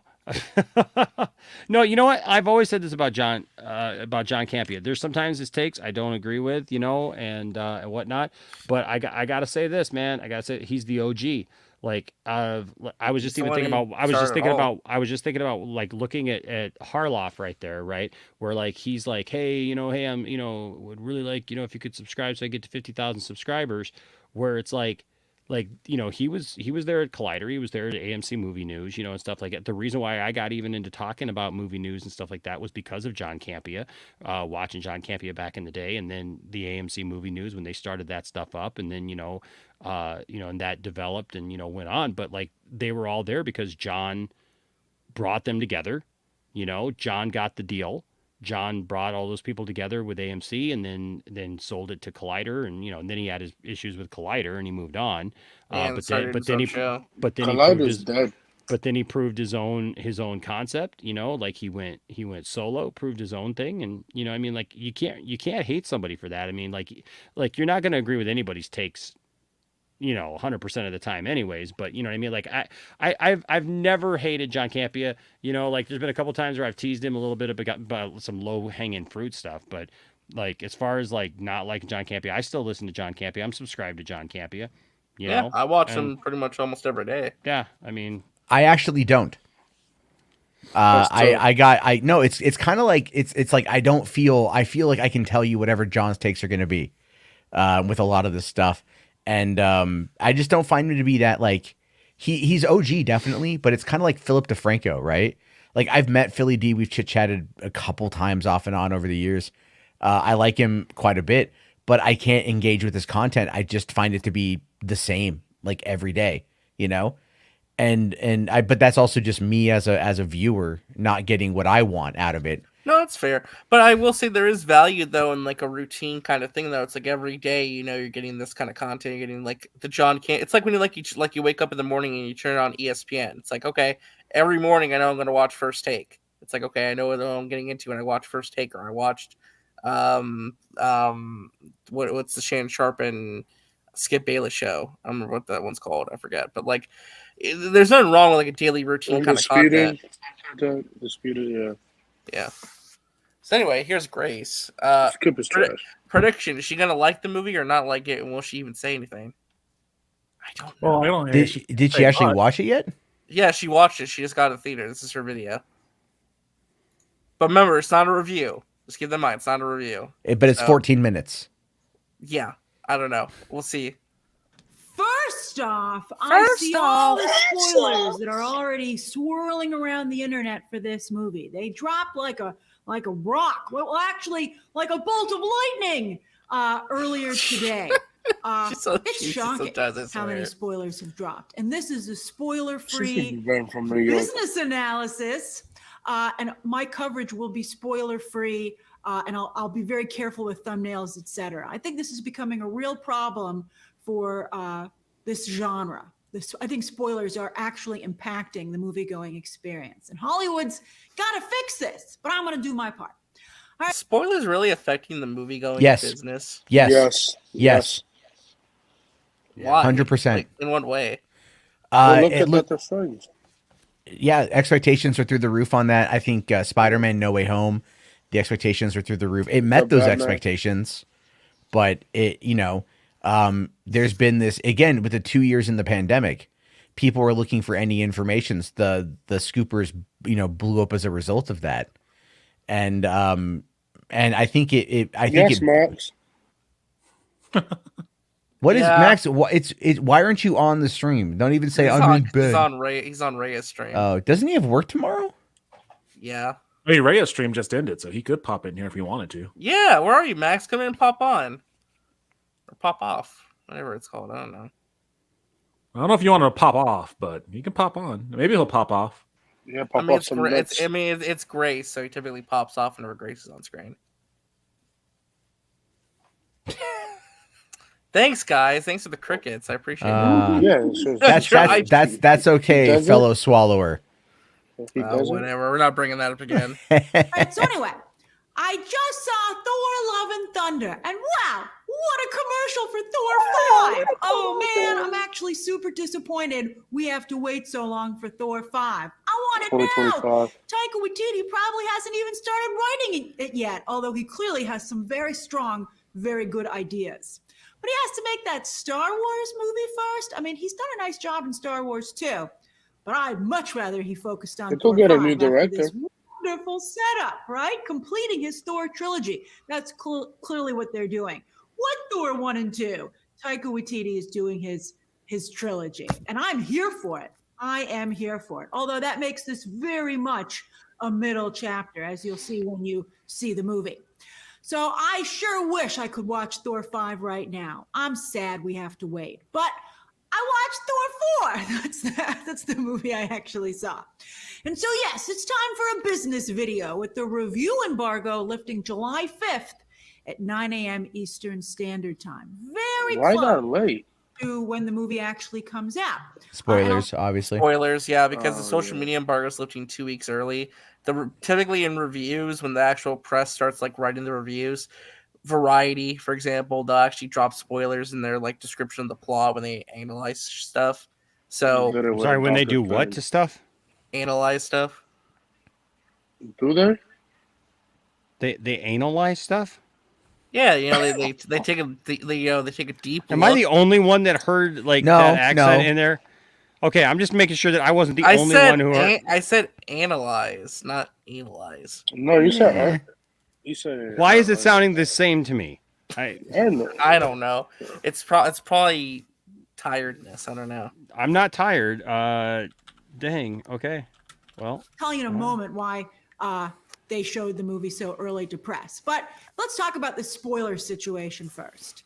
The end of the movie is so fun with a really big change for Thor and 2 fantastic end credit scenes. I mean, these are the kind of end credit scenes. Is that a Cheeto door lock? Famous and so Yeah, you never seen the Cheeto door lock meme before? No, I have not. The Cheeto door lock meme basically means like when like they're trying it means the security sucks. It means like stuff's gonna leak. Basically, is what that means. Yeah, next week. Well, next week is going. But nothing really leaked for this movie. Thus far, but the media could ruin that. Oh, well, we have, what is it? It's the 23rd, and then we have until the 5th until the reviews. I mean, come on. Yeah. That's 2 weeks from now, bro. Kind of end credit scenes that have made Marvel famous and so successful. I love these end credit scenes with huge ramifications. So, this is good spoiler stuff. This is good tea. So, of course, it's already leaked and it's all over the internet. Good luck avoiding spoilers. I don't know if you can avoid them. And that's really. I haven't seen anything. What is she talking about? Hold on. Let me check the one place I know that they would be. There's a certain person. Let's see. Well, she's already saying like it's hit the internet, like it's like this big deal. I'm like, I haven't seen nothing. I'm checking 4chan right now. Is it? I mean, my guess that maybe they introduce Beta Bill, something like that, whatever. I mean, Probably not. Probably no Beta Ray Bill. come on, man. Four into movies and you haven't introduced the character yet? Like, come on, bro. Maybe Thor 5. I don't know. Bro, that's like 2027. That's a long time. Yeah, we're still live, Ray, although I'm hosting because Max left. Max is sleeping. Yeah, Max went to bed, so I'm just here. So, nothing, Matt? Not that I can see on 4chan right now. No one's talking about it. Yes, I have no clue what she means where it's already. What about Reddit? Out there. Probably Reddit. It could be on Reddit. Well, yeah, I mean, like, but usually 4chan, like, there's a couple threads about Beavis and Butthead, which I need to see. Oh, nice. Oh, yeah, that comes out this week, doesn't it? That came out today. Oh, it came out today. Yeah. Well, Is that streaming? It's on Paramount Plus, yeah. It came out today? Okay. Yeah, Cool. Beavis and Butthead do the universe. Yeah. All right, bye. Who was that? That was Justin. He's like, I thought Justin popped in here for a second. I thought that was his voice. I didn't see him. That's funny. Really a shame because I think that it will affect your viewing experience. And especially because everything here happens so quickly that the fun is the reveal, not so much the execution. I hear, where are these leaks coming from? Well, I hear the leaks are actually not coming from the press screenings that started today, including the premiere in Los Angeles, but I hear they're actually coming from Marvel test screenings, which have become very leaky. But the more people who see this movie, the more it's 'cause they keep getting screen it for analyzed. anybody, the more people are going to whisper about it, especially since, as I said, it's so whispery. You're welcome. And the whispers trickle down, and unfortunately, as that happens, they get louder and louder. And as I tweeted earlier, I can't even tell you what words to mute because that would involve a spoiler in and of itself. Now, why did Disney Marvel show this movie so early? What the heck, man? Well, it's because the 4th of July holiday falls on a Monday. So media and even talent are going to be traveling for the holiday. God Not make it just a billion. before Monday, the 4th of July July, 4th. but I believe probably the week of 4th of July as Hold on, well. pause it for just a So second. Disney Pause it for Marvel just a needed second. to get out. You know what? You might be honest with the Beta Ray Bill thing because, like, if she can't say the word, that There's only one other character I could see it being, but I don't even want to say it because it would be possibly a spoiler. Because I could be right. Is it though? I mean, I'm listen, being here with the Grace watching. I'm trying to get to bed. Well, I mean, it's not a spoiler though if you're just theorizing. Yeah, I'm just saying, like, if Zeus is in the movie, there is a Marvel character named Hercules. Oh yeah. I mean, I don't think that's what it is, but you never know. Is that a Bill or Hercules? Oh, those two characters. Well, also Kevin Feige said something about like, well, the plan for the next saga will be very clear in the next couple months, so it could be related to Thor too. I don't know. Thor did have a big character arc in Infinity War Endgame. So this is on Max's channel, by the way, Justin. Don't worry. Oh, thank you. Yeah, Maxis left and went to bed, so I was in charge of this. Max is here. What are you I talking wasn't about? going to worry regardless, but okay. Max, I gotta go to bed. Hops into the stream. Hi, Max. What are you doing? I Max? am going to go to, Nah, watching you're- Grace Go to bed. Randolph. We got Matt Jarbo, Enosh, Devin, Justin, RJ, and Anthony. No, I'm just kidding. And Anthony, too.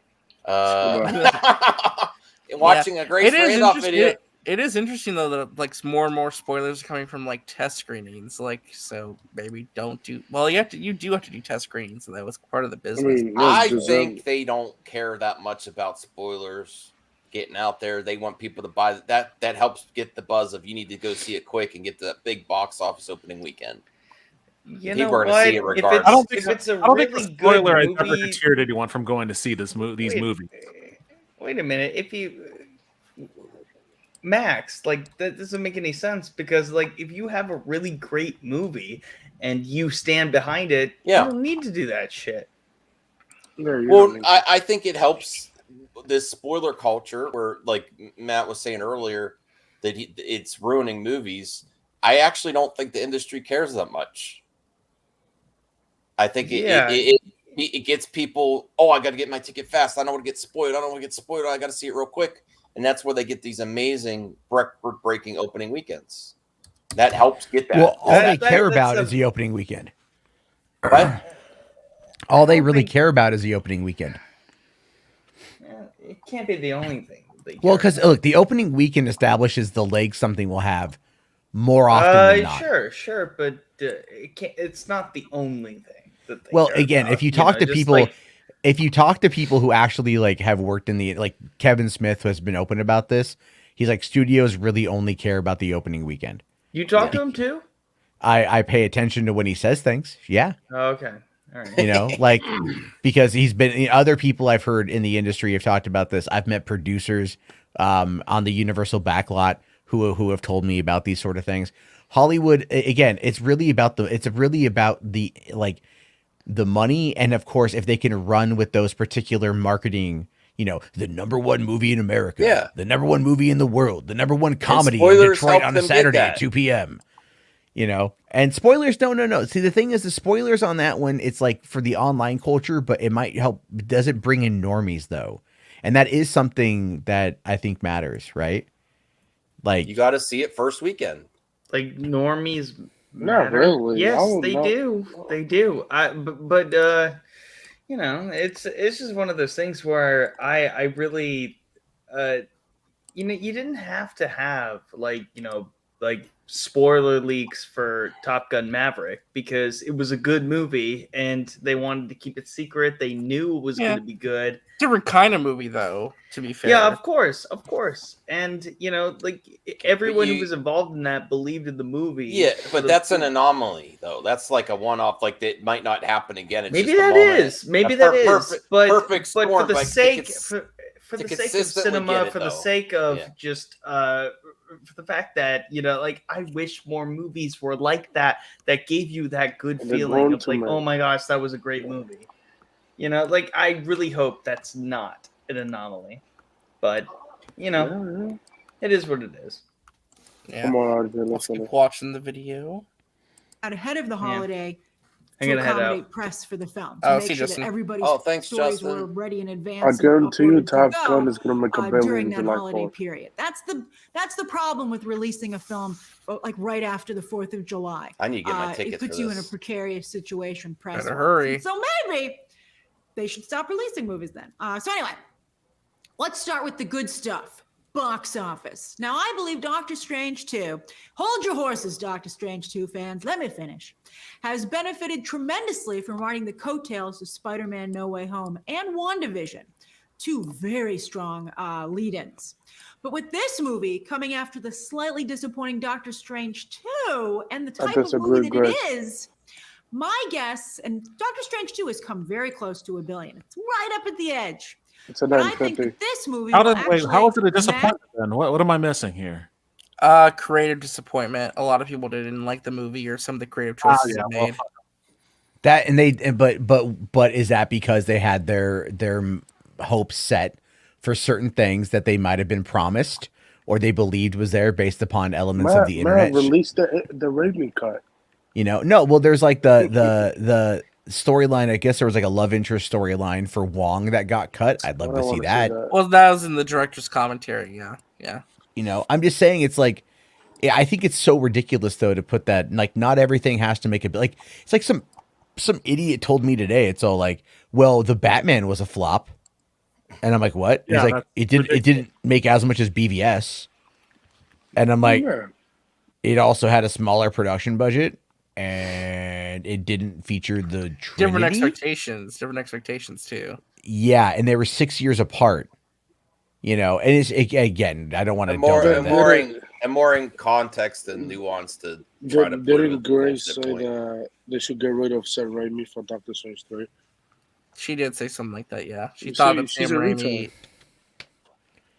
I mean, it's kind of harsh, but I mean, like, I think Raimi will do fine. Raimi is the kind of director Feige wants. And what I mean by that is the kind of director that doesn't need constant oversight. Even Kevin Feige said he was happy after Doctor Strange. He's like, yeah, I don't need to see. Yeah, he's doing it. Sam Raimi's been making awesome movies for fucking decades. He doesn't need to be handheld. Well, Well, just let me ask you this: do you agree with the notion that Doctor Strange 2 was a disappointment in terms of box office and like creative, and that spoilers may have been the reason why, like expectations being out of control? I think expectations are out of control. I mean, I don't know about all the other stuff. I mean, because like I've seen the notion that Doctor Strange 2 is somewhat of a disappointment, either from a business or like a creative perspective. But I know you liked the movie a lot, right? Yeah, I liked it. Okay. It was fine. Yeah, I was watching that scene with the chase scene in the tunnel again tonight, and that's just such a well-made scene. It's so hard to say that a movie that was out for a couple months and is just like dollars away from being $1 billion worldwide is a disappointment on a financial level. But that's just 950. I think it's more so the creative aspect. I think is what Grace is referring to, because there are a lot of fans who were disappointed by that movie.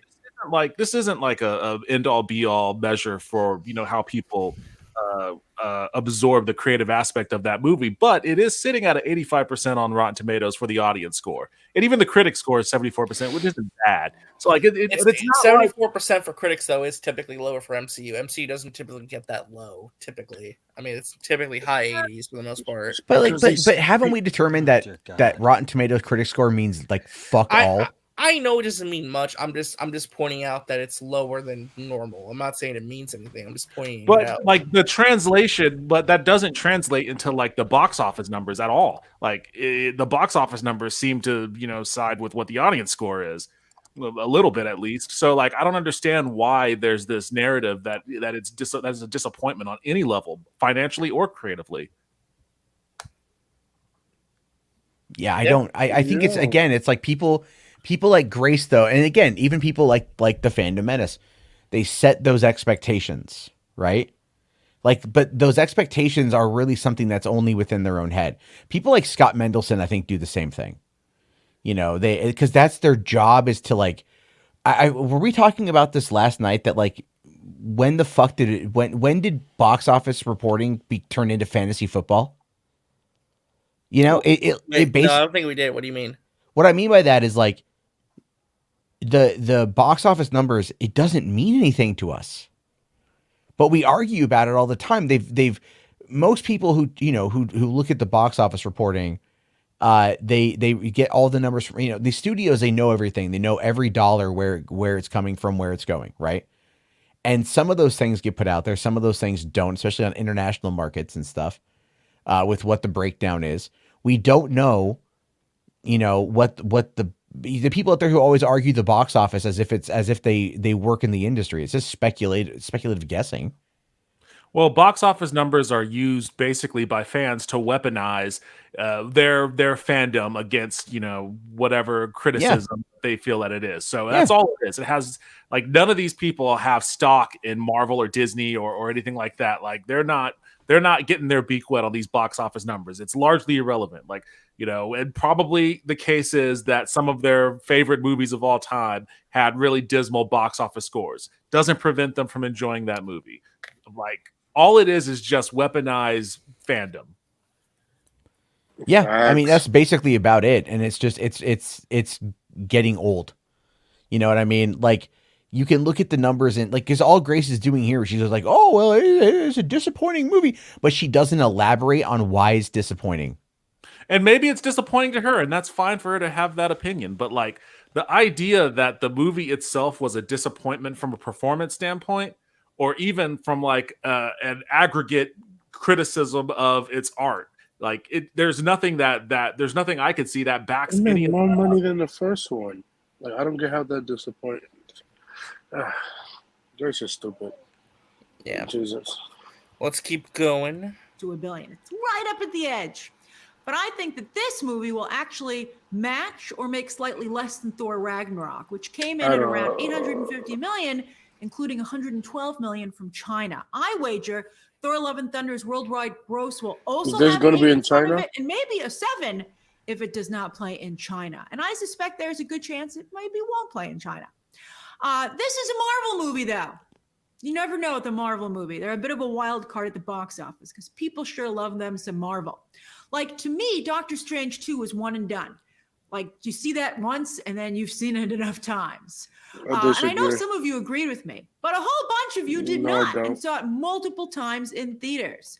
I would love to know why down below. Like, honestly, I'm honestly asking you because it helps me gauge which movies have a rewatchability factor. And Doctor Strange 2 did. I believe it was Wanda stands. And I also think that those Illuminati cameos, no matter how ephemeral, which means basically meaningless, they still counted for something. As for Thor Love and Thunder, as I said, this seems more like a middle chapter. Far better than Thor 1 and 2, which we're going to obviously just forget ever happened. But not quite as focused as Thor Ragnarok. To me, this is also one and done in theaters, to be honest with you. But I would definitely rewatch it again on Disney+. I think this would be a very pleasant movie to revisit. I love have no Thor interest Ragnarok. in seeing Doctor Strange 2 again. Oh, I love Thor Ragnarok too. I love that one too. I don't even think Great I don't movie. even think the Dark World is that terrible. It's not great. It's mediocre. It's mediocre, But it's not. It has its moments. Alan Taylor is actually a good director, but he got caught during that weird time, the phase 2 of Marvel, where they were really trying to figure it out, and stuff didn't flesh out the way that it needed to.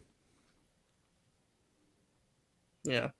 I mean, it's also hard, again, to determine what movies have rewatchability and what don't. I mean, it's hard to gauge that, especially with like theatrical releases. Like, what movies are people really going to be interested in seeing multiple times in theaters? You know? I think in theaters is for one angle of it, but really, I think most people need to rewatch movies at least once, because when you go into something, you have your preset expectations.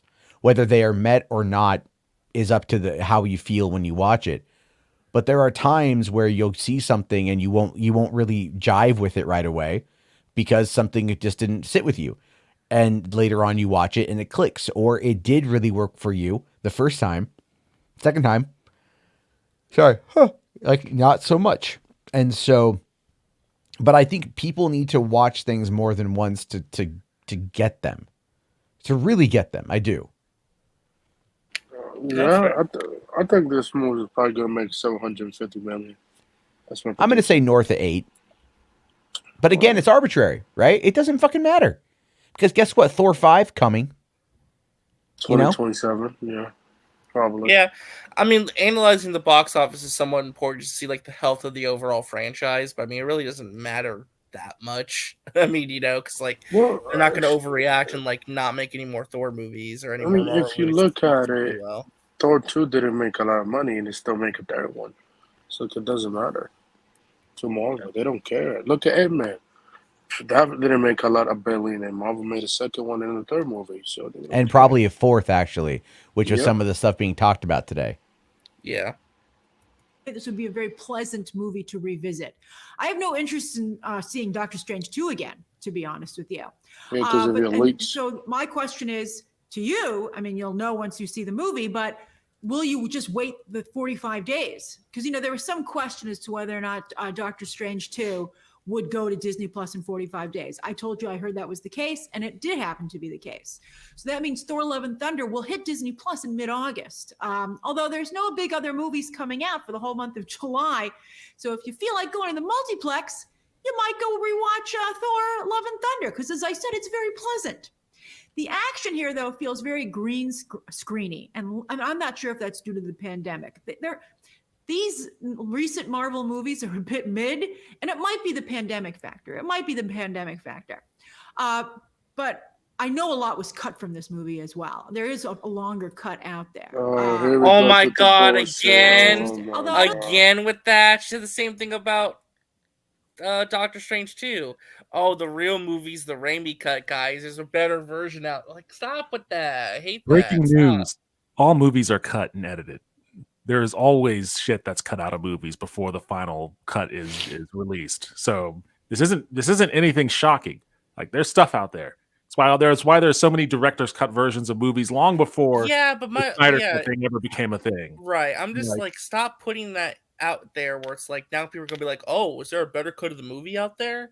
It's like, oh, they cut all the best stuff, right? It's gonna be like director. Yeah, she's definitely playing to that element. Like, she's definitely playing to that element, but like, the fact that element exists is really stupid.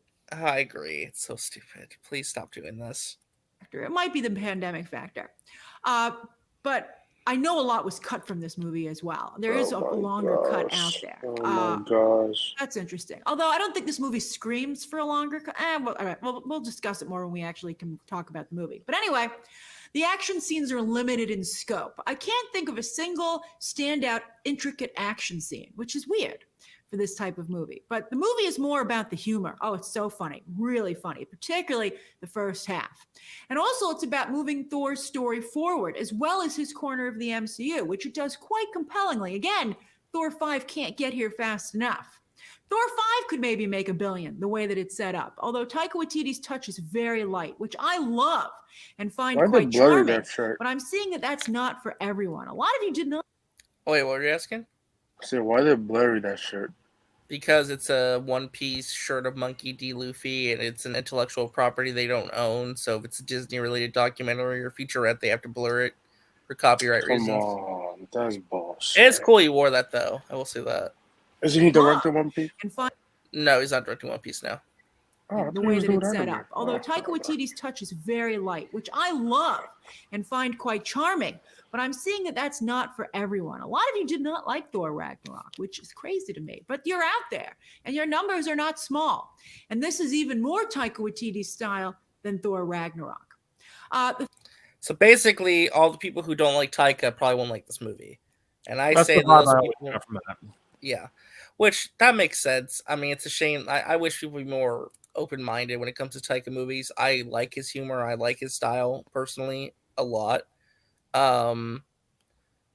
It would just be nice if, people be more open-minded about it personally, but it is what it is. I think when he doesn't do MCU movies, his movies are great by the public. And when he does it, people hate him when he does MCU movies.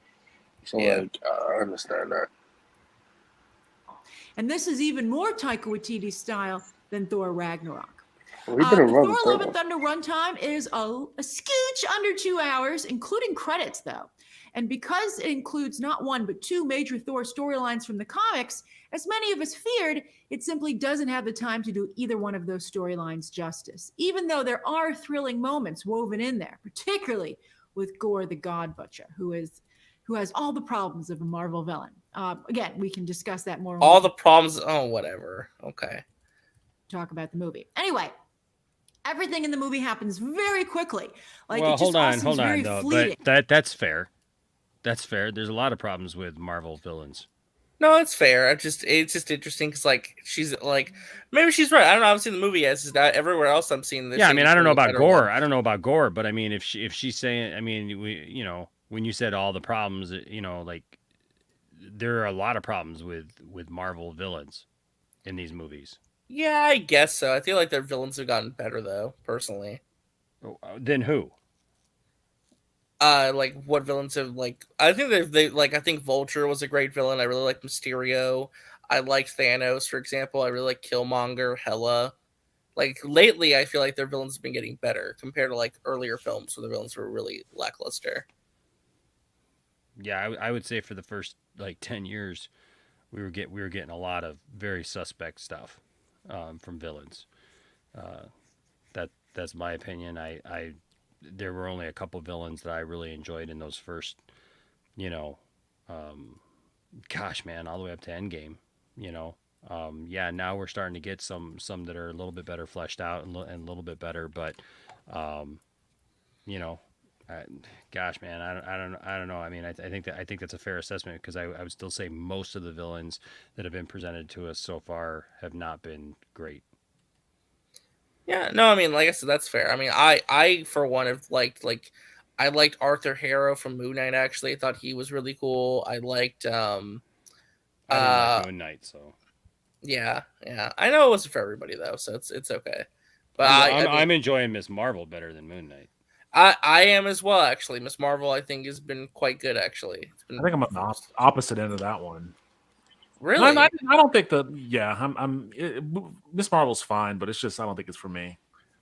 But I think that Marvel has done a pretty good job with his villains in the past several outings. Honestly, both TV wise and film wise.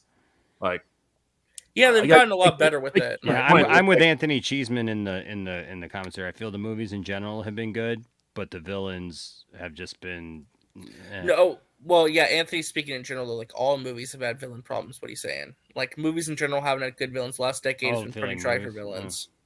Well, that's largely because like a lot of the stuff that that villains play a big part of in these movies, and they all involve having to have a coherent third act. And all of these blockbuster movies all have third act problems. I really can't think of any one movie that has like a really rock solid third act other than like Civil War. So yeah, Civil War's third act was pretty damn good. And that's where all your villain resolution happens. So like if you don't have a third act, you're probably gonna have some kind of a villain problem there too. So I love the Man of Steel fights with Zod and everything. It was amazing. See that? Yeah. Like you're like, oh, it's over already. Nothing really has time to marinate. So again, that's why I said it's like very pleasant. It's a pleasant film. I do like being in this world quite a bit. When the MCU logo played in front of the movie, because it had Moon Knight in it. One of you pointed out when we watched Ms. Marvel the other day, the latest episode, that they'd added Moon Knight to the logo. Really? And I was That's like, nice. I wonder if Moon Knight's in this one. And sure enough, he was in the exact same spot. It was the exact same logo. So it wasn't even a new logo with a different lineup of characters that were showcased. It was the exact same one from Ms. Marvel the other day. And it struck me that it was no longer like a feeling of awe to see the MCU logo, because we see it almost every week now on Disney Plus. I've made that comment to a friend of mine. To distinguish the movies. I've made that comment to a friend of mine that like it used to be that whenever that Marvel thing would pop up on the screen with the music, like it was like, oh, we're getting ready for something epic. But because we've been watching it, in front of every episode of WandaVision and Falcon and Winter Soldier and Loki and Moon Knight and all these other shows, it does lose a little bit of its charm. I kind of wish use a different version of the TV shows. The DC logo is a little annoying now. So it's like you keep showing me these characters that we've never seen. I think that's funny. It's just funny. DC logo is a fucking fraud. That's what it is. Biggest fraud against it. That's strong. Well, we see it almost every week now on Disney Plus. And in an effort to distinguish the movies from the shows, the MCU is focusing on spectacle for their big screen outings. And they're trying to pack a lot in, maybe pack too much in. Maybe that's why they did 2 Thor comic book storylines here instead of 1. And I think that they're not focusing enough on story anymore, because there were really good story moments and things did marinate in previous Marvel theatrical releases. Almost all the really good spoiler stuff is at the end, not during the film. A lot of you have had theories about stuff that's going to happen in the film. You shall be disappointed. All right. Anyway, also, wow. Talk about Star Hey, hold Power. on. Pause that for just a second. Matt, were you a fan of Kids in the Hall? Yes. So did she not just right there sound like what's his name? Curly-haired guy. Yeah. When he would do Kevin McDonald. Kevin right? McDonald. Yeah, Kevin McDonald. You will be disappointed. Where has he been in recent years? Dude, did you see that they got a new show? I know about it. I haven't watched it yet though. It's hit or miss. There's good stuff in it. Tiffany and I have been watching it, but like we didn't binge the thing all the way through yet. There's some good sketches in there, but then there's like some sketches like that you're just like, what the heck am I watching right now? Like, what is this? Like it's weird, but there's some great Lorne Michaels jokes at his expense in there too. Oh, good. Yeah, they got a character that's basically is based on Lorne Michaels, so it's good. Okay. Anyways, I'm sorry, that just hit me. It's like, you will be disappointed. No, you're fine. All right. Anyway, also, wow. Talk about star power. You really feel the loss of Loki this outing. He's been in every other Thor movie. He's not here. No shit, he's dead, dummy. That guy. But he's got his own successful streaming show. Speaking of Disney Plus, it's just started filming season 2, and it's great to see these two brothers succeed in show business. Right? Thor started out as the weakest of the Trinity movies in the MCU, and they're the last ones standing. I love that. I'm having a great time. Well, this are you Thor? Yeah, I mean, I like the first Thor movie as well. I love the first Thor movie. Yeah, it was amazing. Thor 2 sucked Do we ass. have any controversy, which is unfortunately a new category in our discussions these days? There are already a lot of hate clicks being generated on women taking over the MCU. But once you see this movie, you'll see that it's clearly not the case, which is a bit of a letdown, I think, for fans of Jane Foster and Valkyrie. And in fact, ironically, the movie could have blowback from those fans who are going to feel like more was promised than delivered. However, Nobody for all cares. of you boycotting Lightyear over the LGBT character, Thor Love and Thunder sees your boycott and raises you to 2 LGBT characters in Thor Love and Thunder. Still no real meaningful representation, though, so you wonder what this fight's all about if they're going to continue to kind of like half-ass it. But anyway, nobody kisses here. King Valkyrie, by the way, does not get a queen. So I think she was genuine when she teased that at Comic-Con, and I don't know why they decided not to pursue it ultimately. Captain Marvel's a new I queen. hadn't heard any spoilers or What were you saying, Anthony? So Captain Marvel's a new queen. No, probably not. No, No, they probably aren't even going to address that whatsoever. So that's crazy. Well, never mind that. tea about what was it, who she was referring to, but it did not show up in the final cut. But there's God, here we definite go. clear discussion of LGBT relationships and families. But it's like, why are we doing all this if it's not meaningful representation? Like, why are we getting into these fights if you're not even delivering good good LGBT characters? All right. We will discuss it when we can discuss it further. However, Doctor Strange 2 did feature America Chavez and her 2 moms, and that still made a ton of money. I made a ton of money, almost $1 billion. So right now, the conservative audience's boycott is inconsistent. Zeus also did really? The boycott is inconsistent, and people who say they don't like stuff don't really put their money where their mouth is? Oh my God.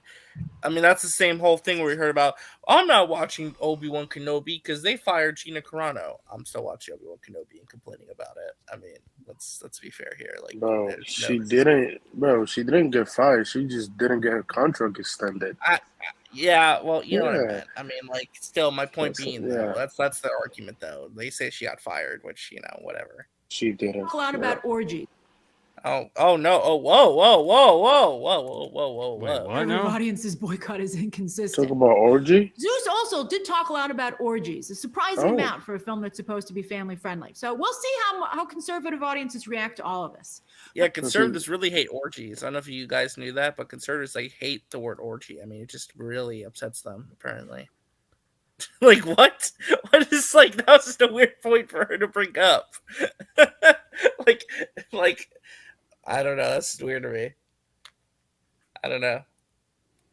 But I will say that the film overall has a very progressive mindset. But I think that works because it reflects the progressive character that Thor has become, a warrior who wears his heart on his sleeve. And I said, I think it's quite charming. I'm also very curious to see how audiences feel about this really big change for Thor. I feel there will be strong opinions. I'm not even sure how I feel about it. I think that it has to be handled very carefully. I can see it going Hello, great. people have been I can see complaining it- since I can see 2017. people ruin the day that they made this change. It's a huge change. It's a very big deal for a core Marvel character, not just in the MCU, but in the comics. And I do wonder if this change will be reflected in the comics, which could be cool if they do it well. I will also say that there are a number of young children in this movie who are in danger. And without spoilers, as I promised, with all the school shootings these days and children being asked to hide and in some Oh dear cases God! Stop with that! it's Stop! real. That's I do nonsense. not So love we can't show. aspect of Okay. it. So we can't show real life situations or children in danger ever again because there's atrocities going on in the world. That's just a weird point to bring up. That's really weird. I understand they put warnings, for example, on all the episodes of Obi-Wan. I don't know if you guys noticed that on Disney Plus. Yeah. They said do some the same scenes. here. Stranger Things did it. So Yeah, they did. It makes do more that. sense for Star Wars than Stranger Things because they were Yeah. just straight up murking kids in that episode. So I mean, it makes sense to put the warning there. Yeah, but I'm just like, why are we having this conversation? It's just weird to me.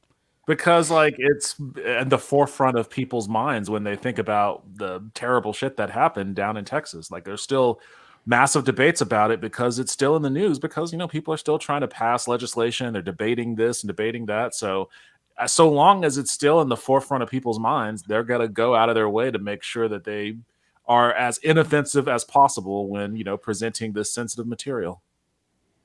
No, I agree with that. I understand why. I don't mind there being warnings for episodes. I mean, more so the idea of talking about a scene in this Thor movie be like 'cause I didn't even hear. I'm gonna go back real quick and hear what she said, but like she's making it seem like it shouldn't have been the movie at all, which I'm just like, No. well, it's not like they planned that.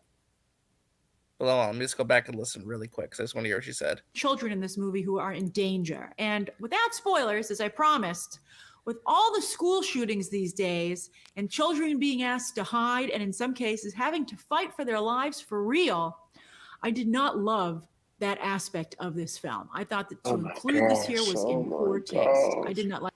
Well, if it's part of the movie and the story, though, you can't control that, though. Like, if it's in the movie and it's integral to the plot, you can't be like, well, shit, just cut it out then.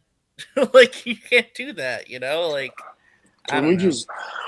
And also, I don't want to. I know that it's a sensitive topic, but I don't want to get into like censoring your art because of something that happened in the real world. Like, people are mature enough to be able. Well, some people are mature enough to be able to split out reality from fiction, and I think it's important that people in this craft can express themselves to the fullest without having to tap dance around whatever weird eggshells were cracked in reality, to mix metaphors there.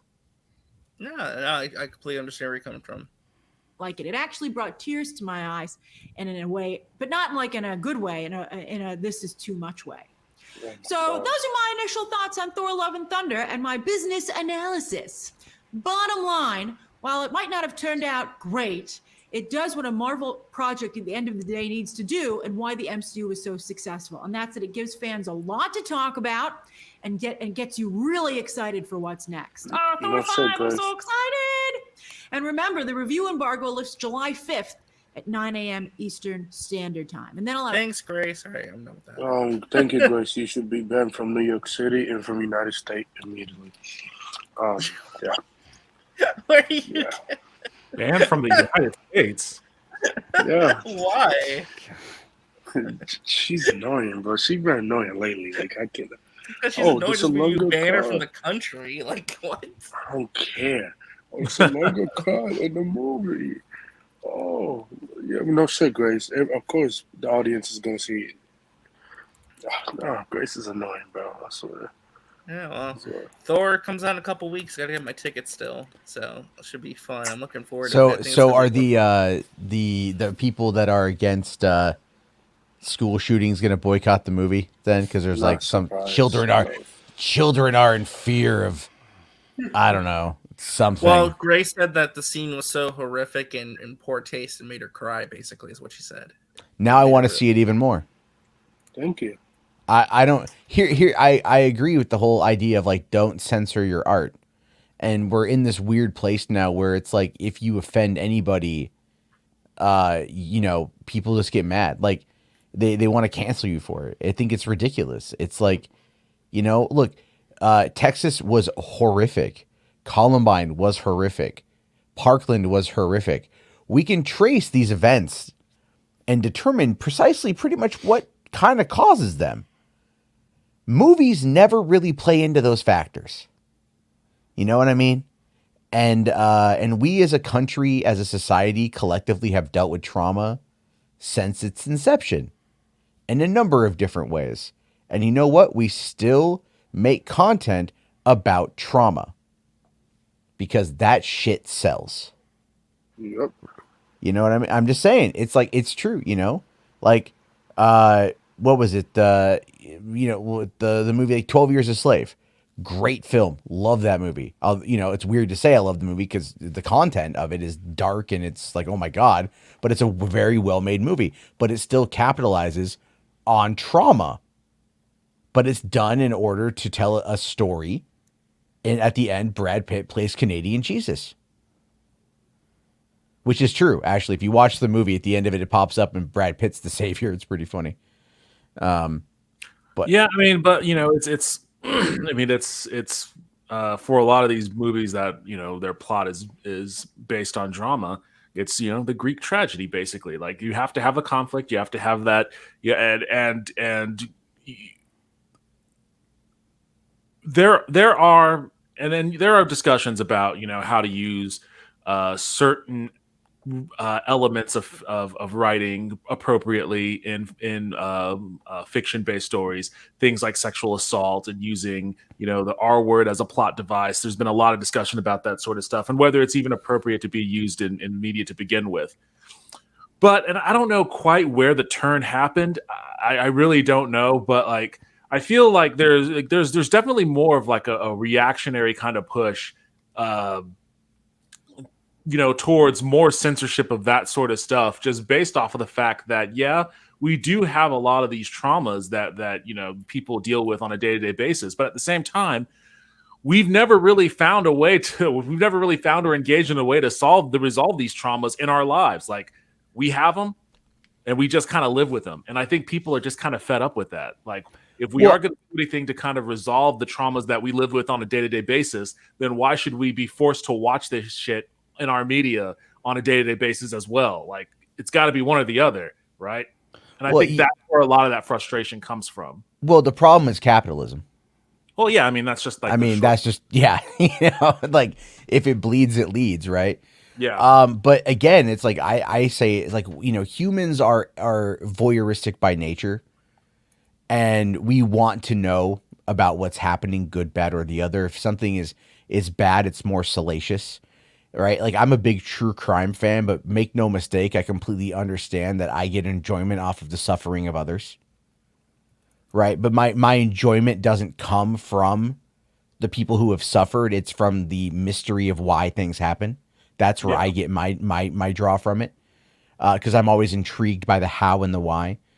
In these scenarios, though, again, we can pinpoint a lot of what's happened with our country and our society.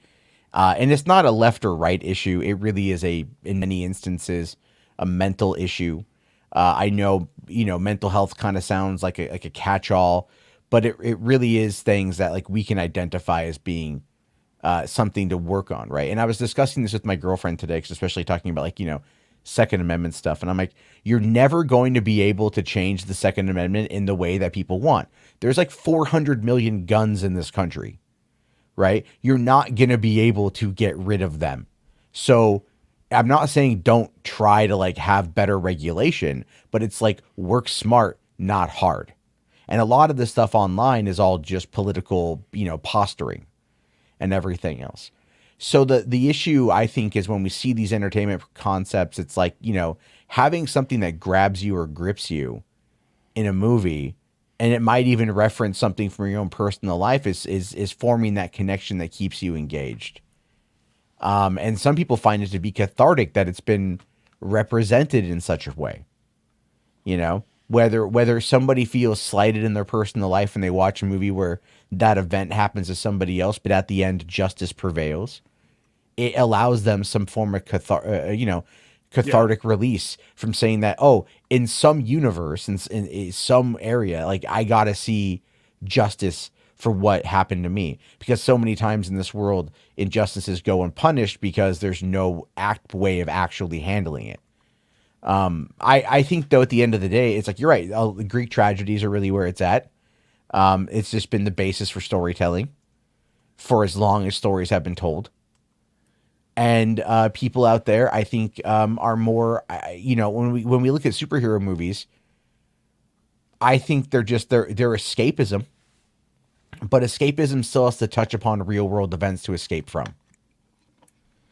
And that's where it's like these movies are largely done by committee. They're largely done by focus groups. They're meant to be 4-quadrant releases. They want to touch upon every single thing that they can. And so they're manufactured to be as broad as possible, and I think because they're meant to touch upon certain things, in that way. So yeah, I had a point. Sorry, I kind of lost it on that one there. No, you're fine. You're fine. No, I thought that was very well said. It's just it is an interesting conversation to have, but I am getting tired. I'm sure everyone else is getting tired. I think we're gonna cut. I think we're gonna cut the stream here. So thank y'all for watching so much. Everyone popping on. I don't know why I was left alone to host this, but I was. So here I am. It was amazing. Because Max likes to torture you, RJ, and you let him do it. Yeah, I can be too nice sometimes. It's fine. But yeah, thank y'all so much for watching. Go check out Reyes' stream on Obi-Wan and tune in tomorrow, I guess. I don't know what Max is doing tomorrow, but whatever. All right, bye.